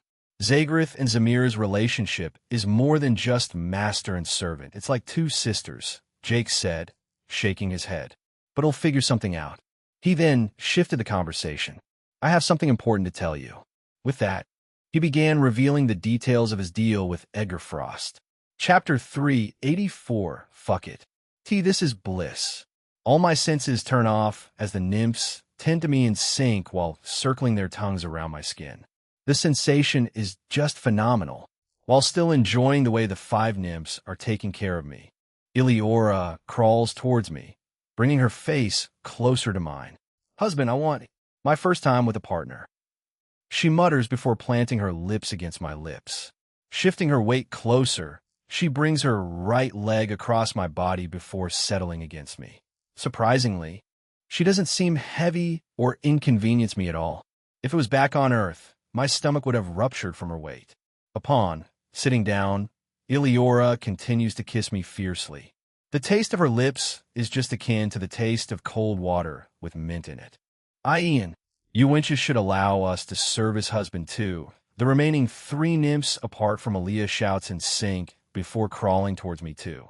What are they planning to do? In a twist of occurrence, 2 of the nymphs start licking my feet. Ugh, I gasp softly as I feel a sudden wave of sensation. The delicate tongues of the nymphs brushing against my feet is like a tingling current across my soles. Before I can adjust, another nymph comes forward and begins tracing around my ear, moving in slow circles. With the pleasure I am feeling now, even though I want to shout right now, Iliora's lips pressed against my lips won't let me utter a word. While 9 nymphs are gathered around me, I notice that Aaliyah is simply standing behind, watching what the others are doing. Her face is red, and I can see her hesitating or contemplating to approach me. Judging from the size of her chest, the way they stand, and her behavior, it's as if she's inexperienced. But I'm not sure yet. While the nymphs continue to attend to me, I enjoy the moment further. The nymphs take turns giving me attention, but the one that is currently focused on me seems quite experienced. Wow, I'm already nearing my limit. I can't hold it in. With a sudden jerk, I raise my voice. I'm at my limit. Here are my words. The nymph increases her movements, bobbing her head up and down in a very fast motion. With my legs and hands jerking, my body reacts. For some reason, this continues for about 10 seconds without stopping. With a small throb, I finished inside the nymph's mouth. The nymph lets out a voice as she pulls away from me with a small sound. In sync, the other nymphs stop what they are doing and look at the nymph that was with me. Looking at the nymph, her mouth is full of something that stretches her mouth to a certain size that looks like a balloon. Damn, did all that come from me? With a small gulping sound, the nymph starts swallowing the drink before finishing every last drop of it. Husband, that tasted so good, the nymph says with a smile on her face. Suddenly, a small white glow emits from her body before diminishing. Her magical powers just improved. All the remaining nymphs shout in sync, their eyes nearly popping out of their sockets. What the fuck is wrong with them? In the next moment, they turn their gaze and face me, looking at me with lustful gazes. I knew it. Husband, really talented. We will also help husband remove impurities. One of the nymphs says as she reaches toward me with an eager hand. Impurities, what are they talking about? With a swift movement, she gets up, raising her hips in the air before slowly lowering it. The moment finally arrived. I'm going to lose my virginity. The moment is about to come. Get off, husband, with your dirty behavior. Suddenly, with a small sound, I see the nymph that's about to pounce on me sent flying away by Iliora with a flick of her finger before falling into the river. What the heck? Did the nymphs change their minds? Kya, you old witch, why don't you let me have some peace? The nymph cries out as she slowly starts swimming towards us before climbing the bubble bed back. Due to Iliora's actions, all the other nymphs back away a few inches from me, their expressions like dogs waiting to eat their treats. Why did you do that? I ask as I finally gain my breathing back and stop thinking with my head like I was doing a few moments ago. Husband, she greedy. Every nymphs have rules, just like humans. Aaliyah bring good husband. Aaliyah gets husband first, Eleora replies, a smile forming on her face. Looking at her demeanor, she seems to be the strongest and the oldest among the nymphs, as she was able to send the other nymph flying with just a flick of her fingers. But Aaliyah doesn't seem interested. I mutter in confusion, glancing at Aaliyah, whose gaze is turned to the other side. Hee. Husband gonna take Aaliyah first time. Aaliyah go out for mate hunting and found you, husband. But Aaliyah shy, foo-foo. Eleora giggles. Aaliyah, come here. Husband waiting for you. Eleora calls out to Aaliyah, whose body raises in a jerk upon hearing her name. Chapter 385. Make the wish come true. Zamira leaned in, pressing her lips against Jake's in a slow, lingering kiss. After a few seconds, she pulled away and whispered into his ear, "Should we start here?" Jake flashed a knowing grin. "Let me move your stuff to my residence first. Then we can continue, uninterrupted." Separating from her, he glanced around. "Oof, you really got to me with those words," Zamira murmured, licking her lips. Jake paused mid-step and turned to her with a puzzled expression. "By the way, I forgot to mention my other women will be staying over at my place tonight. Just for one night. Trust me, it won't interfere with our time together." For a moment, Zamira simply stared at him. Then, with a sigh, she finally spoke. "Just this once, honey. He'll accept it. Just this once. You know I never interfere in your time with others." She then narrowed her eyes slightly. "By the way, is Zagreth coming too?" Jake's face twitched at the question, but he had no choice but to answer. "Yeah, she is." "I see." Zamira pursed her lips, a small, unreadable smile creeping onto her face. Jake squinted. "Why are you smiling?" "It's just funny and kind of embarrassing," she admitted. "Zagreth wasn't just my personal assistant. She was like a younger sister to me. We were really close. But ever since we started sharing the same man, things have changed. I won't lie. It hurt when she admitted she had been interested in you from the start. I let her do what she wanted, but things haven't been the same, Jake." She exhaled deeply, her expression clouded with concern. Jake stepped closer, resting a reassuring hand on her shoulder. "Look, things happen for a reason. I'm sure you two will work it out. It's just like you and Jill. I've noticed the tension between you two since our marriage. You both try to hide it, but I can still sense it. At the end of the day, it's not about culture or tradition. It's about a woman's pride. And honestly, it's not my place to interfere, but I do hope it gets resolved." Zamira gave a small nod, taking in his words. After a few moments of silence, they started packing her belongings into large boxes. Once everything was set, Jake stored them in his inventory and moved them to his residence, placing everything in a designated room for Zamira. "This room is quite spacious," Zamira commented, stepping inside. However, her expression suddenly changed as she sniffed the air. Slowly, she followed the scent to the bed, leaning down to inhale the sheets. "This smells like a woman's scent, a vampire. Not a purebred, but a subclass." "Did you and Zagreth?" "Yeah, we kind of got together here," Jake admitted without hesitation. "Didn't mean to. My bad." He figured it was best to be upfront after all the stress had been through. The last thing he wanted was unnecessary drama. Right now, he only had one thing on his mind. In an instant, Jake shoved Zamira onto the bed, her body sinking into the plush fabric. He didn't hesitate, leaping after her and pinning her down, leaving her no chance to get away. He tore his own outfit just as fast, tossing their tangled clothes to the corner of the room. For a fleeting moment, he paused to drink in the sight of Zamira's pale, alabaster skin, which is flawless, almost glowing, the quintessence of a sultry, purebred vampire. She was the textbook definition of vampiric allure. Jill, by comparison, carried a softer, slightly rounder frame, a result of skipping training and indulging in Earth's junk food, a perk and a pitfall of dabbling in human habits.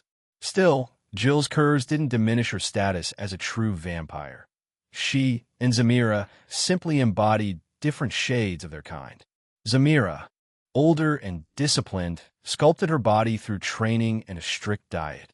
Both of them were unique, both extraordinary. Jake's lips crashed against Zamira's, tasting them like he was hungry.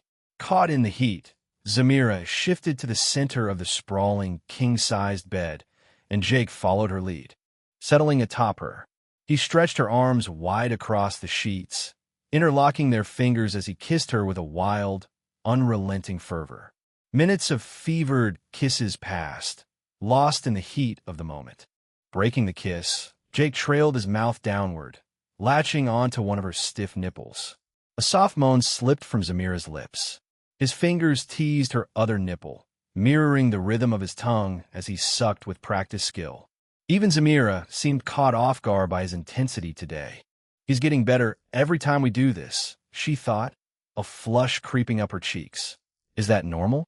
I wouldn't know he's the only one who's ever been this close to me. Ugh, this is frustrating. Her inner turmoil churned, but she steadied herself, letting out a long breath as she placed her hand over his, no longer caring to hold back. Jake grinned at her obvious excitement, pulling away from her. He nudged her legs wider. You're sensitive too, he teased, his voice low and rough. You're clearly eager, your Bodis practically responding. With a groan, he drew her close and pressed forward. At first, a brief resistance lingered, reminiscent of their first time, but as he moved closer, she welcomed him warmly. Ahem! Zamira's loud gasp filled the air as Jake moved close to her. They'll never get used to you, she muttered, turning her face aside, breathless. How would you know? Jake shot back with a smirk, holding her close. Dis-donc underestimatme, she snapped, flustered. Even if you're the only one I've been with, I know what a man's supposed to look like. He chuckled darkly. Fair enough. But I'm no average vampire. I'm the pinnacle of our kind. W what? Chapter 386, 386. Come home, her word dissolved into a cry as Jake hoisted her legs up, folding them back. He moved with unrestrained force, pressing close. Sensing her moans weren't hitting the pitch he craved, he intensified his rhythm. Fuck! Zamira's voice broke. You'll break me. Jake! Ahan! Ooh! I swear, I am going to break. You're tougher than that, he growled, brushing off her pleas. I haven't even gotten started. Ignoring her cries, he pushed harder. Exhaustion wasn't the issue. Zamira was simply overwhelmed by the intensity of the challenge. Each movement pushed against her limits, driving her higher. Jake reveled in the crescendo of Zamira's cries, each one stoking his arousal and swelling his pride. He had brought one of the mightiest female vampires of their time to a shuddering, full-throated wail. And it fueled his vampiric masculinity, his ego, and his burning drive. I forgot how the older and stronger a female vampire gets, the harder she is to defeat. That's why I haven't succeeded yet. But I need that wish. Jake's eyes gleamed with determination as he picked up his pace. They pressed together more urgently. The bed frame groaned and rattled beneath them, trembling violently as if it might splinter despite its solid build. Zamira's wide-eyed gaze locked onto Jake, her body jolted by sudden waves of emotion. Then, in a sudden surge, she coiled her legs and arms around him, gripping him with a force that could have snapped a vampire noble in half. Finishing, she bellowed, her voice ringing out as her body convulsed beneath him, her hold on him tightening like a vice. The intense, pulsing pressure pushed Jake over the edge. He couldn't hold back, surrendering completely to the moment as he pulled her close. Warm, she purred, her lips finding his in a hungry, passionate kiss. Her body seemed to drink in every last bit of his energy, ravenous for it. After minutes of their heated embrace, Jake was finally spent, collapsing into her arms as they caught their breath together. He tried to pull away, but Zamira held on to him, her cheeks faintly flushed. We're not done, she murmured, her voice dripping with emotion. I want a family soon. Please stay with me longer. Her words caught him off guard. She's still going on about that? Should I try harder? No. It was already quite intense. More would just ruin it. Jake mulled it over, then started moving his hips again. He picked up the pace, holding her close as their bodies moved together in a passionate rhythm. Moments later, he peaked again. But Zamira didn't give him a moment to recover. She pressed him to continue. The plan was to warm her cold vampire body through sustained intimacy, activating her reproductive system to raise the likelihood of conception. For a purebred, ancient vampire like Zamira, it took far more than it would for an average one. Her body demanded a marathon of passionate connection to even stand a chance. After hours of relentless, sweat-drenched intimacy, Jake could feel Zamira's body heating up, her cheeks flushed red as she stole kisses from him between ragged breaths. He kept going, pushing himself to his limits, even as his body screamed for a break. Zamira, though not the one driving the pace, was just as spent, yet her fierce determination to conceive fueled her on. Jake groaned in release, collapsing onto her, utterly drained. With a tender kiss, they shifted to lie sideways, their bodies pressed closely. Zamira's breasts pressed against Jake's chest, their skin touching in a quiet, intimate tangle. "I love you," she murmured. "I love you more," Jake rasped back. "I wish we could stay like this longer. It'll be so lonely again when you head back to Earth," Zamira whispered, her voice soft and heavy. "Independent Illinois visit often, I swear." Easier said than done. I talked to Stella. She spilled everything. "All those women you've got, even a dark elf queen. I get it's tough to juggle us all, but wouldn't it be better to keep us together here? This is your kingdom. If you claimed it today, no one could stop you, my king." Zamira's fingers traced lazy lines across his chest as she spoke. Jake blinked, stunned by her words. Zamira, acting this womanly? The more time he spent with her, the more she surprised him. Hell, he was almost impressed at how she wielded her feminine leverage to nudge him like this. "What did you start talking like this, Zamira? Is someone coaching you?" He teased. "You have no idea. Meeting you made me embrace my reality, my pride as a woman. This side of me, it's for you alone. I've been taking advice, learning how to be better, supportive, even with all your other women. We each have our part to play, and this is mine." "Zamira," he breathed, touched by her words. "I know your head is a mess with everything, but come home soon. The vampire planet, it's your home, your turf, your roots. I bet your women wouldn't mind settling here," she pressed. Jake let out a slow sigh. "Not all of them. Some have their own duties, their own dreams. I can't just force my wants on them. But Edgar Frost's warpers could fix that. He's bringing them here, and I could snag a couple for us. Like with Myra, she would never ditch her kingdom, but a warper's like a door she can step through whenever." "Easy." Zamira tilted her head. "So, the warper'd be in your place here, right?" "Exactly. I see. Hope you sort it out soon," she said, letting the topic drop. Jake sighed again, watching her close the conversation. Chapter 387. Zesty Stella. This woman never stopped surprising me, right? I knew her as the musclehead screaming, "Let's mate. Let's make a baby." I didn't realize how much she has changed. But seriously, Mimi, I think I do want all my women with me. I'm just scared history will repeat itself. That's why I'm holding back on taking down the blood god. I don't want the other gods seeing me as a threat again. Master, you forgetting who you are? You're the Protoss. You're meant to rule the gods. This reincarnation, you're stronger than ever. With another sigh, Jake slid out of bed and glanced at Zamira, now sleeping like a baby. For someone who barely slept, seeing her so peaceful eased him up. Jake washed himself clean and settled onto the balcony of his room, gazing out at the sprawling cities and towns below. The view sucked him in, a quiet thrill humming through him as he wondered what the future had in store. Lost in the sight, time slipped away unnoticed. "Jake!" Honey, the calls snapped him back to reality. Turning toward the voices, he saw Jill, Zagrith, and Stella already gathered near the doorstep. "Master!" Stella bolted toward him the second their eyes met, flinging herself into a hug that mashed her breasts against his shoulder. "Stella!" Jill and Zagrith hissed through clenched teeth. "Master, it's been long since you bathed with me. Want to take a bath?" Stella purred, hitting him with those big, pleading puppy eyes. "Sly girl. Pervert." Zagrith and Jill clicked their tongues in unison and stormed off, leaving Jake to take Stella toward her room. "Hey, race your room, Stella. Pretty much everything you love," Jake said, showing off the room he had set up just for her. Stella didn't say a word. She plopped onto the bed, bouncing a few times to test its springiness, then stood up and faced him, her yes fixed on the floor instead of his face. "Is something wrong, Stella? Don't you like the room?" Jake asked, thrown off by her silence. "Oh no, master. I love it. Even knowing our time hay race short, you made it perfect for me. I don't regret meeting you or choosing you as my master. Thank you for everything." Her voice cracked with emotion as she lunged forward, wrapping her arms around him and burying her face in his broad, solid chest. "And master, I want your attention." Her bluntness didn't faze Jake. Stella had always been upfront about what she wanted.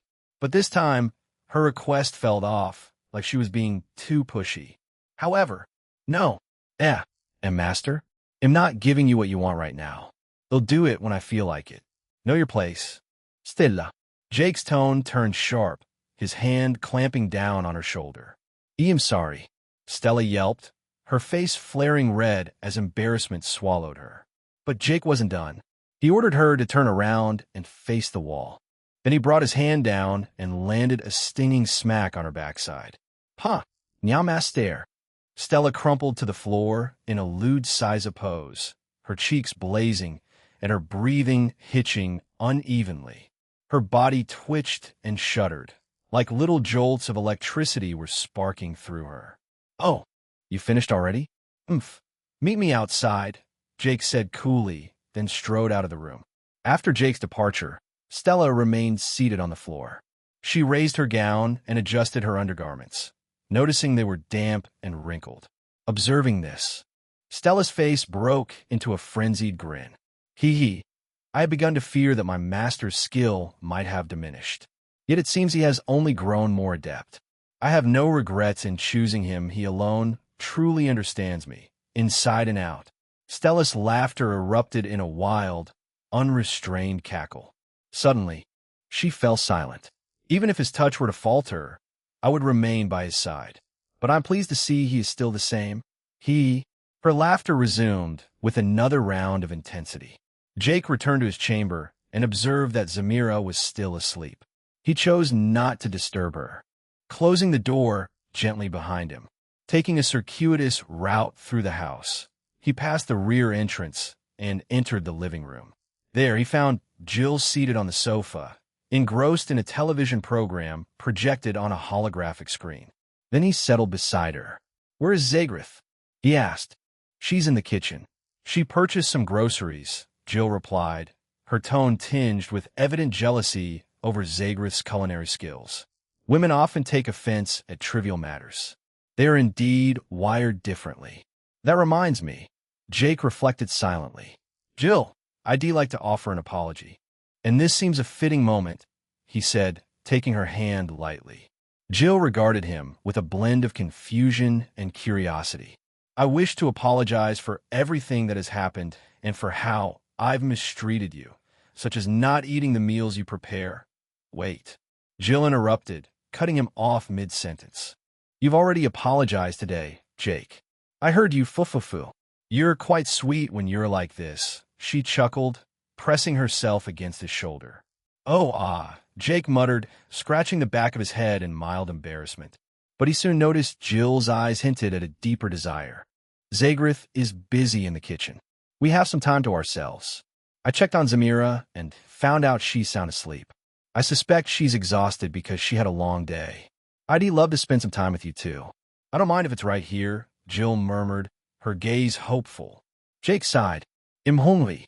Let's help Zagrith with the cooking so we can eat on time," he responded, deflecting her advance. Jill's expression turned sulky, but she followed him to the kitchen nonetheless. Upon entering, Jake saw Zagrith hard at work, sweat beading on her forehead as she juggled various dishes with impressive dexterity. "Zagrith, I thought I might assist you here," Jake offered. "So did I," Jill added. Zagrith turned her head abruptly, a manic glint in her eyes as she flashed a wide, toothy grin. Excellent. Slice those carrots and spices with such precision that they don't even notice they're being cut. Be warned, those are wild leech carrots. If you slice them poorly, they'll draw your blood," she said, her grin taking on a wicked edge. Terrifying, Jill whispered, shrinking back as she picked up a knife. Chapter 388. Family dinner. Sweat dripped from Jake's face as he chopped the spices with precision, ensuring each piece was uniform, while Zagreth watched him intently. He had never felt this kind of pressure before. Who would have thought vampires had such strange cooking techniques? He couldn't afford to mess up and lose face in front of Zagreth. Meanwhile, Jill carefully stirred the spices over the fire, making sure the heat wasn't too high and the spices didn't burn. Zagreth then told her to add some blood fresh from a farm animal. As it poured into the sizzling pan, it mixed with the oil, and with constant stirring, the spices turned a deep red. Sweat rolled down Jill's face as she worked, while Jake kept chopping spices relentlessly, as if preparing a feast for a crowd. "Damn you, Zagreth, you sneaky woman," Jill thought, clenching her teeth in silent frustration. In the dining room, the table was covered with various dishes, each showcasing vampire culinary traditions, all prepared by Zagreth.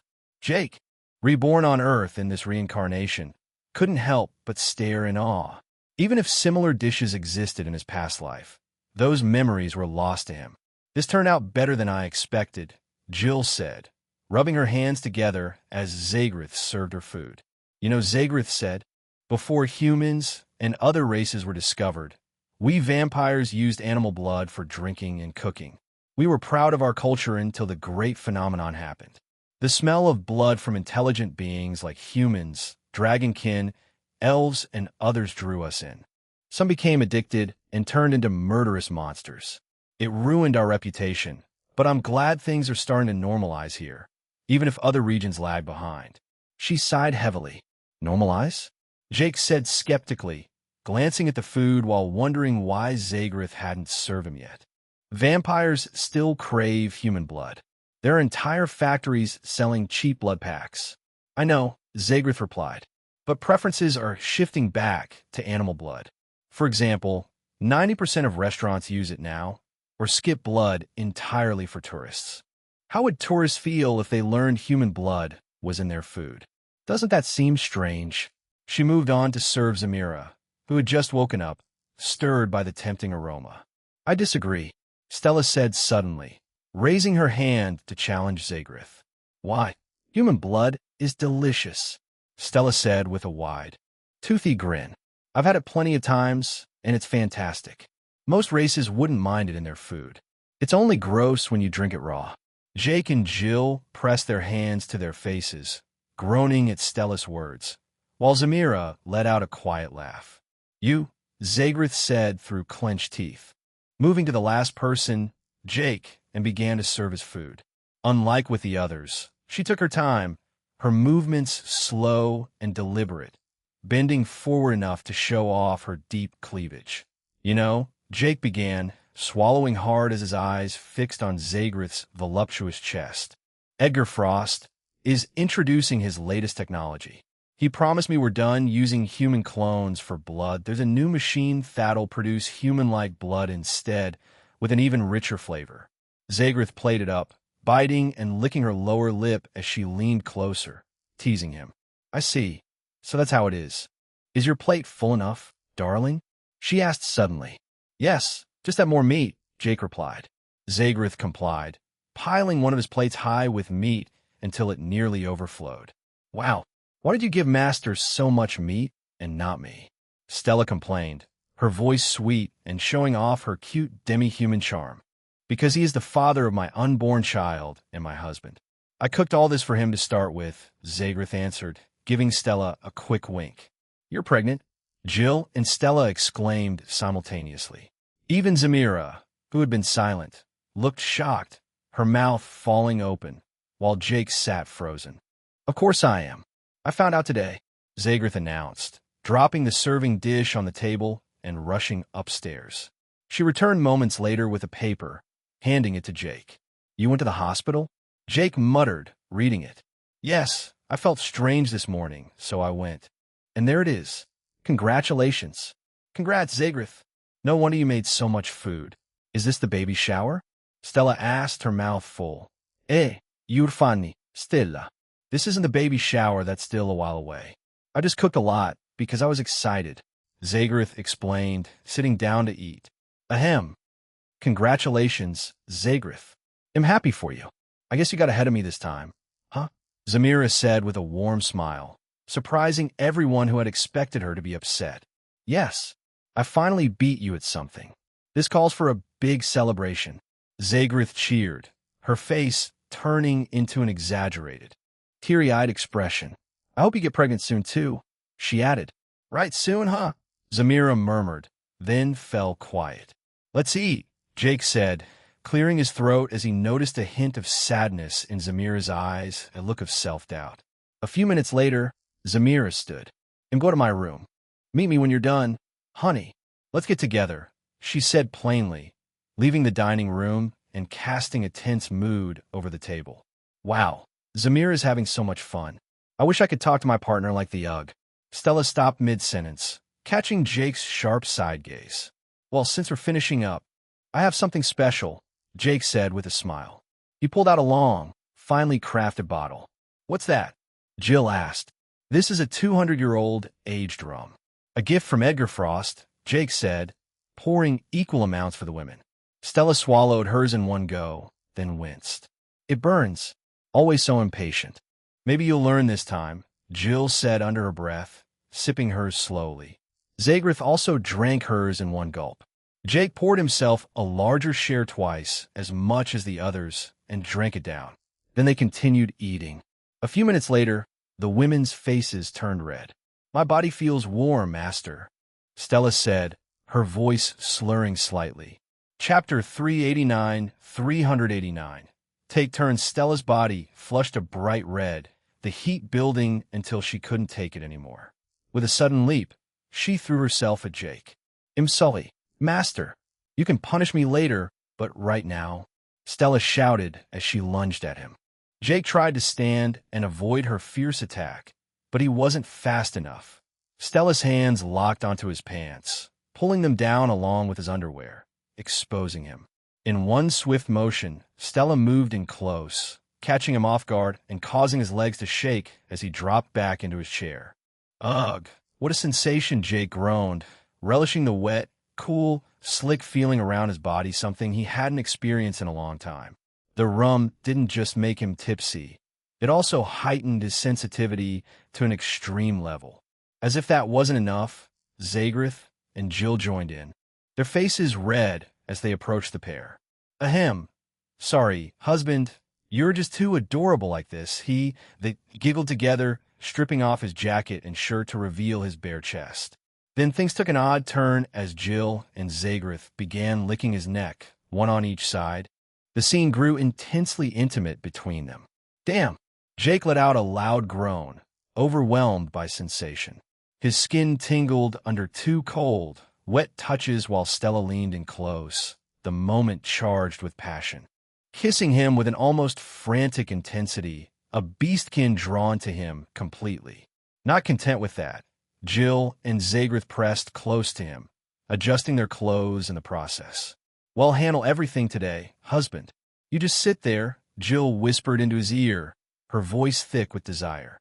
In an instant, she slipped off her underwear, pushed Stella's head away, and climbed onto Jake's lap, initiating an intimate encounter. Wait your turn, Jill moaned, noticing Stella and Zagrith's stares at her sudden move. She couldn't have cared less. You don't know how much I've missed this. She missed him deeply every day and expressed how much she had craved his presence. She confessed that she had longed for his embrace. The moment was filled with intense emotion as they reunited.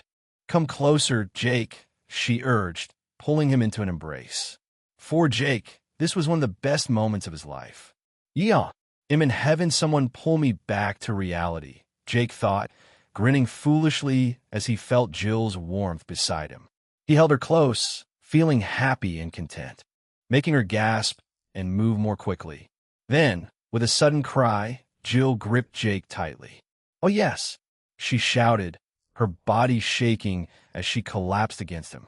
A few seconds later, Zagrith shoved Jill aside, pushing Jake away from her. Such a messy woman. You soaked his lap? Hee hee. Zagrith teased, eyeing the mess covering Jake's lap. Just as she moved to guide him, Stella grabbed her arm. Please let me," Stella stammered, her breathing uneven and her skin nearly as red as a tomato. "What in the world? You're more lewd than I thought," Zagreth muttered, observing Stella's condition. Her body was bright red and shaking on the floor. "All right, fine." As soon as the words left her mouth, Stella sprang up with a burst of speed, knocking Zagreth off Jake with her horns. She quickly pinned Jake to the ground. You are finally here with me." "Master," Stella whispered, kissing him. "You idiot, I was helping you," Zagreth snapped, standing up after being pushed aside. But she stopped, noticing something strange. Why isn't she moving? Zagreth wondered, seeing Stella sitting still and unresponsive. Meanwhile, Stella's mind was spinning. What is this feeling? I'm going to NO. She tensed suddenly and froze, overwhelmed. Jake held her close, and a moment later he sighed and pulled her into a tight embrace. Wait, you're done already? Huh? Zagreth chuckled, then started laughing.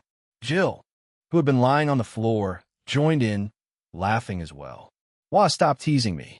Master is too amazing, Stella cried out, embarrassed, before jumping up and running out of the dining room. Well, I suppose it's my turn. Come and help me out.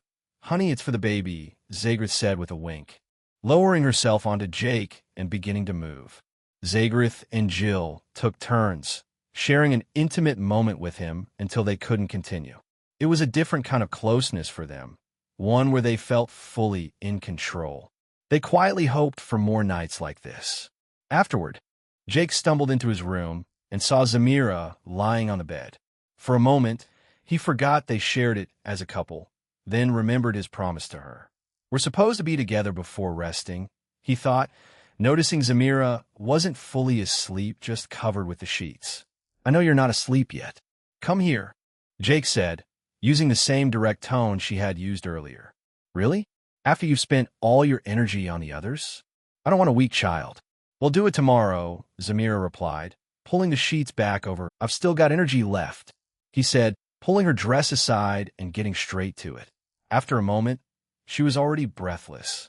Ahan Jake moved his hips with powerful movements that shook the room, her loud moans filling the air. She was the only one he could be this rough, with her strength and endurance outshone the others. Even Blair, though stronger, wasn't as tough as Zamira. After several minutes of intense sparring, Jake kissed her and held her close. Jake collapsed on the bed and fell asleep instantly. Zamira rested on his chest, pulling the sheets over them as she drifted off to sleep. Meanwhile, as Jake and Zamira were busy, Jill and Zagreth were peeking in. They're on a whole different level. He was holding back with us, Zagreth whispered, watching. I'm glad he didn't go that hard on me. My spine would have broken, Jill muttered, shuddering at the idea. After seeing the two fall asleep, they slipped away quietly, not wanting to disturb them. They felt Zamira deserved this happiness. Chapter 390. Cut the old man the next morning. Jake woke up and noticed Zamira was already out of bed, probably off doing something. Fuck, my whole body aches, he muttered, groaning as he tried to stretch. But then his eyes lit up. Something felt different. He had really gotten Jill's gravity ability. I even got Stella's too, he thought, blinking around the room, suddenly buzzing with energy. Damn, I forgot how cool it was to get women's abilities for 24 hours. And I can stack as many as I want as long as I get close to them. Mimi, is there any chance this ability could evolve? Master, I believe I already explained this to you. You probably forgot. This was originally my ability, but you've inherited a modified version of it. Mine works by consuming beasts with abilities. Later, I discovered it also worked on intelligent beings if I consumed them. Yours is, well, perverted. You copy the abilities for 24 hours through sex. However, if you use it more frequently, it might evolve. The duration could increase. So basically, I just need to use it more, Jake muttered, slipping out of bed, throwing on his clothes, and heading out to deal with the day's tasks. Days passed. During that time, Jake struck deals with several top merchants, pushing them to invest heavily in Edgar Frost technology. To his surprise, instead of the scrutiny he expected, Merchants were practically lining up to work with him. Being Jake, he didn't waste the opportunity. He hired 2 top officials as aides to handle negotiations with the smaller merchants. Even though he wasn't exactly loved by the people at first, his recent move started to shift public opinion. It gave Jake his first real glimpse into the dark underbelly of politics, the subtle, terrifying way it works. Things are going well, maybe too well. Eventually, the routine began to wear on him. Every day was the same. Relieve Old Man Duke from his duties, take a break, then spend the rest of the day sleeping with his wives. It even got to the point where Jake barely had time for sex anymore. That frustrated him. Until, darling, it happened. It finally happened. Zamira's anxious voice practically gave Jake a heart attack. He turned just in time to see her running full speed toward him. Before he could react, she leapt at him. Jake had to grab the balcony rail with one hand and catch Zamira with the other. What happened? He asked, steadying her as she clung to him with her legs wrapped around his waist and her face inches from his. Look, she said, holding up a white pregnancy, strip 2 red lines. Jake stared, his eyes widening. Why, you're actually pregnant? He asked, stunned. Zamira nodded, beaming with a smile. Yes, I did it. Jake dropped her gently to the floor and pumped his fists. I did it. You? Or do you mean we did it? Zamira rolled her eyes. But before she could add more, Jake snatched the strip from her and launched himself into the air, headed straight for the main palace. Wait. Landing on the lawn of Old Man Duke's chamber, Jake grinned and stormed inside without knocking. The moment he entered, he was greeted by the sight of the old man sitting on the bare ground, sipping liquor and surrounded by a couple of vampire chicks who were giving him massages and special services. When Old Duke saw Jake, surprise flashed across his face. He quickly waved the women away. Out, all of you. The chicks scurried out, giggling, leaving Old Man and Jake alone. Jake, I didn't expect to see you. And by the way, thanks for relieving me of my duties. These past few days have been nothing but bliss. Pure bliss. I've had the best time of my life. He stopped mid-sentence, his eyes narrowing as he got a good look at Jake. I was so caught up, I forgot to offer you a seat. Come, seat. Duke gestured to a chair. Jake sat down, still grinning from ear to ear. All right, what's with that grin? You look suspicious. Without a word, Jake handed him the pregnancy strip. Old Man Duke turned it over in his hands, frowning. What the hell is this? Some kind of alcohol detector? He looked around, suddenly paranoid. Did someone snitch on me about my drinking? He squinted. Zamira probably bribed one of those girls. That brat. Beads of sweat formed on his forehead. Jake chuckled. My bad, I forgot how outdated you are. That strip 2 lines means Zamira's pregnant. He pumped his fist in the air, grinning like a madman. She's pregnant, old man. For a moment, neither of them spoke. They just stared at each other, 2 completely different reactions playing out in silence. Are you serious? Is this some kind of joke? Old Man Duke finally asked, cautiously. I'm dead serious. Yes. Old Man Duke jumped up, roaring with joy. He'll be permanently relieved of my duties in a few years. Tears welled up in his eyes. Such a pathetic old man. All he wants is retirement, Jake thought, amused. But whatever. Congratulati, my wish, Latians. At least let me finish congratulating you furs. I grinded all week. I need my wish now.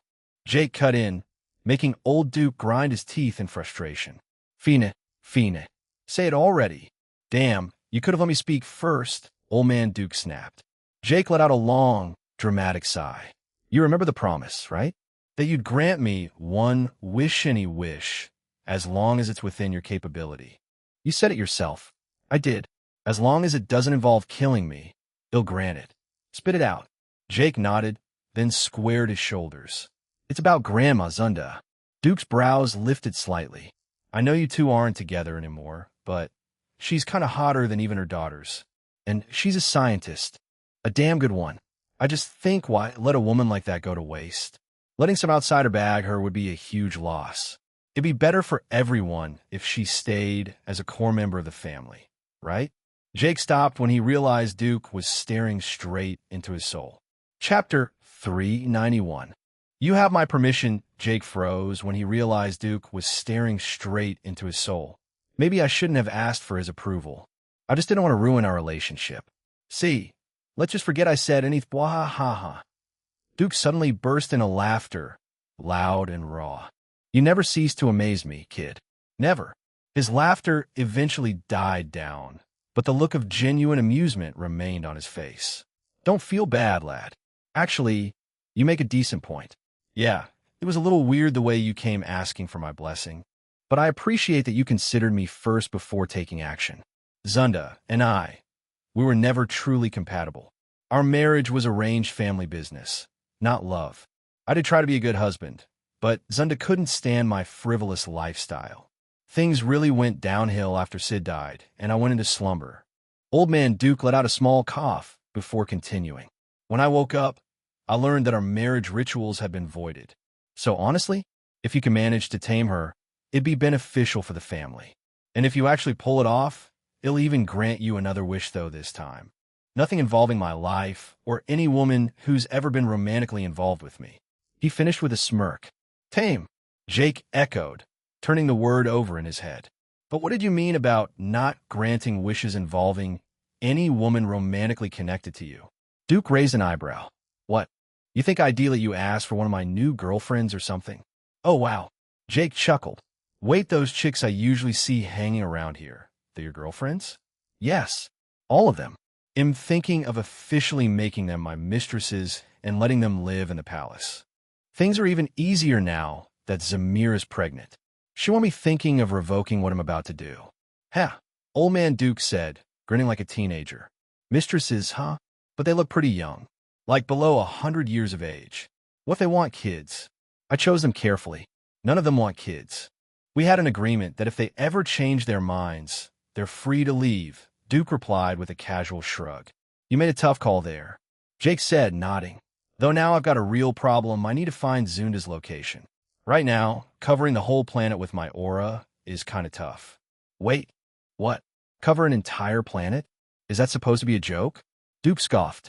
This vampire planet is massive, not some little dwarf planet. Jake tilted his head, a smirk creeping up. You're really getting old, Grandpa. You seem to be forgetting history already. You also forgot that in the Protoss. Before you even woke from slumber, I already pulled something like that off during my fight with Zamira and that demon tier beast. Seems no one updated you. Really? Old man Duke's eyes widened. Damn, I guess I actually forgot you were in the first place. You are simply leagues beyond what any vampire could do. He sighed, almost in disbelief. That's not true, though. It's just that no vampires ever worked as hard as me. Such a shame. Before Jake could finish, a bottle flew through the air and smacked him square in the face. What the hell do you mean by hard work? You barely even train? All you do is chase skirts and take hot showers like a damn human. You idiot. Do you know how hard vampires train before they evolve? Old man Duke exploded, grabbing a broom and chasing Jake around the yard. Jake, laughing, dodged with ease, dribbling around Duke like a pro athlete before shooting into the sky. They'll see you later, old man. Don't forget, I said, it'll bring you some good news. Jake called out midair, waving. Wait, you brat. What do you mean by later? I'm coming to see my daughter. Duke shouted after him. But Jake just flashed him a grin and vanished. When Jake got back home, he found Jill directing workers who were cleaning out a section of the residence.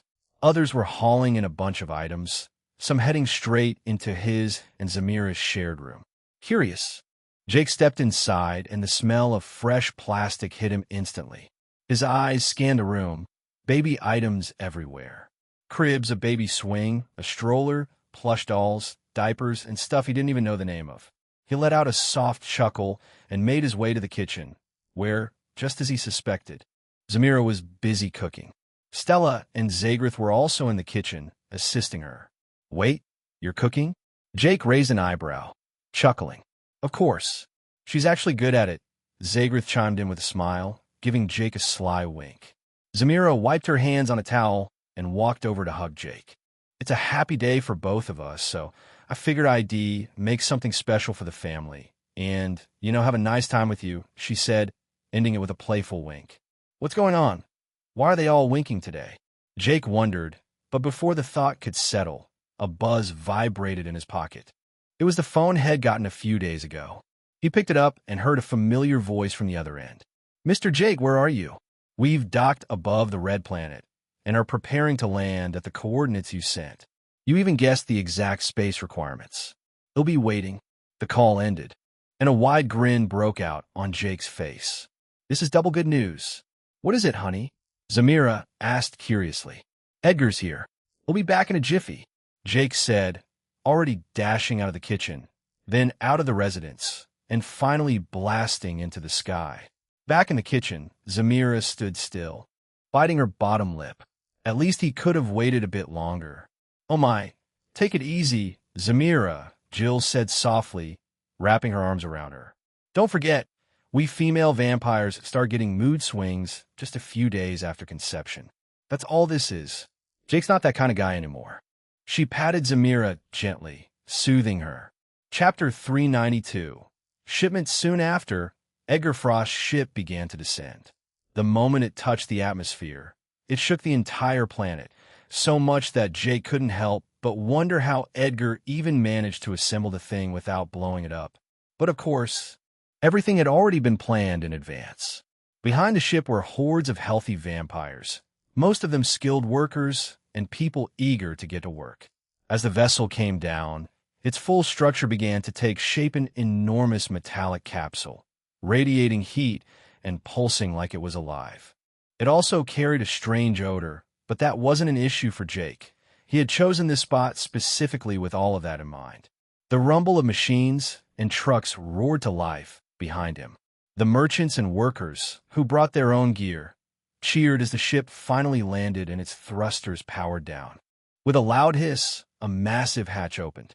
Immediately, the crew jumped into action. Workers fired up their machines and began offloading equipment. But as they got closer, some of the vampires noticed something odd. Edgar hadn't just brought supplies.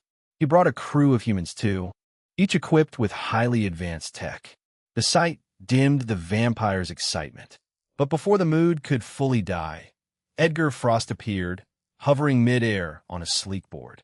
He raised a hand and let out a single order: distribute the unused robotics to the vampires. With that, the vampires' morale skyrocketed.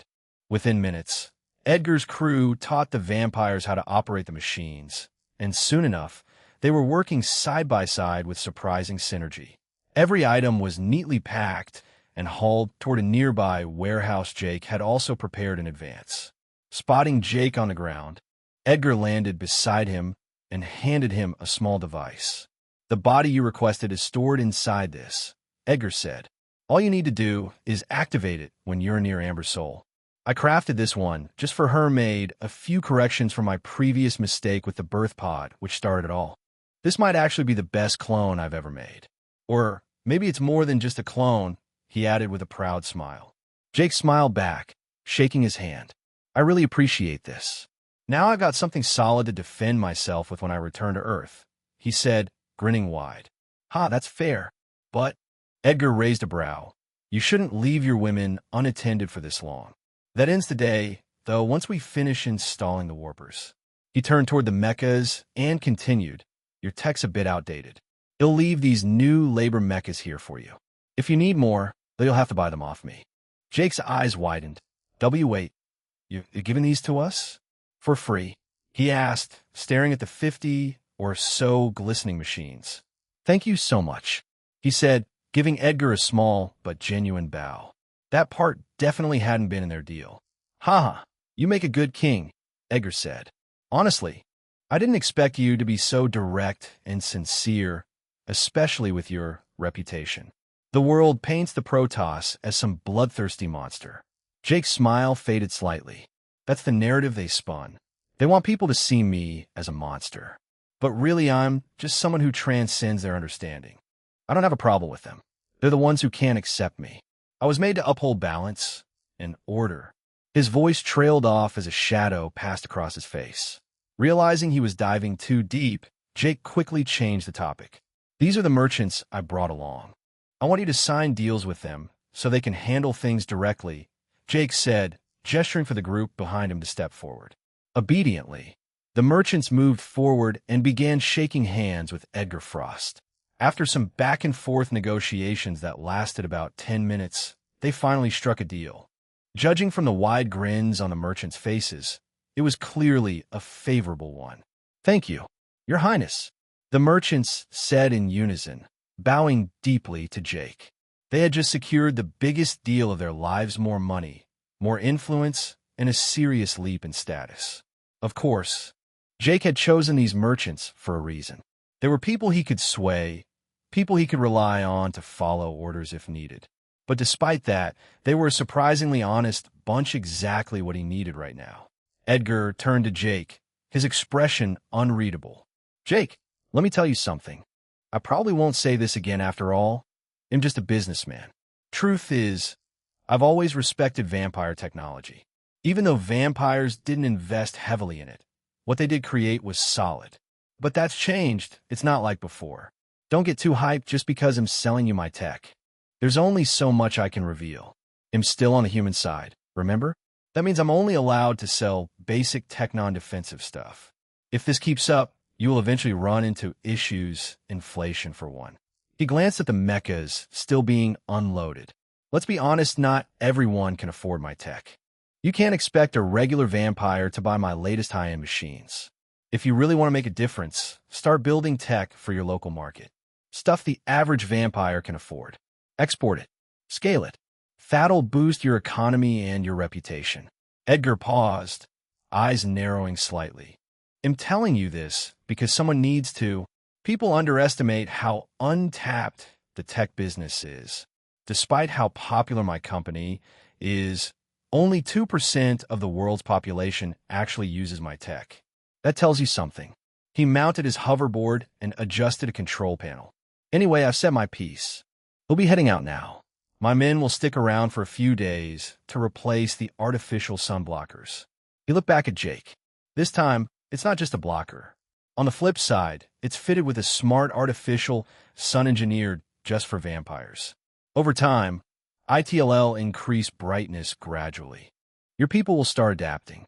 Eventually, you won't even need sun blockers anymore. Vampires will be able to live under a real sun." With that, Edgar nodded. "My assistant will handle the rest," he said before shooting off into the sky on his hoverboard. Moments later, a smaller ship detached from the main vessel and soared into the clouds. Chapter 393. The Red Planet's Progression Part 1. After Edgar left, Jake stood motionless, replaying every word the man had said. As much as he hated to admit it, Edgar was right. It was the plain, unfiltered truth. Vampires were once a race that thrived through conquest, expanding wealth, territory, and power by subduing others. But ever since the Universal Treaty was signed, everything changed. Unlike demons, humans, Dragonkins, and Balers who had adapted and found innovative ways to generate wealth and influence, the vampires lagged behind, relying too heavily on their old ways. Strategic thinking and long-term affluence just weren't in their nature. "I need to find Zunda. This is beyond me alone. I just want to make things easier for my offspring."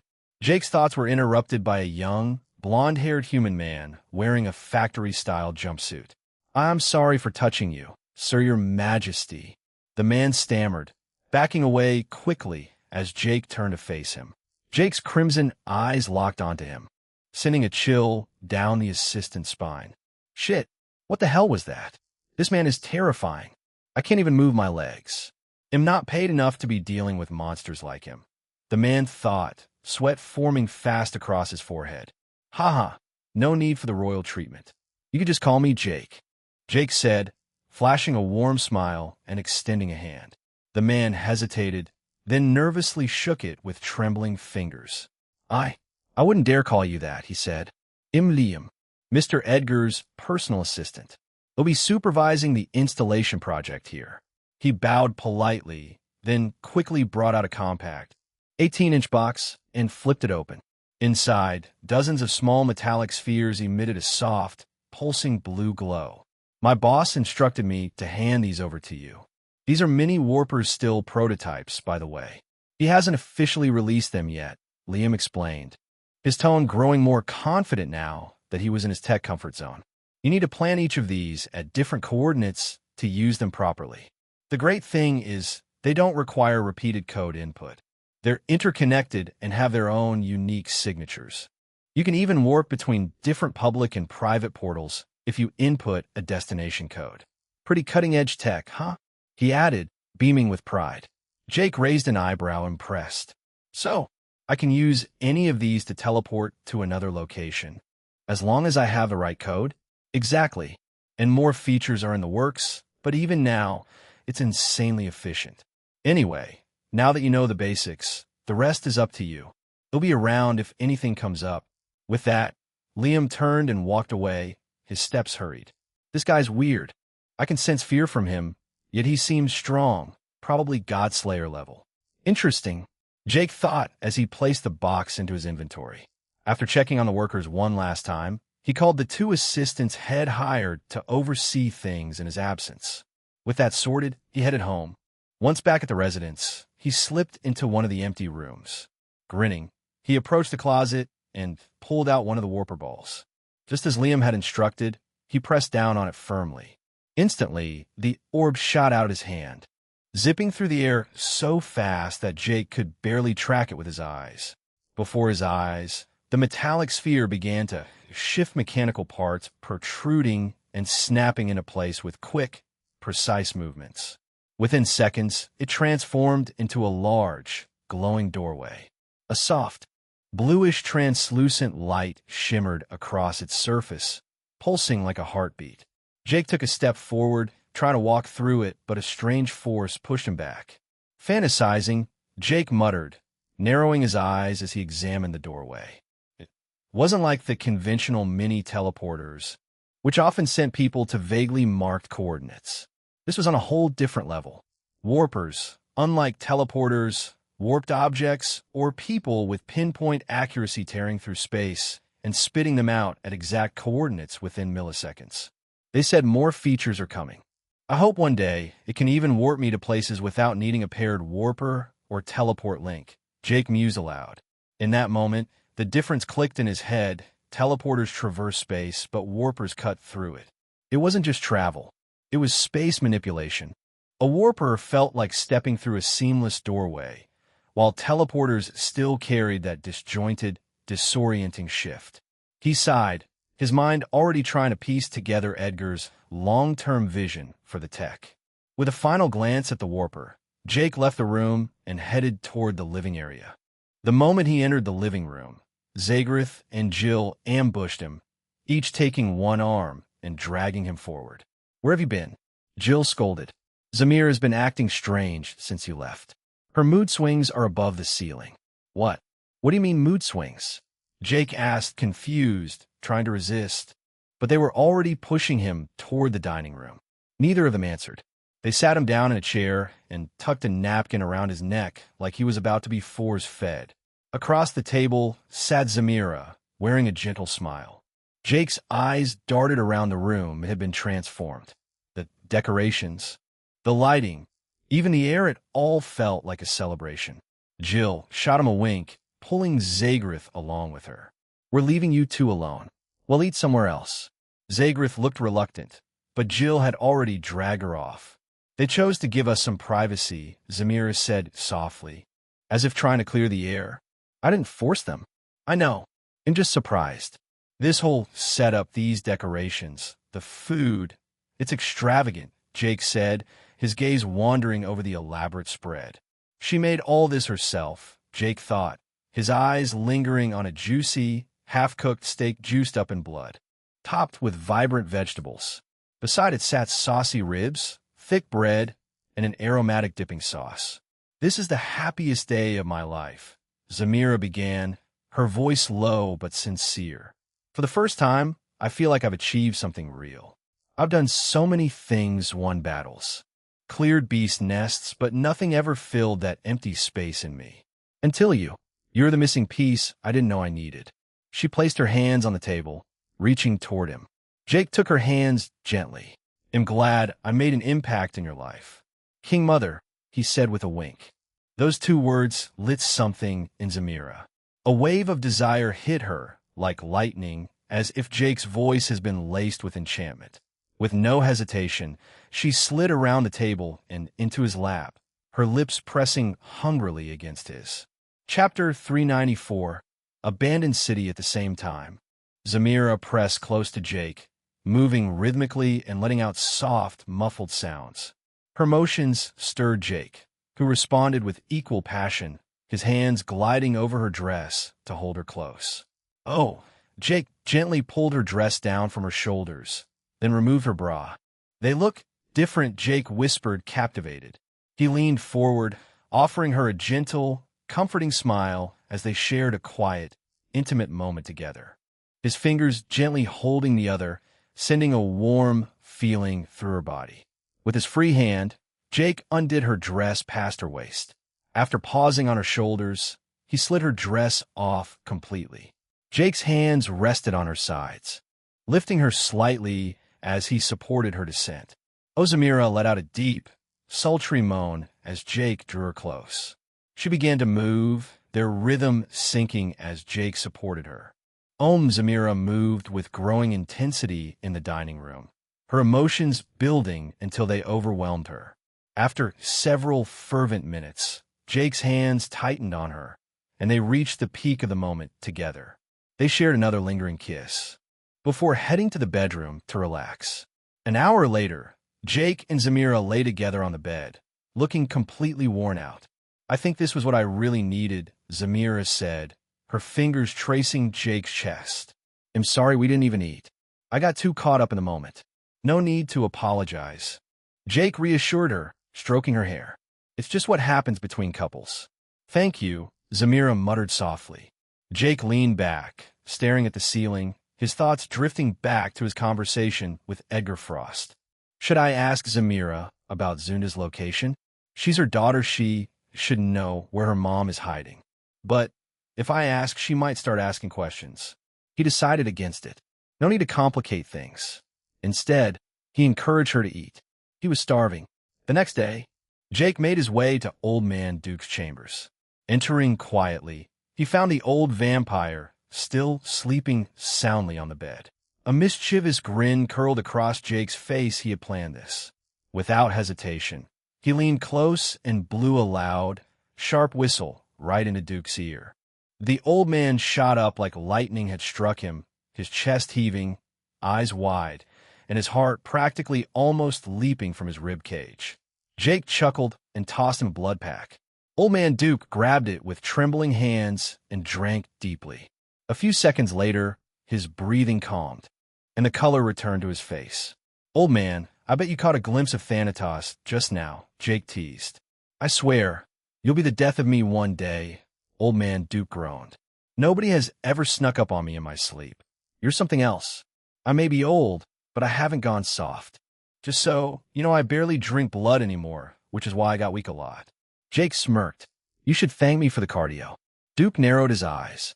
"So why are you here, boy?" Jake raised both hands playfully. "Don't worry, I'm not here to steal your girlfriend." That cracked a smile out of Old Man Duke, and his tension melted away. "I'm here because you haven't fulfilled all your promises," Jake added. Old Man Duke arched a brow, giving him a look. "I need your help locating Zunda," Jake continued, his tone serious now. "This kingdom needs to step up its game in developing local tech. We rely too much on imports. If you're going to change that, I need her help. And you're the only one I know who might have a clue where she's hiding." Old Man Duke sighed, rubbing his temples. He stood and walked over to a shelf packed with old scrolls. After searching for a few moments, he returned with 2 scrolls in hand and passed one to Jake. "She moved a lot," Duke explained. "Every time she suspects someone's found her, she vanishes again. She's too good at hiding her presence. We haven't been able to lock down her exact location for years." He pointed at the scroll Jake now held. "That's the last place she was spotted. We don't know her exact location, but we narrowed it down to that region." Jake silently unrolled the scroll. A clean, detailed map filled the parchment. As his eyes narrowed, trying to decipher the terrain, Old Man Duke stepped closer to assist. "That city right there," Old Man Duke began, pointing at the map, "is what we call the Abandoned City. It's where we contain all the wild subclasses, Wendigos, ghouls, and the like. Jake's eyes widened. You mean you keep all the wild subclasses locked up there? Yes. They're one of our trump cards, and that's where we store them, Duke replied. Wendigos, for instance, are known for their insane strength and durability, but they also have an uncontrollable urge to devour flesh, specifically human-like flesh. They're especially effective against humanoid enemies. Even other vampires fear them, mostly because Wendigos enjoy killing our kind just for the thrill of it. That's the kind of ruthless creatures they are. Jake took in the information carefully, then set out for the location with Gogo riding on his back. Gogo held tightly onto Jake's clothes as they soared through the sky. Upon arrival, the reason behind the city's name became clear crumbling buildings. Half-collapsed structures and a sense of long-abandoned ruin filled the place. Jake touched down and gave a quick command. Keep those filthy Wendigos and ghouls away from me. He crouched and pressed his palm against the cracked earth. A pulse of vampire aura surged into the ground, causing red light to spread along the cracks only to flicker and die out moments later. Jake frowned. Something's repelling my aura. As he turned his head, he saw Gogo already springing into action, intercepting a horde of Wendigos and ghouls drawn in by Jake's energy flare. I haven't even gotten serious yet. Let me show you the difference between me and any other vampire, Zunda. Jake smirked and planted his hand firmly against the ground again. Overload. Chapter 395, Wendigo Horde Overload. A surge of concentrated aura burst from Jake's palm. For a brief moment, a strange force pushed back against it, but it wasn't strong enough to resist. A loud bang erupted from beneath the ground, as if a hidden mechanism had shattered, sending tremors rippling across the area. Jake felt something rupture deep below. Then everything became clear. The Wendigos and ghouls that had been charging toward him suddenly scattered in all directions, fleeing toward the outskirts of the city. Don't let a single one escape. Gogo, Jake commanded. Gogo responded immediately, launching into action and intercepting the fleeing creatures with ease. So that was the barrier Old Man Duke mentioned. Now that I've broken it, they can escape and reach nearby vampire settlements. He'll trust Gogo to handle that part. With nothing holding him back, Jake crouched down and scanned the area. Within seconds, he detected an underground structure buried a few miles away. Deep beneath the ruins, smiling to himself, he shot forward, accelerating with such speed that he crashed through several half-collapsed buildings, sending debris flying in his wake. Once he arrived at the location, he found the place blocked not by stone or steel, but by something far more dangerous. Dozens of Wendigos and ghouls stood on the surface, forming a tight perimeter. Their glowing eyes locked onto him, and they immediately advanced. Jake narrowed his eyes. This doesn't make sense. They should have run away the moment they felt my aura. Yet here they are, ready to fight. If someone is commanding them to defend this place, it has to be Zunda, but she should know it's pointless. This level of coordination. His eyes widened. This is no ordinary group of monsters. Then he saw it towering at 10 feet tall. A massive Wendigo stepped into view. Its skin was thick, gray, and wrinkled, and its limbs were grotesquely long. Red eyes glowed beneath a crown of strange, pulsing mass on its head. The sight was both disturbing and oddly amusing. Jake briefly wondered if it might be a hybrid of a vampire and a Wendigo, but quickly dismissed the idea as it was what he thought it was. Vampires are fucking freaky as hell. Die, Jake said, swinging his hand with incredible force. But this was no ordinary swing. A massive arc of blood aura shot forward, cutting through massive Wendigo and a large portion of the Wendigo horde, reducing them to nothing but shredded flesh. However, just as it continued, the blood wave was abruptly neutralized by a strange force. Then, the true enemy appeared. A throne-like chair hovered into view, carried by 4 Wendigos. Seated atop, it was another Wendigo, clearly not a mindless beast. This one wore a tattered hooded robe over rusted armor, stained with old blood. Its eyes gleamed with intelligence. So, you're the one behind all this, Jake said. Mind telling me who ordered you to attack me? The creature stared down at him, and spoke in a coarse, steady voice. It's not your place to know, stranger. You are powerful, but the Wendigo King does not fear you. Leave now. Jake's smirk returned. So, you're the Wendigo King, huh? Do you even know what it means to be a king? Idiot. You're living in a delusion if you think you rule anything. Who are your subjects, these mindless, flesh-hungry beasts? Jake said, his voice sharp and serious. Please leave, stranger. I say this with respect. The Wendigo replied calmly.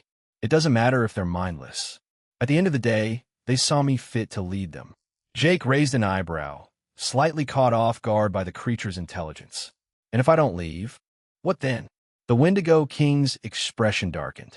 He stepped down from his throne-like chair, standing tall at nearly 8.5 feet, still shorter than a massive one Jake had slain earlier, but he towered over Jake, who stood just under 7 feet. Then I'll make you leave, the Wendigo King said, pulling back his hood before lunging at Jake. Elsewhere, beneath the ruined city in the underground facility Jake had sensed earlier, Zunda stood before a wall of glowing monitors.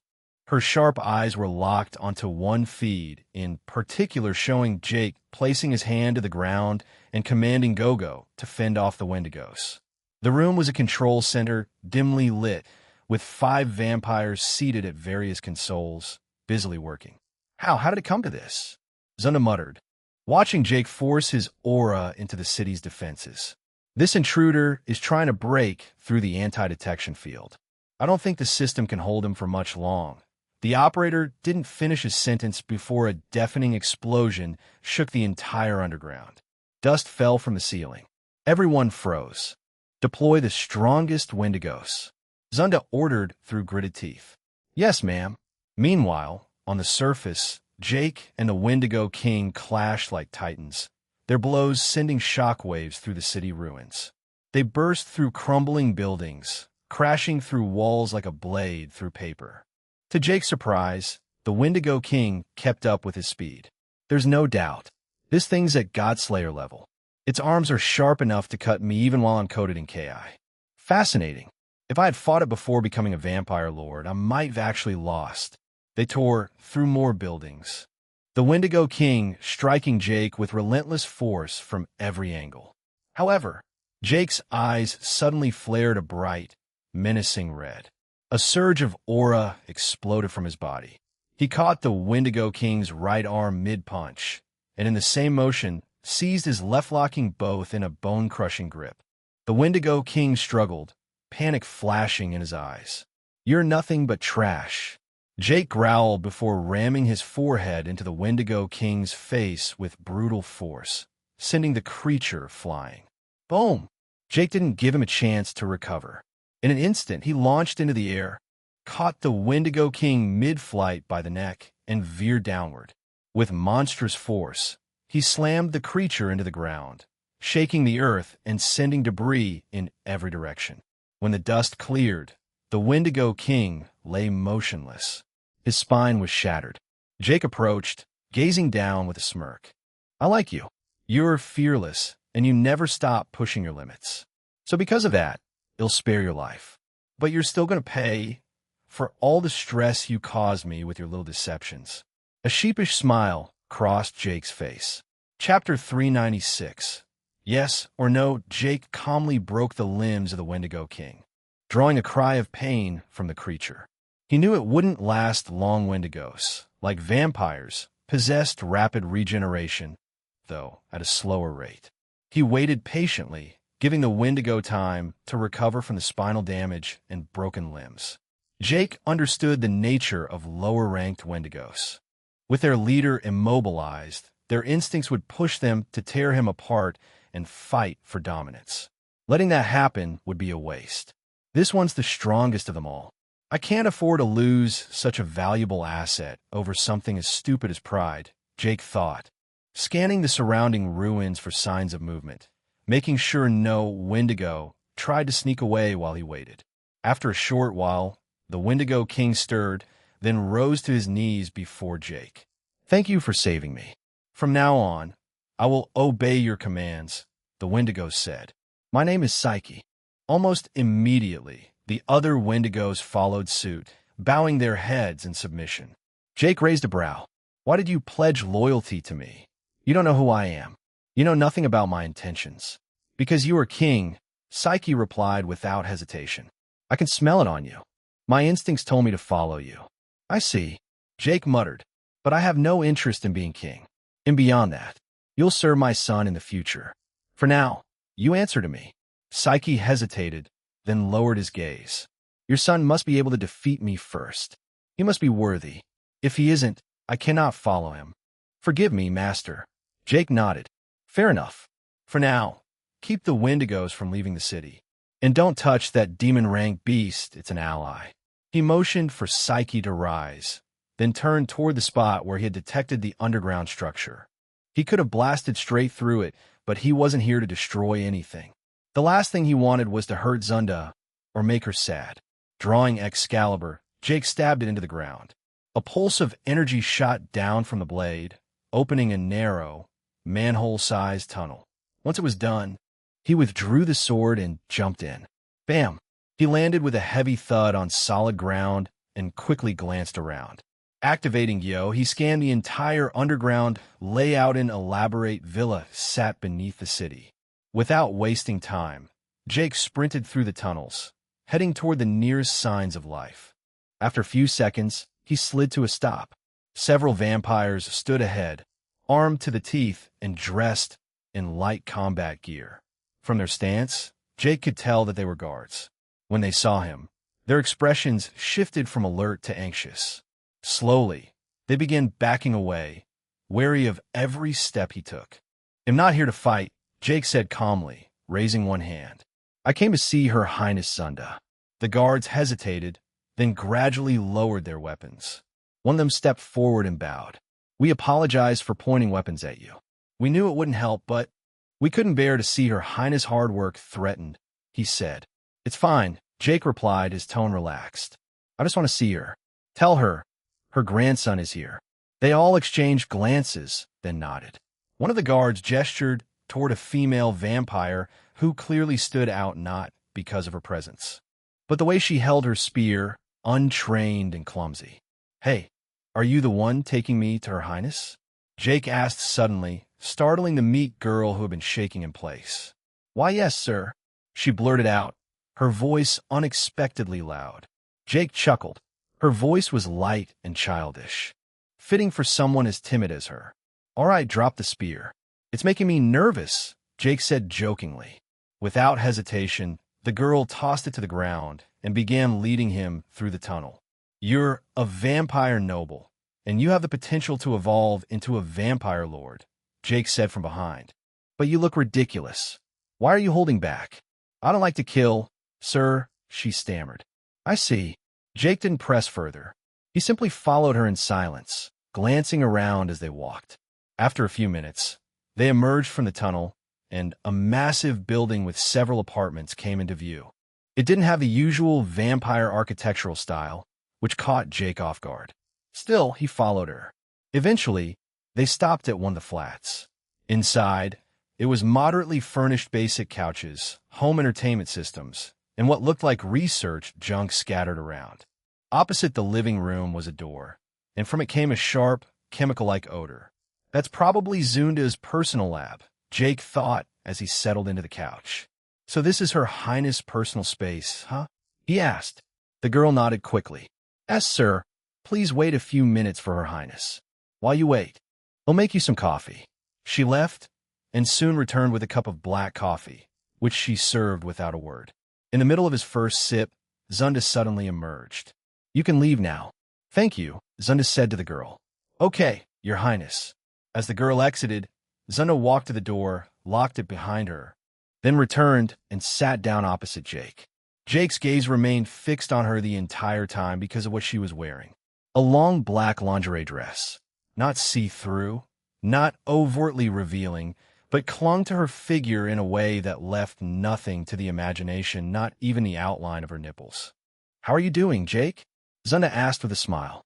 I'm here to see you. Please, don't call me Grandma, Zunda interrupted with a laugh. Hearing it from you feels too weird, especially when you're carrying such a large chunk of the Protoss soul. But still, you're my sweet little boy. I'm fine with that.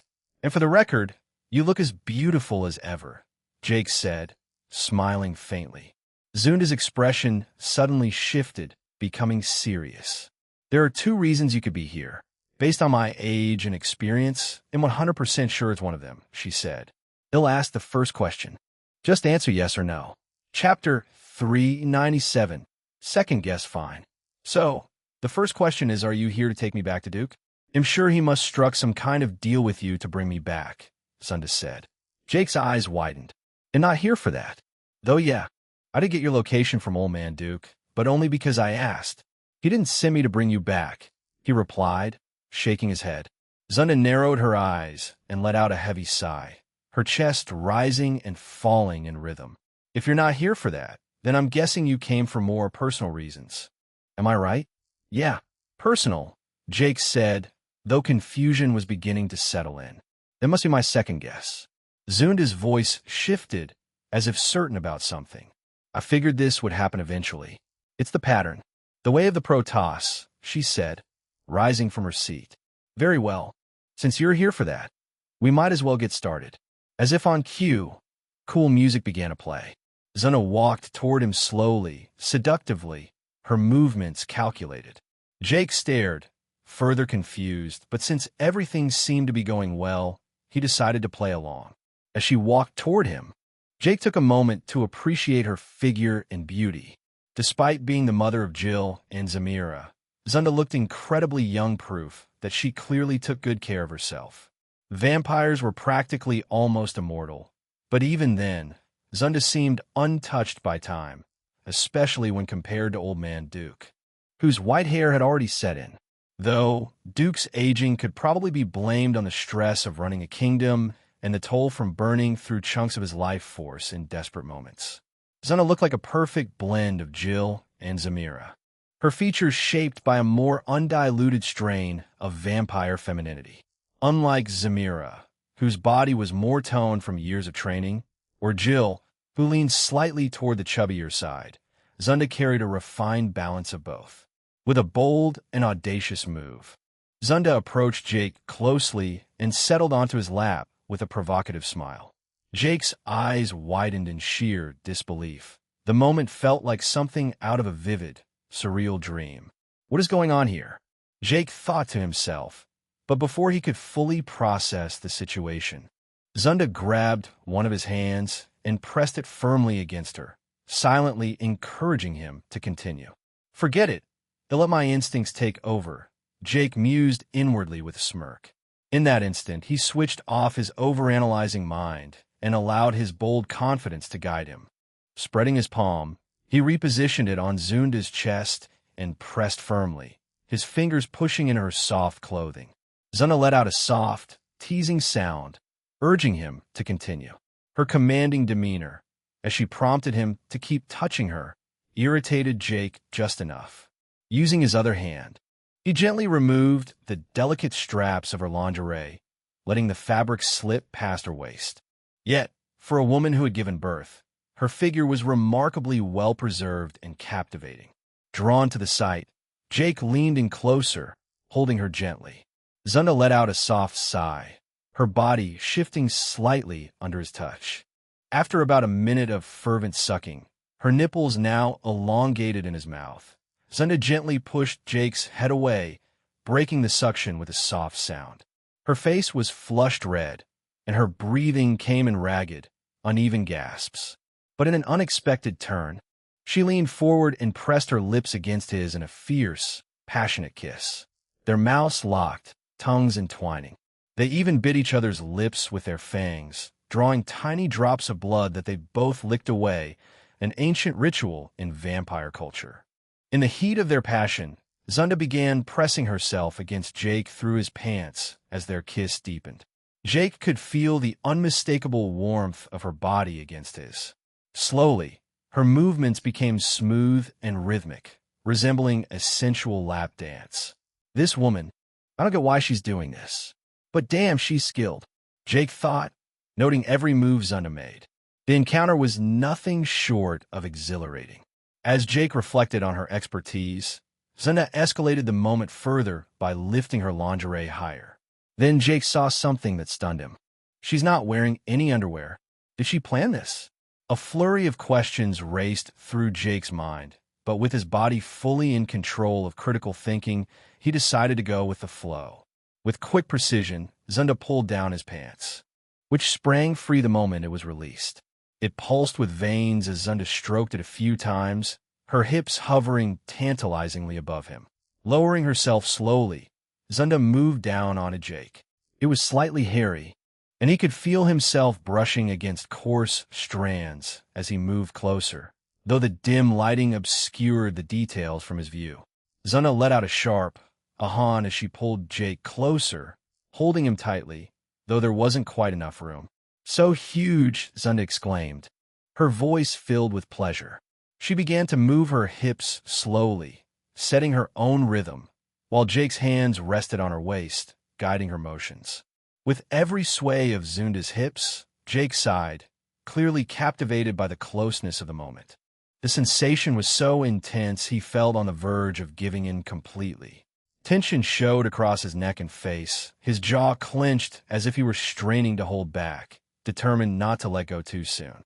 As if sensing his struggle, Zunda quickened her pace, her movements growing more urgent. "You can stay as long as you want. Chan," she teased with a sultry voice. Jake didn't let her finish. His grip tightened on her hips, fingers pressing into her skin as he pulled her closer with intense emotion. With one final, powerful moment, he held her close, overwhelmed by the intensity of the connection. Feeling an overwhelming rush of emotion, Zunda suddenly wrapped her arms around Jake, pulling him into a fierce, hungry kiss. Their lips locked as they held each other tightly in the heat of the moment. Chapter 398. Build the World. After about a minute, Zunda climbed off Jake. She casually grabbed her lingerie and wiped herself clean before heading into the bathroom. Jake, meanwhile, adjusted his pants like nothing had happened. Soon after, Zunda returned to the living room, her perfect ass swaying with every step. Jake's heart pounded the moment he saw her. She was wearing another lingerie set, same design, but this time in white. She came to a stop in front of him, her hands locked together in front of her. "Should I cook for you and give you a body massage?" she asked softly, her gaze dropping to the floor when she noticed Jake was staring at her body. Jake blinked, confused. "Why are you doing all this? I don't get it." "What do you mean?" Zunda asked, lifting her head slightly. "Isn't this what you came for?" Jake let out a sigh. "I see. So your second guess was that I came just to have sex with you. Even though it felt good, I feel kind of bad now, knowing what you were actually thinking." He looked her in the eyes. "The truth is, I want you as my woman, but I plan to take things slow. I even heard you didn't like polygamy. I wasn't just here to sleep with you. I came to talk about the progression of the vampires." Zunda's face flushed deep red. She staggered backward and dropped onto the couch across from him. "My guesses have never been wrong. They've always been spot on. I completely misunderstood why you were here. As the Protoss, I thought you were just following your usual pattern, conquering every woman you like. And since no one sent you here, I figured you came to make me yours too, like you did with Zamira and Jill." Her voice cracked. "But to think I was wrong, and made a fool of myself like some cheap whore." She bit her lip and covered her face with both hands.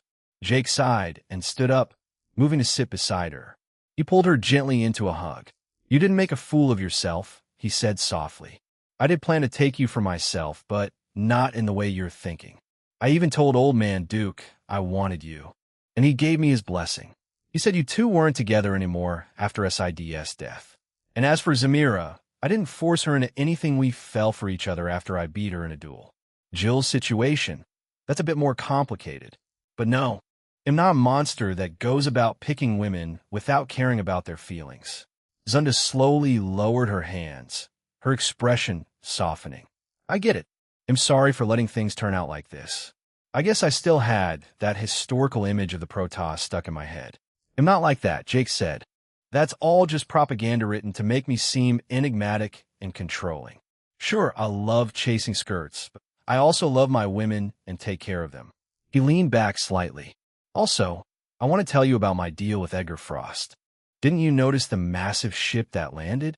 Then he began explaining everything, how the deal with Edgar came to be from the very beginning. Zunda let out a breath of surprise after hearing everything Jake said.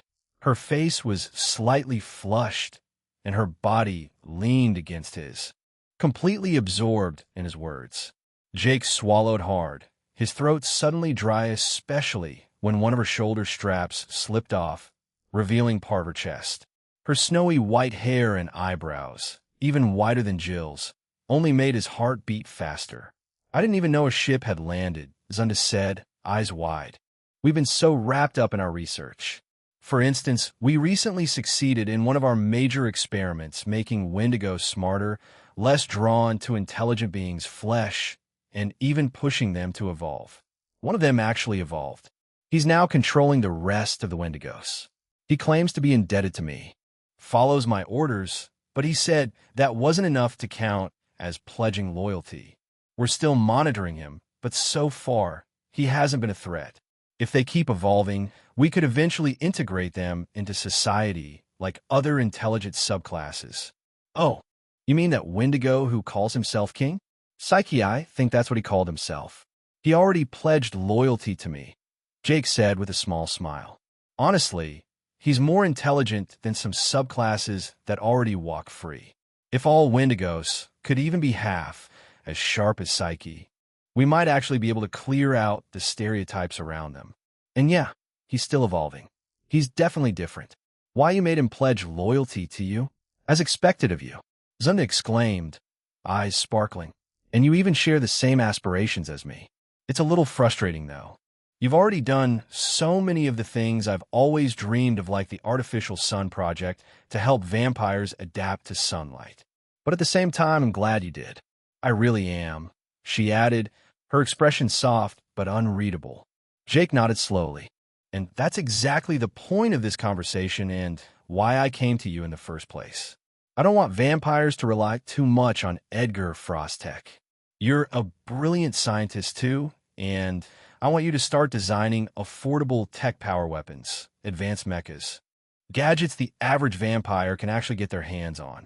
Because let's be real, Edgar's stuff is way too expensive for the common vampire. He leaned forward, his gaze steady. For now, we'll rely on Edgar's tech for essential thing-space travel, warpers, stuff he's practically unbeatable at. But when it comes to building a self-sustaining vampire planet, I need someone I can trust. Someone who understands our kind. That's you, Zunda. Jake extended his hand toward her. So, will you build this world with me? Yes. Zunda stammered, her voice trembling as she instantly placed her hand in his. I want to build the world with you. Chapter 399. 2 days after accepting Jake's offer, Zunda's expression suddenly shifted into something more somber. But I'm going to need a lot of funds, she said, biting her lip. I've poured all my savings into my research, and even that wasn't enough. That is the real problem holding me back. Jake chuckled at her words. Wait, don't you get it? I said I want to build the world with you. Money's not your problem anymore, he said, spelling out clearly. You'll contact the kingdom's accountant and bookkeeper to make scientific research part of the national budget. Whatever funds you need, they'll be allocated to you. We got a fortune rotting in the reserves. We might as well put it to use for something that actually matters, he added with a wink. Zunda, overwhelmed with excitement, climbed into Jake's lap and gave him a deep, grateful kiss before pulling back slightly. Her eyes glistened, and she looked like she might cry. Whoa. Easy now, Jake said, chuckling as she smothered him with more kisses and murmured thank yous between each one. I've never been this happy. I swear, I won't disappoint you, she said again, and Jake just smiled, resigned to her sudden burst of joy. By the way, Jake added, I really like how strong the Wendigos are. Especially Psyche's caught my attention. I want you to keep me updated on him. Zunda blinked in surprise. She hadn't expected Jake to speak so highly of Psyche. Very well. He'll keep you posted on CK's progress, she said, and he'll double down on the research. He'll make sure the results are worth it. Suddenly, the mood shifted again as Zunda gave Jake a strange, unreadable look. Jake, of course, held her gaze. Are we about to go another round? He wondered, but what came next threw him completely off. I don't mind being your mistress, Zunda said, her voice trembling slightly. I just hope you won't ask me to give you a child for now. Her words were bold and direct, but the flush in her cheeks and the vulnerability in her tone made it clear how much courage it took to say them. Jake smiled and gently stroked her hair. No buetis, Zunda. I wouldn't want that between us right now anyway. I want you focused on your research. But in the future, after we achieve everything we set out to do, it's only fair you give me a child, right? He whispered in her ear. Till then, Zunda muttered, her breath shaky. But for now, let's be together. It's been almost 20 years since I last had any. One round just isn't enough. As she pressed against him, Jake grinned. It'll make you feel good. Do you want me to be with you? He whispered again. I'll just do it already. As you wish. Meanwhile, outside Zunda's window, a figure clung to the high wall of the building, peeking through the glass. When they saw what was happening inside, their eyes widened in disbelief. This wicked man came just to take advantage of Her Highness. He's exploiting her, the person thought, grinding their teeth. Her Highness would never do something so lewd on her own. He'll make him pay. Zunda engaged with Jake with more intensity this time, her movements faster and more uninhibited. The couch creaked violently beneath them, practically shaking as she moved energetically like she was riding a wild unicorn. Something's happening, Jake suddenly warned, and right at that moment, a surge of energy washed over him. As it did, a red light began to glow beneath Zunda's abdomen. The moment the surge ended, the light slowly dimmed, and in its place, an intricate tattoo materialized just below her stomach. So this is the mark, huh? Zunda murmured, her fingers brushing over the fresh design. The tattoo depicted a vampire skull with exaggeratedly long, razor-sharp fangs and large, intimidating wings sprouting from either side of the skull. What does it mean? She asked, more curious than demanding. Jake looked at her and smiled faintly. It holds a lot of meanings. You'll come to understand them with time. Zunda gave a slow nod, then rose from his lap and headed to the bathroom to clean herself up. By the time she returned, Jake was already fully dressed, looking composed as if nothing had just gone down. Come and see me tomorrow, Jake said. Well, meet the accountant to finalize the research budget and check out the items that were delivered. All right. See you tomorrow, Zunda replied, walking him to the door and watching as he lifted into the air and disappeared into the sky. She stood there for a while, unmoving, her mind spinning with thoughts she couldn't easily shake. Your Highness, did he do something to you? Came a timid voice. Riella, the soft-meat girl from earlier, had appeared without warning, startling Zunda. And no, I'm fine, Riella, Zunda replied quickly. I want to take a nap. Prepare some warm water for me.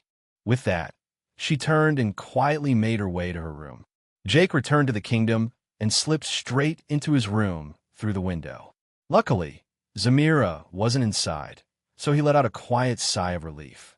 Just as he was about to strip out of his clothes and change into something more casual, his phone suddenly rang. He walked over and saw a familiar number flashing on screen. Misty, Jake muttered, picking it up and answering the call. Mist, I am fucking mad at you. You keep throwing out different excuses. We're tired of waiting. Vera, Aurora, and Blair, and Hayes, they all need you. I swear, if you don't come back in 2 days, we're coming over there ourselves, and trust me, this is never going to happen again. You will not leave us hanging this long, ever again. 2 fucking days. Calm down, Misty. Awaya. She hung up, Jake muttered, staring at his phone. His mood shifted instantly, a weight settling on his chest. Misty has never raised her voice at me like that. I really messed up this time, he thought, letting out a deep sigh. I guess I'll head back to Earth in 2 days. I can just say I was busy dealing with Amber's body. That'll work? Foo-foo. A sly smile curled on Jake's lips. Chapter 400. Movie date on the second day. 1 day after Misty gave Jake the 2-day ultimatum, Jake had already finalized his deal with Zunda. The scientific research budget had officially been added to the national budget. Zunda was glowing with joy as she surveyed the work sites alongside Jake. To her, it felt like a long-awaited dream finally coming true, being able to pursue her passion without judgment or mockery. Unlike Old Man Duke, who constantly belittled her inventions and dismissed her ideas as useless junk. Of course, when Duke told Jake about her, he left those details out. But Zunda had filled in the blanks, telling Jake the full story of what had happened between them. It turned out, her separation from the old Duke had little to do with her supposed aversion to polygamy as the old man had claimed. That excuse never sat right with Jake anyway. Royals, especially kings, having multiple mistresses wasn't exactly taboo. Queens usually accepted it as part of the deal. So after hearing both sides, Jake found himself no longer sympathizing with Old Man Duke. That geezer didn't deserve her. All he saw was a baby factory for his heir, Jake thought bitterly. "I'm sorry you had to go through all that," Jake said, his voice softer. "I used to think you were being irrational, but I take it back. Guess it was just an incompatible match from the start, being an arranged marriage and all." "Yeah, well, shit happens," Zunda replied with a shrug. "I'm done dwelling on it. Right?" Jake nodded, though deep down, he was sure Zunda's involvement was exactly why Duke hadn't shown his face today. Meanwhile, on the rooftop of a tall building nearby, Zamira and Jill lay flat, hidden from sight. Zamira was holding a telescope, peering through it before passing it to Jill. She, too, aimed it at the work site where Edgar's ship had landed. "Something's definitely going on between them," Zamira muttered, snatching the telescope back to take another peek. "They even held hands the other day." "Zamira, you're just overthinking things," Jill said calmly. "I doubt there's anything going on. Jake's probably just working with her on science stuff. I even heard scientific research was added to the national budget." "Bullshit," Zamira snapped, sitting up abruptly. "I'm going down there to confront them." "Whoa, what are you doing?" Jill grabbed her wrist and pulled her back down. "Don't cosa sen." Even if something's going on, the truth always comes out eventually. Zamira gritted her teeth and hissed, "Why the hell can't he just keep it in his pants?" Back at the worksite, Jake suddenly paused. He sensed someone watching. He turned toward the direction of the presence and quietly channeled his aura there. But after a few moments, the sensation vanished. Whoever it was gone. "That person's good to be able to slip past my aura like that," Jake mused, his eyes narrowing as he scanned the area, but found no trace of whoever had been spying. "Zunda," he called out suddenly. "Yes," she replied, glancing up at him. "Let's go somewhere." Without warning, Jake wrapped an arm around her waist, lifting her off the ground as he soared into the sky.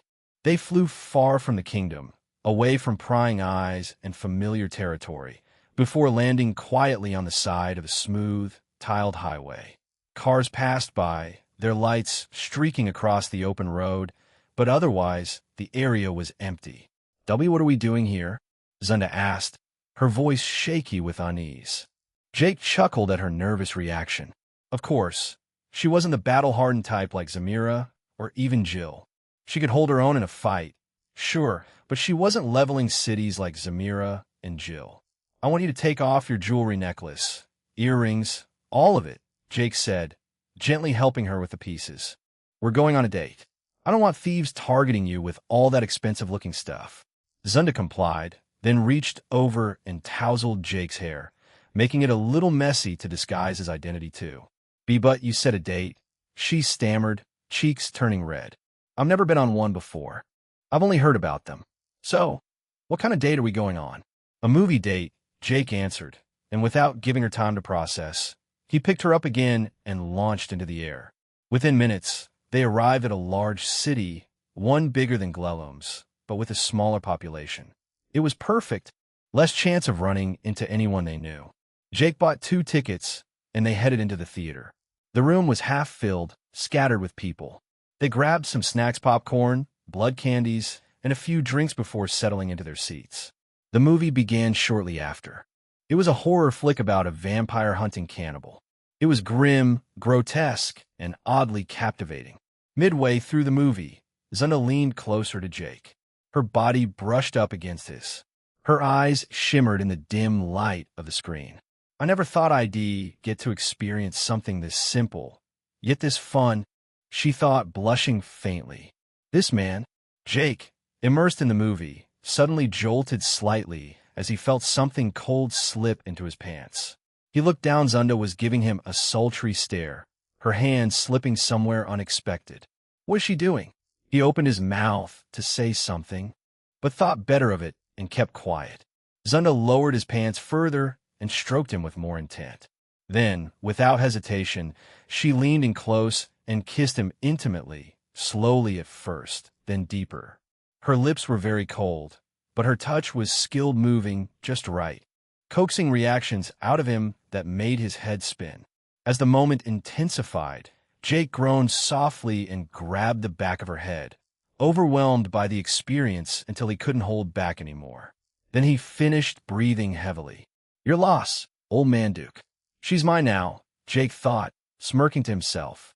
"I bet your girls can't give half the pleasure this one just did."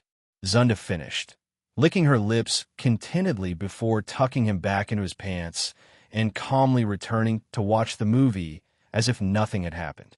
After the movie ended, the two walked side by side through the city. Hand in hand, there was a soft glow in the air, and Zunda's mood felt lighter than ever. "I never thought you'd be this kind," she said, her voice gentle. "It's like you're my soulmate, even though I know I can't have you all to myself. But I'm happy regardless." Then, out of nowhere, she leaned over and kissed him on the cheek, right in the middle of the street, catching Jake completely off guard. Chapter 401. Return to Earth. They returned to the kingdom, and just as Jake and Zunda arrived, they spotted around 10 massive mechas lifting a large, round object into the sky as they watched from atop a mountain. It was the artificial sun. That's it? It's kind of small," Jake commented, squinting up at it as it rose. "It might expand, but yet it's smaller than expected," Zunda replied, watching intently as the object ascended. As it reached the upper atmosphere, her vision started to blur, details becoming harder to make out. Meanwhile, Jake could still see everything clearly. "I can see it all, up in space." The device connected seamlessly with the previous System 1 that had been blocking solar rays and cosmic radiation from reaching the red planet. "I had just linked up with the old sun blocker," Jake muttered. "Really? I want to see it too." "Please," Zunda whined, nudging him over and over. With a sigh, Jake placed a hand on her neck and began carefully channeling his ki into her eyes. "Focus your vision," he said. Zunda nodded. Jake was using his Gyo technique on her behalf, guiding ki precisely to avoid even the smallest mistake, since one slip could lead to blood poisoning. "I can see it now," she gasped. They watched as the artificial sun began to expand, growing to the size of a small star. Slowly, the side facing the vampire planet lit up, glowing like dawn. "It's acting both as a sun blocker and a light source," Zunda explained, her eyes wide with awe.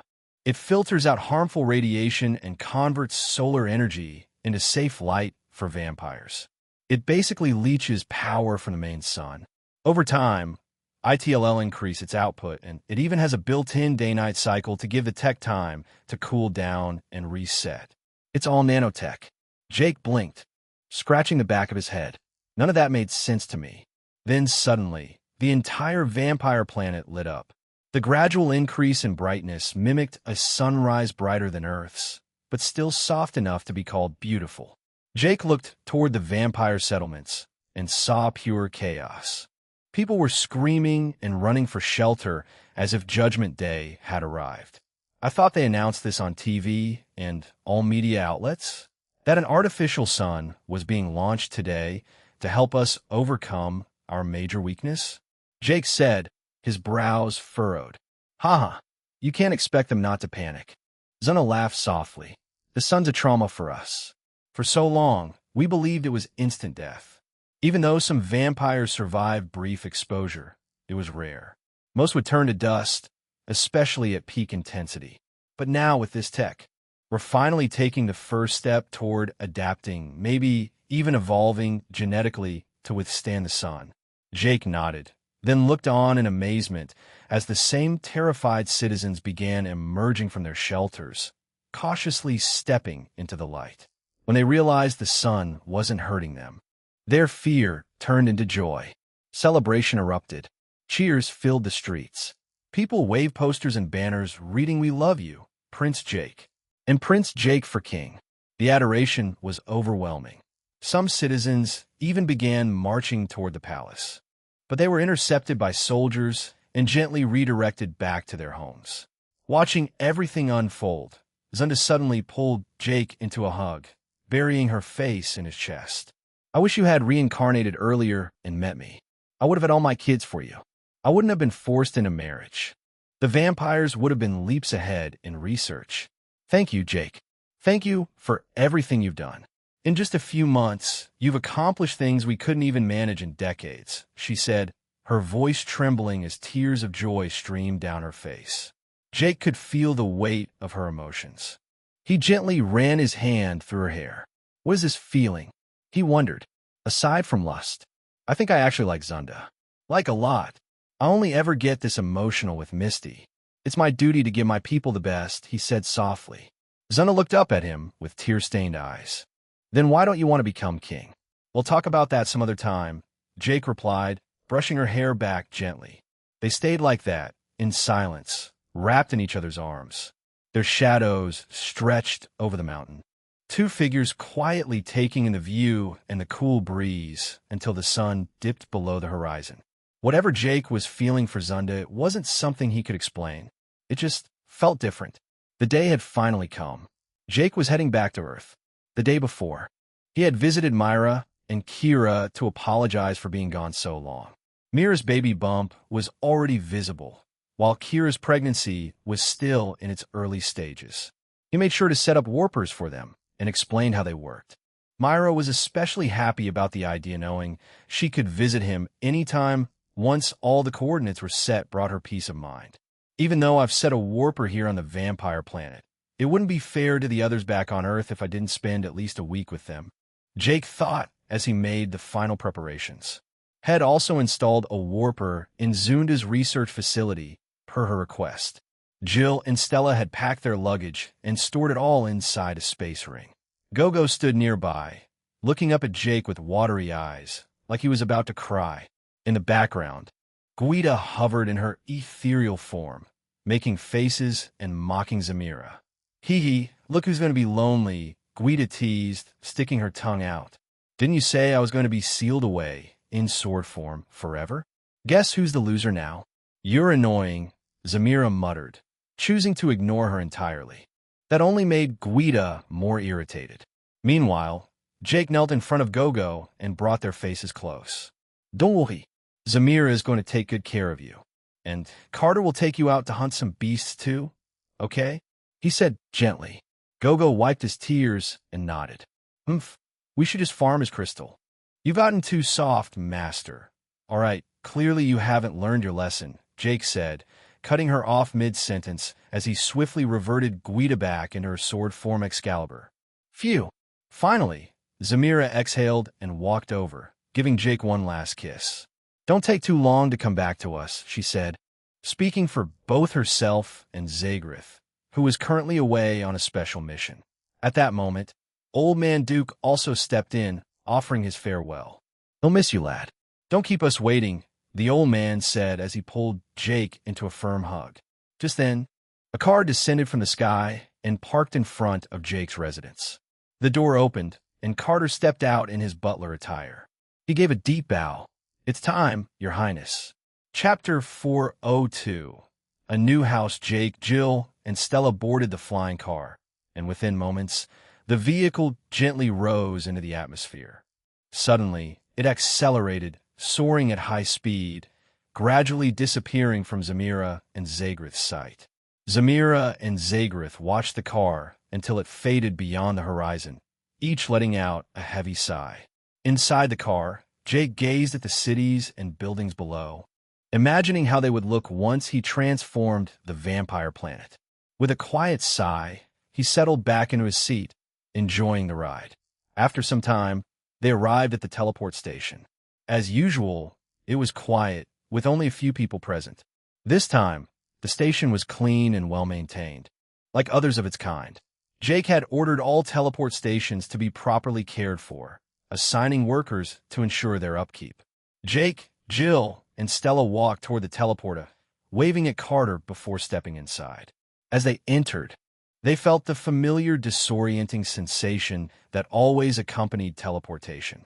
In seconds, the scent of a familiar place greeted them. They were back on Earth. Unlike the vampire planet, Earth's teleport station was bustling, with crowds of diverse races using the massive teleporters. Soon, very soon, the vampire planet will look better than this, Jake thought, taking Stella's hand as she stared around, fascinated by items moving through the teleporters. Jill followed as they headed out of the station. As they approached the station's exit, security guards stopped them. "Excuse me, may we see your IDs?" One guard asked politely. Unbothered, Jake pretended to reach into his pocket, though he was actually searching his inventory for his ID card. "Where did I put that ID?" he thought. Jill searched her space ring for her and Stella's IDs, but Jake found his first and handed it to the guard. The guard examined it, entering the code into a handheld device. His eyes widened, and he quickly returned the card to Jake. "You may go. No need to show your IDs again," the guard said, motioning for Jill to stop searching. Why the odd reaction? Jake wondered as he stepped outside with Jill and Stella. Outside, they stood in the station's park. Jake could have flown into the sky with Jill and Stella, but flying was prohibited on station grounds. "Didn't Misty say shed be he?" Jill started, only to be interrupted as a black Bachmay screeched to a stop inches away from them. The car's windows rolled down, revealing Misty and Aurora inside.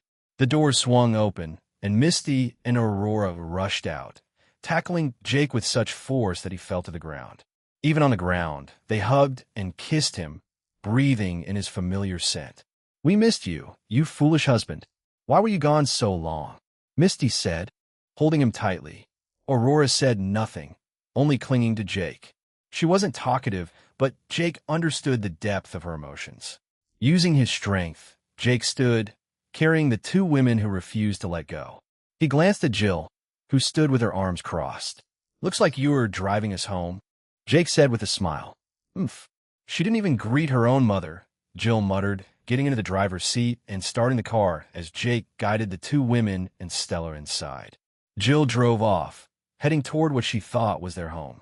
"We actually moved to the new house we bought in District A," Misty said suddenly, noticing Jill was driving toward their old place. "When did that happen?" Jill asked, surprised. "A while ago.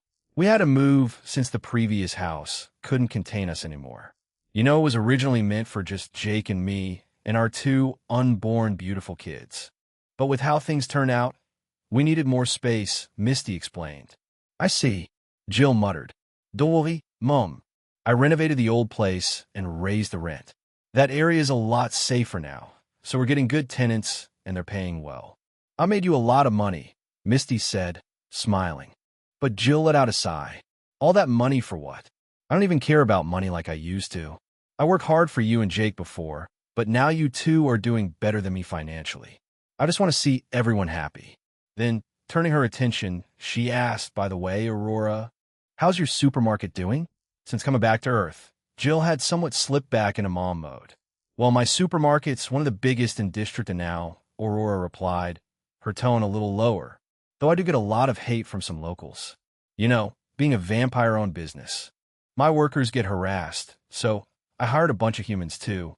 Either way, sales are good." Husband," Misty said, glancing at Jake from the corner of her eye. "Everyone's waiting for you at home, including your sneaky link." She smirked. "She told me everything. I can't believe you did that on our wedding day." "So unruly," Aurora added, crossing her arms. Jake's mind instantly flashed to Elsa, the weird subclass he had tamed with a slave blood bond. To think she actually tracked me to the house. "What's that about?" Jill asked, sensing the shift in atmosphere. "Well," Misty began with a tight smile. "Our dear husband has a sneaky link. Not just any sneaky link. She is an actual abomination. She gives me the creeps. I don't get it. How bad could she be?" Jill asked, still trying to piece things together.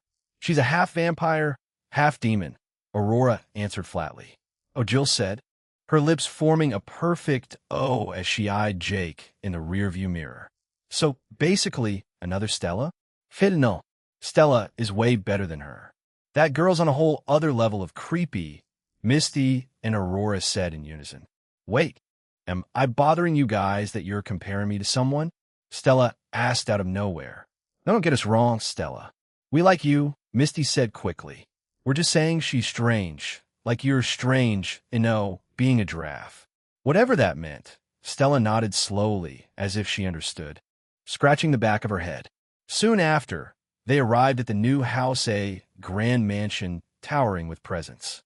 It was fully fenced, with armed security at the gates. As Jill approached, the gates opened, and they drove into the estate. Chapter 403, Tastathon. Everyone alighted from a vehicle. Jake glanced around the mansion, his first time seeing it after completion. When they'd bought it, the place was still under renovation. Money is so good, Honey, Misty said playfully, adjusting Jake's clothes. Jake raised a brow. I forgot to ask, did you quit your job? And did you ever find out who put that billycock thing on you? Misty rubbed her temples. Yeah, I stopped working there. As for the billycock, it was a co-worker. He got pissed when I turned him down back then. Then he found out I was marrying my brother and decided to mess with me. Jake's face darkened. Who's the bastard? I already forgave him, Jake. I'm only telling you because I didn't want to lie. Please don't kill him. Mom, talk to him, Misty pleaded, glancing at Jill. Jill just raised her hands in surrender, silently backing out.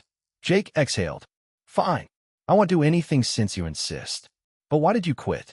I know how much you love being a healer. Well, I do love my job, but I left for a lot of reasons. Let's not even talk about the stereotypes I face just for being a vampire.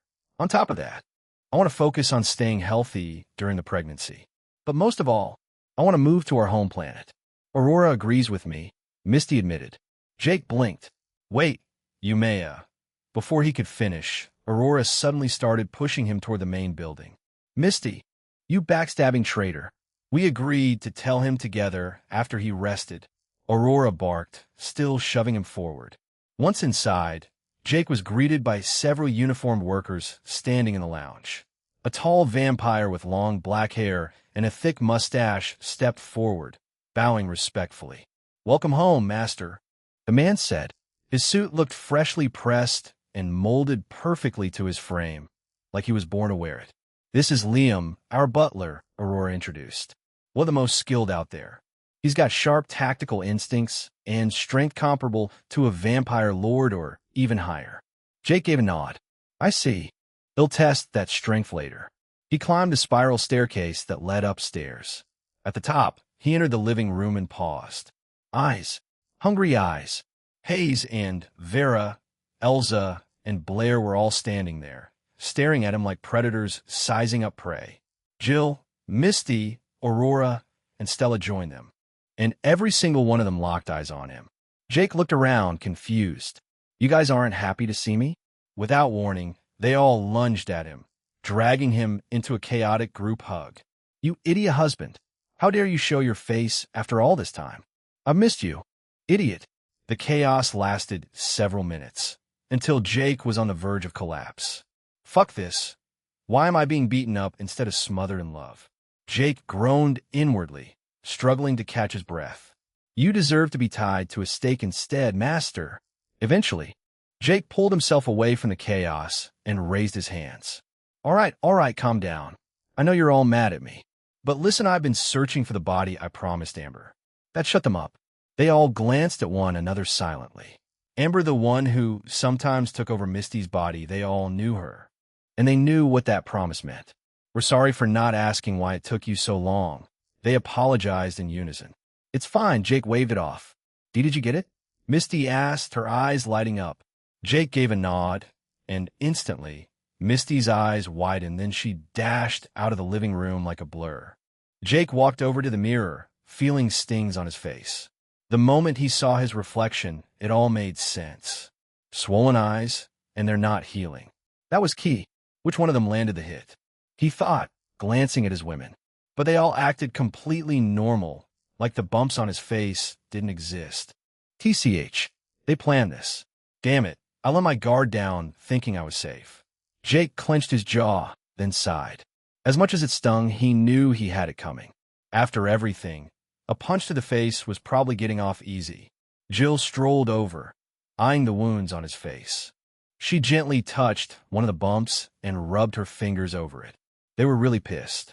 I'm surprised they managed to actually hurt you, she said, still massaging his face. The swelling was already starting to fade.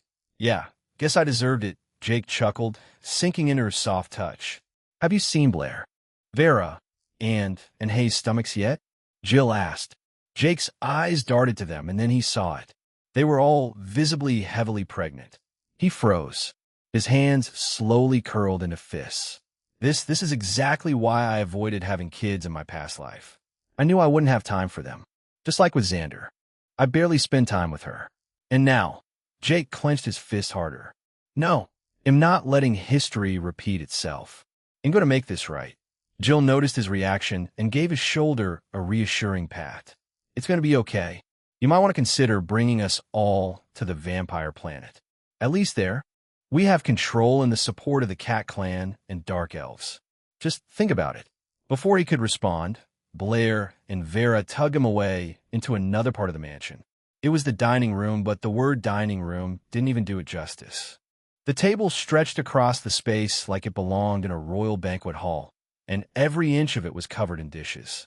It looked like a whole culinary competition was going down. SI Master, we all made something for you, and you're going to taste everything, Elza beamed, stepping forward and proudly pushing a ceramic plate toward him. Jake blinked at the thing squirming on the plate. What is this? It's a demon dish. Elza grinned from ear to ear. My father taught me how to make it. Jake suddenly understood why the others said she was creepy. Her goth aesthetic was already intense, but the way she smiled while serving up a pulsing, slimy creature, that sealed it. He stared at the dish, his stomach turning, and picked up a knife to slice it. No, Elza suddenly shouted. You have to eat it alive, Master. If you cut it, it loses all its flavor. She wasn't joking. Jake gritted his teeth, muttered a silent prayer to the gods of digestion, and clamped his mouth over the squirming creature. Chapter 404. 2 months Jake bit into the strange, squirming food, and the moment he did, the piece wriggled in his mouth. His eyes widened in shock as a rich, explosive flavor burst across his tongue. Delicious, Jake exclaimed, immediately taking a bigger bite. This shit is amazing, he muttered between mouthfuls, chomping away without pause. I'm glad you liked it, Master, Elza giggled, looking proud. But before Jake could devour more, and Hayes swooped in like vultures, snatching Elza's dish away and replacing it with their own creation. In front of him now was a pudding-like mound of mashed something, giving off a strong, pungent smell. Our turn, they chimed together. Jake, being the brave soul he was, picked up a spoon, scooped a portion, and shoved it into his mouth despite the warning signals his nose was sending, but Elza's food gave him the impression that he shouldn't judge merely from the appearance. The moment the food hit his tongue, his face turned as pale as snow. Tastes awful, Jake screamed inwardly. But not wanting to hurt Ann and Hayes' feelings, he forced a smile, chewed, swallowed in one massive gulp, and flashed a thumbs up. How was it? Hayes asked eagerly. It was fantastic. Jake lied through his teeth, giving a wink and a thumbs up. One after another, Jake sampled all the dishes prepared by the others. Even Jill and Stella, who had returned to Earth with him, were roped into the cooking frenzy, so he could taste their creations too. Nearly an hour later, Jake leaned back, groaning, a massive bulge sticking out of his stomach. Fufu, now you know what it feels like to be pregnant, and teased, giggling. Jake could only groan in response. Well, now that Jake's had the last of the dessert, Misty said with a mischievous glint in her eye, isn't it his turn to take us out for the evening? A brief silence fell over the room. Yes, let's go out. Vera chird. I've missed our nights together. Aurora added. Misty, Aurora, Elza, and Vera immediately started pushing Jake toward one of the bedrooms. When they entered, Jake's eyes widened. The room was massive, far bigger than any bedroom he had ever seen, and right in the center sat a bed so enormous it looked more like a swimming pool than a piece of furniture. Jill and Stella followed them in. Where are the others? Jake asked as he bounced lightly on the bed, testing its unbelievable softness. Blair and decided to sit this one out. Hayes is with them too, Jill answered casually as she started getting comfortable. At least let me rest a little first, Jake groaned, sinking into the bed. No way. They all shouted in unison and then launched themselves at him like a pack of wolves. For days later, over the past few days, Jake had done his best to keep all his partners happy with endless affection except for a few who had refused, citing their condition. Everything had been running smoothly. Jake even made it a point to video call Zamira, Zagareth, Zella, and Myra daily. They were all surprised at how much Jake was changing. Standing in front of the mirror, Jake eyed his reflection, running a hand over his abs. I've probably lost a few pounds. If I were a regular vampire, I'd be dead by now. Satisfying female vampires is damn exhausting, Jake muttered to himself. He wasn't exaggerating either. From what Head gathered, keeping up with his vampire wives was way more taxing than handling the others. I haven't even tasted that many races yet, Jake thought with a grin, flexing slightly in the mirror. A knock sounded on the door. Before he could even say anything, the door swung open and in walked the mother-daughter duo Ann and Hayes. Good morning, husband. Sorry for interrupting your alone time, but we had no choice, Hayes said sweetly as both women flopped onto his bed. Come on, lie down with us, and urged, patting the empty spot between them. Jake didn't hesitate. Because they hadn't been intimate with him since his return, he decided to humor them. If it had been Misty or Jill barging in, he might have kicked them out. I'm surprised you two are here, Jake said as he settled between them. Why didn't either of you want to sleep with me? And Blair, I've noticed she's been sleeping a lot too. If she's awake at all, she's just eating and crashing again. I only saw her lively the day I got back. What's going on? Hayes smiled warmly, her fingers lazily tracing patterns across Jake's chest while and played with his hair. Oh, it's simple, Hayes said. We're already heavy, husband. A few more months, and we'll give birth. We didn't want to risk harming the babies by having wild sex. Cat women are fragile when pregnant, you know? As for Blair, she's been like that for a while now. Honestly, we were all surprised she was even up and about when you arrived. But it's probably tied to her condition and her powers, so we don't disturb her. I see, Jake murmured, rubbing their stomachs gently. His hands paused when he felt something move beneath his palms. I can feel them, Jake stuttered, eyes widening. Boy or girl? He asked, looking at Ann and Hayes individually. They both stared at him for a beat and then burst into laughter. Ha ha ha. If you can't figure out, we're not telling you, and teased between giggles. Jake's face darkened slightly as realization hit him. Right? Catwomen almost always give birth to females. A male birth is like 1 in a million.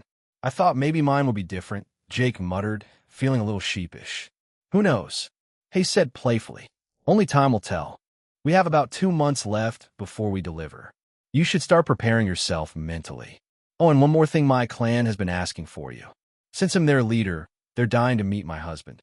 If you're free, you should come with me sometime, she said with a wink. 2 months, Jake whispered, staring up at the ceiling, lost in thought. Chapter 405. A visitor, and suddenly pulled out a folded piece of paper and handed it to Jake. He opened it and his eyes widened. Why is this an ultrasound? And not a flash scan? Because ultrasound is the safest for us, and said gently. Imagine blasting a super bright light at the baby. I see, Jake murmured, then pulled both mother and daughter into a quiet embrace. Frustrated by their rejection, he struggled to contain himself in the face of their teasing. A week passed. Jake stood alone on the rooftop, the city sprawling beneath him. This was the moment, the tipping point of his life. Everything moving forward would be shaped by the decision he made here. Mimi, what do you think? Is it worth joining the Supers Academy? What's the point now? Master? You only considered it before because of your friends and because you hadn't realized the truth. You are the face of the vampires. If you go, I too will look like we bowed our heads. Like we're slaves. Right.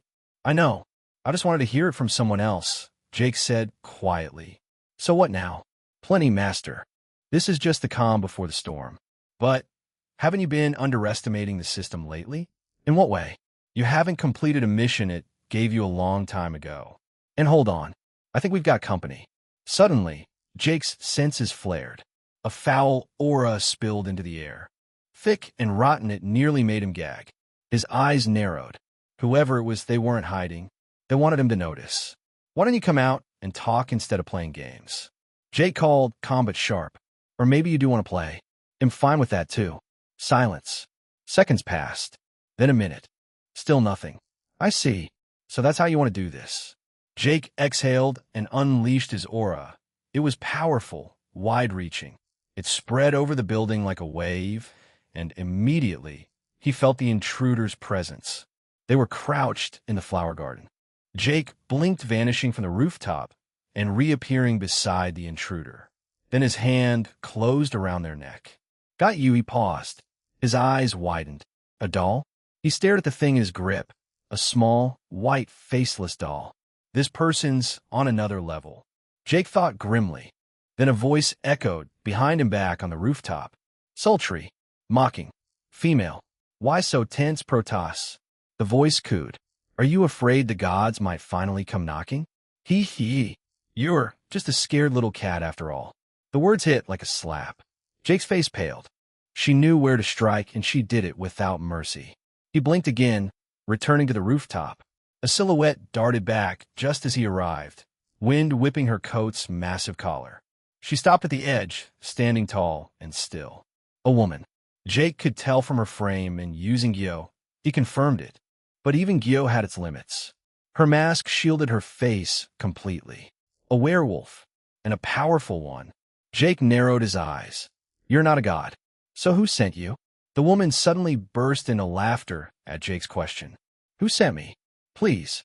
Being someone's lackey is the last thing I'd ever be, she said, her voice laced with pride. I know everything about you. Protoss, more than you know yourself. Every time you reincarnate, you lose pieces of your memory. I could refresh it for you, but where's the fun in that? She added mischievously. You've met your match, Master, Mimi quipped. Jake's eyes narrowed. You know nothing about me. Maybe you know my past selves, but not who I am now. Don't get cocky. A wave of vampiric aura rippled from Jake's body, dancing around him in a silent warning. The woman scoffed. Oi, calm down. I didn't come here to fight. You always get like this in every life. Took me a while to find you this time. And look at you. You've collected quite the harem, haven't you? She laughed again. Jake's patience wore thin. Her presence was aggravating, but he kept his composure since she didn't seem hostile, at least not yet. I want to ask again. Who are you? Who am I? Her voice shifted, losing a layer of confidence and gaining something almost vulnerable. You don't even have a faint idea? She paused, then regained her usual tone. Doesn't matter right now. I'm here because we want the same thing. Jake raised a brow, and that is order. We want to put the gods in their place. That's your goal too. You might not remember, but it is. Since the gods can't be destroyed same as us, we have to teach them boundaries. They're disrupting the balance for selfish reasons. Jake clenched his fists. What goal? What balance? I don't care about any of that. I just want to live in peace. No matter what I do, they always come for me. I get killed, then reincarnated again. Over and over. How long does this cycle go on? I'm done listening to whatever crap you're trying to sell me. I get it. It's frustrating. But the truth is, this cycle is your own doing. Your ego won't let you back down. You never learn. And clearly, you don't remember a thing. I bet you don't even remember there are other Protoss. Jake's expression shifted. Why, you mean you're one of them? If you're ready, contact me. She pulled out a small black object and tossed it to him. Just don't take too long, dear.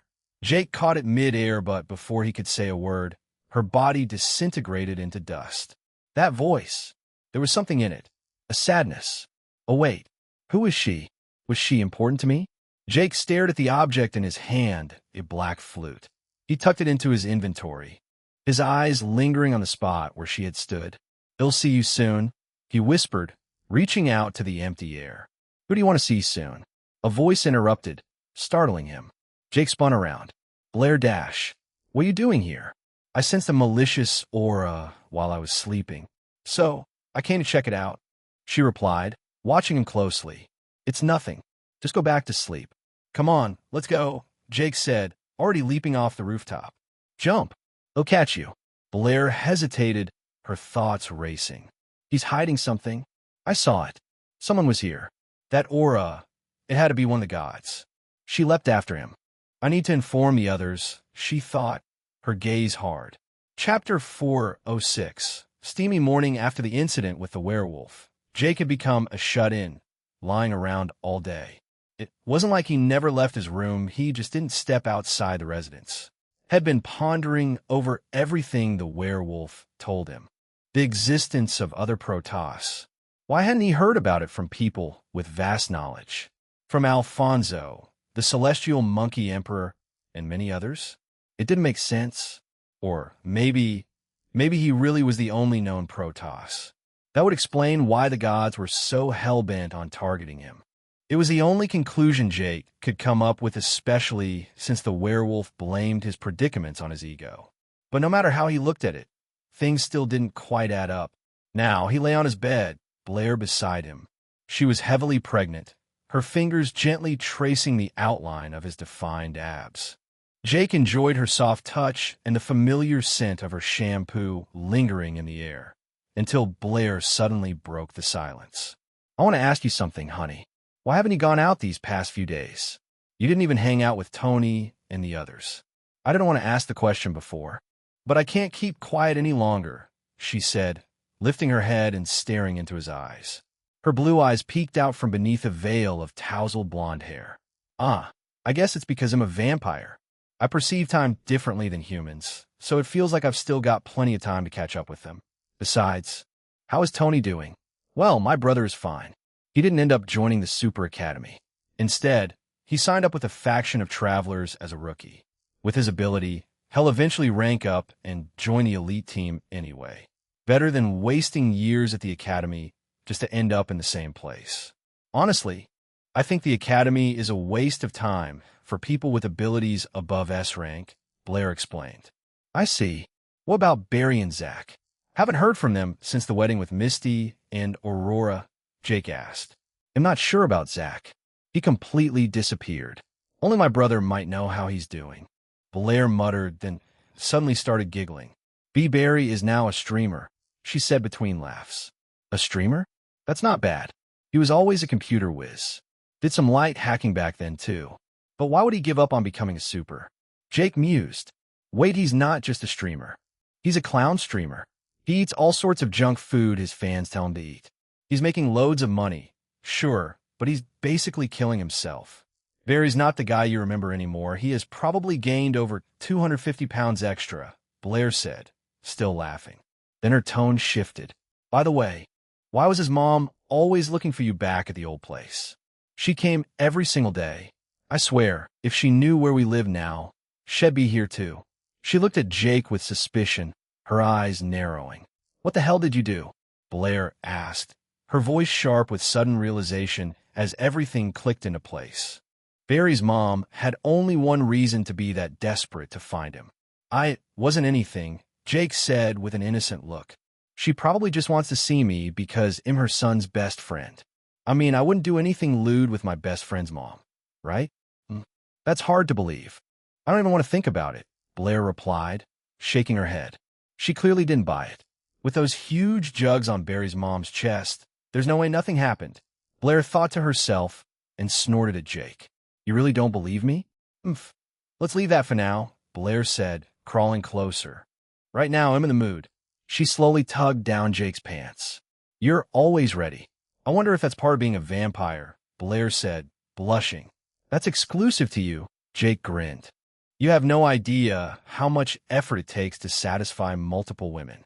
Blair raised herself up and slid off her lingerie top, revealing herself beneath. She hadn't worn anything underneath. Without a word, she began lowering herself onto Jake, slowly letting the moment draw them closer, but pausing just before the end. I can't take it all. It feels like so much, she laughed breathlessly.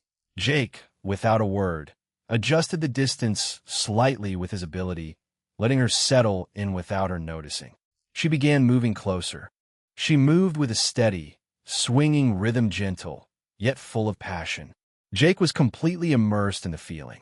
As the moment built, he pulled her shoulder straps down. They held each other close. Be gentle with them, Blair said softly as Jake carefully touched her chest. A small amount of liquid dripped from one of her nipples. "Milk," he murmured, surprised. In one smooth motion, he sat up, shifting Blair's posture as they continued to spend time together. With her petite frame, he lifted her easily, holding her close in a tender embrace. On and in deep, his movements were gentle, sending a jolt through Blair's trembling body, overwhelming her senses with waves of emotion. "I can feel it building," Jake warned, then gently laid her down on the bed, folding her legs to avoid pressing on her belly. He held her close until they shared a tender moment of intimacy. So cold," Blair cried out softly, her body quivering. They locked lips, breathing heavily, lost in the moment. After a few seconds, Jake gave her one last kiss and pulled back, their intimate moment coming to a close. "The baby kicked," Blair whispered, her cheeks flushed bright red. Click. The door creaked open. Misty stood at the entrance. Her eyes went wide as she caught them in a compromising position, Blair still sprawled out and looking thoroughly disheveled. Her face turned scarlet. "You too? Seriously? It's barely breakfast time," Misty yelled, flustered but trying to compose herself. She sighed heavily after realizing she had overreacted. "Anyway, Jake, are you just going to lie around all day because of that person? I told you we're in this together. It's not right to keep us in the dark." Jake shot Blair a glare. I couldn't keep it to myself, so I told the others." "Sorry," Blair said sheepishly, rubbing the back of her head. "It's fine," Jake said with a shrug. "The person is just an accomplice. Nothing to worry about." "If you say so, I won't push it," Misty replied. "But I still think it's better if you tell us things rather than try to shoulder it all alone." She crossed her arms and narrowed her eyes. "By the way, you said you got a new body for Amber. I haven't seen it yet. Don't tell me you lied about that too, just to excuse why you took so long." Husband? Chapter 407. Yellow-haired woman am actually telling the truth, Jake said, his expression shifting slightly. "Even though I trust Edgar Frostech, I still can't shake the feeling that something might go wrong." Misty smiled and walked over to him. Seeing her approach, Blair quickly scrambled to her feet and slipped on her dress. Clearly embarrassed, she hadn't expected Misty to come any closer. Misty then sat down beside Jake on the bed. "I know you were worried. That's why I didn't bother you all this time," she said gently. "But the truth is Amber has been dying to try out her new body." She added, "I will hand over to her now." And without warning, her body went stiff. Her pupils dilated, and the energy around her shifted. Though it was still Misty's body, it was clear she was no longer in control. Jake and Blair exchanged glances. That eerie grin spreading across Misty's face didn't belong to her. Amber was in charge now. Amber? They both said at once. They knew her well. Amber was the creepiest and most fearsome of Misty's personality if given the chance. But since Misty rarely allowed her to take over, most people had no idea just how wild she could be. "Yes," Amber replied with a sly smirk. "Did you miss me? Misty has kept me locked away for so long. I feel like eating you right now," she purred in a sultry tone. Jake and Blair glanced at each other again, and Jake chuckled. "You do realize this is still Misty's body, right? It wouldn't really make a difference if we had sex right now," he said casually. Amber froze mid-motion, a startled look crossing her face. Her cheeks turned bright red. She quickly stood up, trying to regain her composure, though her embarrassment was obvious. "Why, you idiot? Why would you have to humiliate me in front of her?" She huffed, shooting quick glances at Blair. "I'm going to make you pay for ignoring me all week and for not giving me my body like you promised. Prepare for punishment," she declared, suddenly wiggling her fingers ominously in the air as she moved toward Jake. Jake's face went pale. "Wait, no, Amber, don't dash." But it was too late. Amber launched a tickle attack, expertly targeting his weak spots. Jake writhed and burst into uncontrollable laughter, thrashing around on the bed. "Ha ha, stop. That's so ticklish. Give me my body," Amber sang as she tickled him mercilessly. Unable to take it anymore, Jake jumped to his feet and bolted out of the room. Amber cackled and chased after him without hesitation. Blair blinked in surprise as she watched them disappear. "I've never seen Honey act like that before," she thought. "No matter how hard I try, I don't think I can ever pull that kind of reaction out of him. That woman is amazing." Little did she know Amber had been using fine strands of key to enhance her tickling the entire time. After Jake couldn't handle the tickling anymore, he finally agreed to transfer Amber into the body as promised. Though skeptical and unsure whether to trust him, Amber's yearning for a body outweighed her doubts. As an ancient being who had been sealed away for ages before ending up inside Misty, she had little understanding of how advanced modern technology had become more what it was even capable of. Amber lay down on a massage bed, and Jake secured her in place with straps, just in case something went wrong. "Are you nervous?" Jake asked, tightening the last strap. "Of course I'm fucking nervous. Not because I'm afraid of losing a piece of my fragile soul, or even dying," Amber replied, "but because if something goes wrong, my selfishness might end up hurting Misty." "I get it. I'm skeptical too," Jake admitted, "but I trust Edgar's tech. We have to stay positive, Amber." He then pulled out a sleek black cylindrical device from his inventory. One side of it had a faint ring engraved on its surface, and the other was equipped with a small screen. Edgar Frost said to place the circled part on Misty's skin. But what if it sucks Misty's soul instead of Amber's?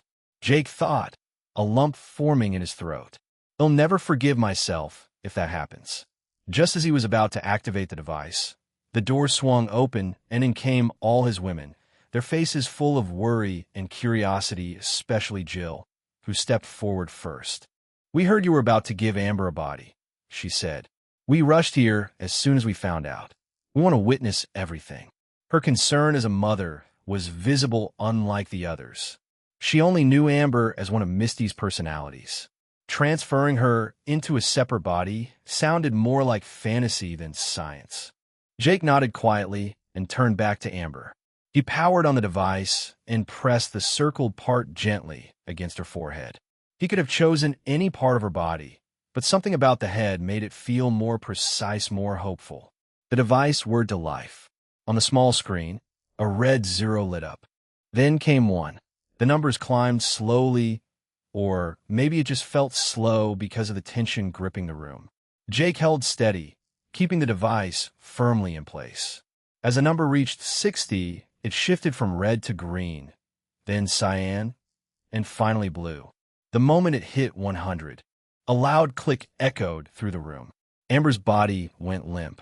She lost consciousness on the spot. Everyone's hearts skipped.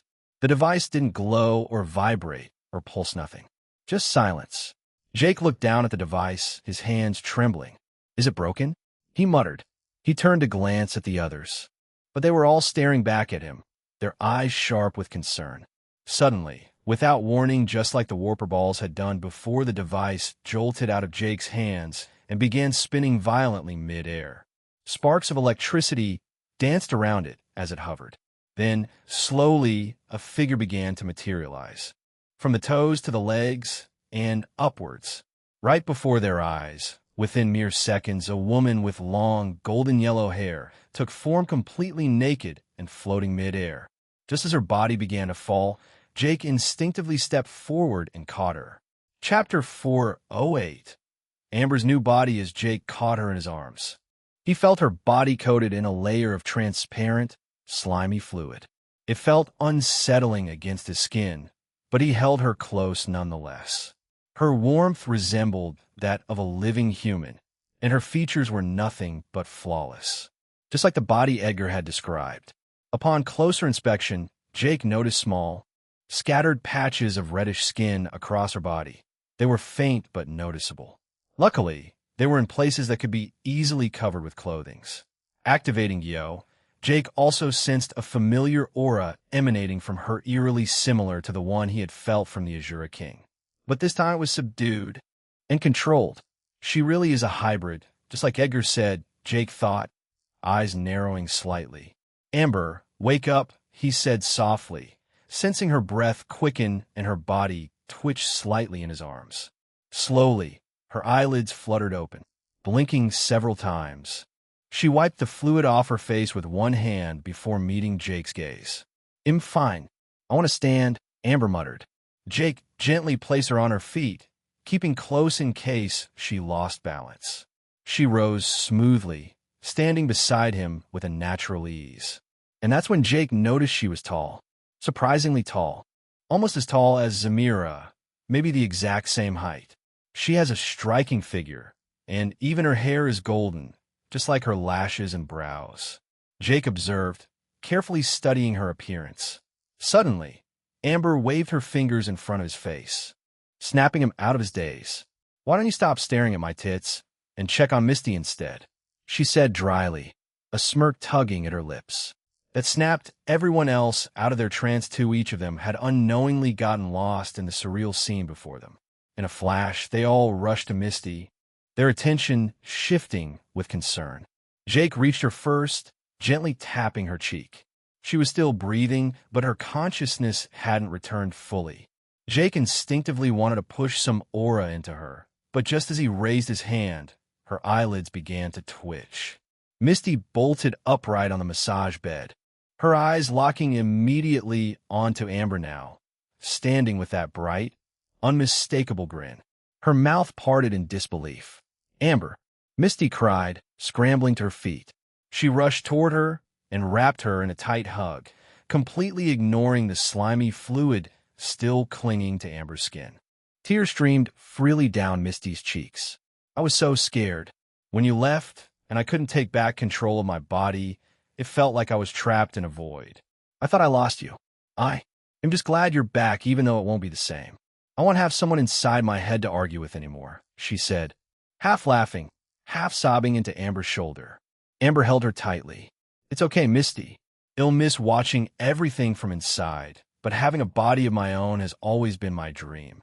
I just didn't want to become a burden to you." They parted, and Amber turned toward Jake. Her eyes shimmered, almost tearing up. "I don't even know how to thank you, but—" She stepped forward to hug him, but just as she moved in, Jill quickly blocked her path, stepping between them. Facing Jake with a sharp glare, Jill folded her arms. "Amber isn't your mistress or your wife. Don't you think it's a bit inappropriate to ogle at her naked body and act like it's nothing? What do you think, ladies?" she added, casting a glance toward the others. All the women smirked in unison. Without hesitation, they surrounded Jake, draping a towel over Amber's body while pushing him back. He resisted, refusing to budge, but their teamwork was too much. Amber giggled at the sight. The way Jake whined and squirmed was kind of cute. "Is this what it feels like to have my own body after thousands of years? What even are these emotions I'm feeling?" With combined effort, some muscle, some abilities, they dragged Jake to the doorway. "Blair, you two?" Jake groaned, stumbling as they shoved him toward the hallway. "I thought you'd have my back." Blair gave him a big, toothy grin. "Sorry, but I can't defend you on this one. You were absolutely ogling at her. Now excuse us, we need some girl time." With that, she shut the door in his face and locked it from the inside. Staring at the closed door, Jake chuckled and shook his head before walking away. Several hours later, Amber had been dressed and brought to the dining room. Breakfast was already prepared by the estate chefs, and the rich aroma of fresh dishes filled the air. Amber moved a little awkwardly, still unfamiliar with the feel of her new body. It wasn't like possessing Misty's body or even like her original one that had long since been destroyed. This felt different, like being handed a cutting-edge machine without instructions. Everyone was already seated at the long, ornate dining table, dishes arranged with regal precision. It was the kind of layout reserved for nobles or kings. "You seem to be having trouble controlling your body," Jake commented, noticing Amber almost pressed a piece of toast to her nose instead of her mouth. "Don't worry, you'll get used to it. I'm just trying not to break anything," Amber replied, her cheeks slightly flushed. "Human bodies are fickle. I need to train this one first." "It's not a normal human body," Jake explained, casually picking up a knife. "It's 70% Azura clone and 30% human. You'll be able to blend in without catching the attention of the gods. Imagine walking around in a full Azura body that caused a panic." Before anyone could question him, Jake brought the knife down and stabbed her hand. The blade snapped into the moment it touched her skin. Amber's eyes widened. Wow. Everyone else, however, wasn't focused on the display of strength. Did you just say gods? Misty asked, her voice low. You gave her a hybrid body that might make her a target again? Did you forget her Valkyrie clan was wiped out by those very gods? The tension in the room thickened as the other women exchanged uneasy glances. I've fought 2 gods before, Blair muttered, frowning. They were the weaker ones, and still incredibly powerful. I can't imagine what the stronger ones are like. Seeing the concern growing, Jake raised a hand. The gods aren't after Azuras in general, he said calmly. They hunted the Azura king, the one responsible for provoking them for centuries. As part of a deal with Edgar Frost, I killed that king, and we used his body to create this one for Amber. It's durable, powerful, and far more stable than what she had before. Even untrained, it's monstrously strong. The room fell silent. One by one, their expressions softened, and Misty stepped forward. We're sorry for jumping to conclusions, she said quietly. I didn't know what you went through to make this possible. I was selfish. She lowered her head, lips trembling with guilt. To think I even scolded him for taking so long. I really suck as a wife, Misty thought, her fists clenching at her sides. Chapter 409. Damper King. Now that I think about it. Whenever we watch the news broadcast from our home planet, we see all the progress being made there. Blogs on Earth are buzzing too, apparently. The vampires just secured a massive contract with Edgar Frost. They're the first race to get their hands on cutting-edge warping tech that hasn't even been fully deployed on Earth. All thanks to you, Misty said. Besides that, we have been able to live a relatively free and comfortable life compared to when we were forced to work under the government. I was even advised to resign or take indefinite leave when they found out I was pregnant. I'm guessing you had something to do with that too, right? Misty asked, eyeing Jake. I didn't pull any strings there, Jake replied, placing a finger on his chin. But I did notice something strange when my ID was scanned at the station. He snapped his fingers. I think I know what's going on. It has something to do with Dad. At the mention of the name, a plate slipped from Misty's hands and shattered on the floor. Did that? Where did you see him? I thought he died, she stammered, a look of disbelief etched across her face. Jake let out a long sigh. It's so complicated, I don't even know where to begin. You knew him far better than I ever could since I was born just a few years ago. But this might hurt, because of the bond you had with him. Dad was resurrected by the blood god and tasked with killing me. Gasps filled the dining room. Even Jill was stunned. Jake had never shared this part of the story with her. When he found out I was the Protoss, he couldn't go through with it. He cried. The more he resisted, the more pain he was in. So, he asked me to end it. Did you kill him? Everyone asked at once, frustrated by the pauses in Jake's story. I put him out of his misery. There was nothing else I could do, Jake said quietly, and the room fell silent. Misty covered her face with her hands, though no tears came. Just when I thought everything was finally falling into place, and then they tried to take my brother's life using my father, Misty whispered, her voice muffled. When will it end? Jake didn't answer. Instead, he pulled something from his inventory, a white and brown seashell. He gently handed it to Misty. Her hands trembled as she took it. She stared at it for a long moment, then abruptly stood and dashed into her room, crying. No one followed her, as Jake told them not to. What the hell was that about? Aurora asked, breaking the silence. I'm not sure, but it looks like something from her childhood. It must stirred up some old memories, Jake replied. He wiped his mouth with a napkin and stood, heading after her. In a vast room resembling a throne hall, a young man stood before a burly figure seated on an ornate throne. The young man wore a black, round hat with edges sharp as blades.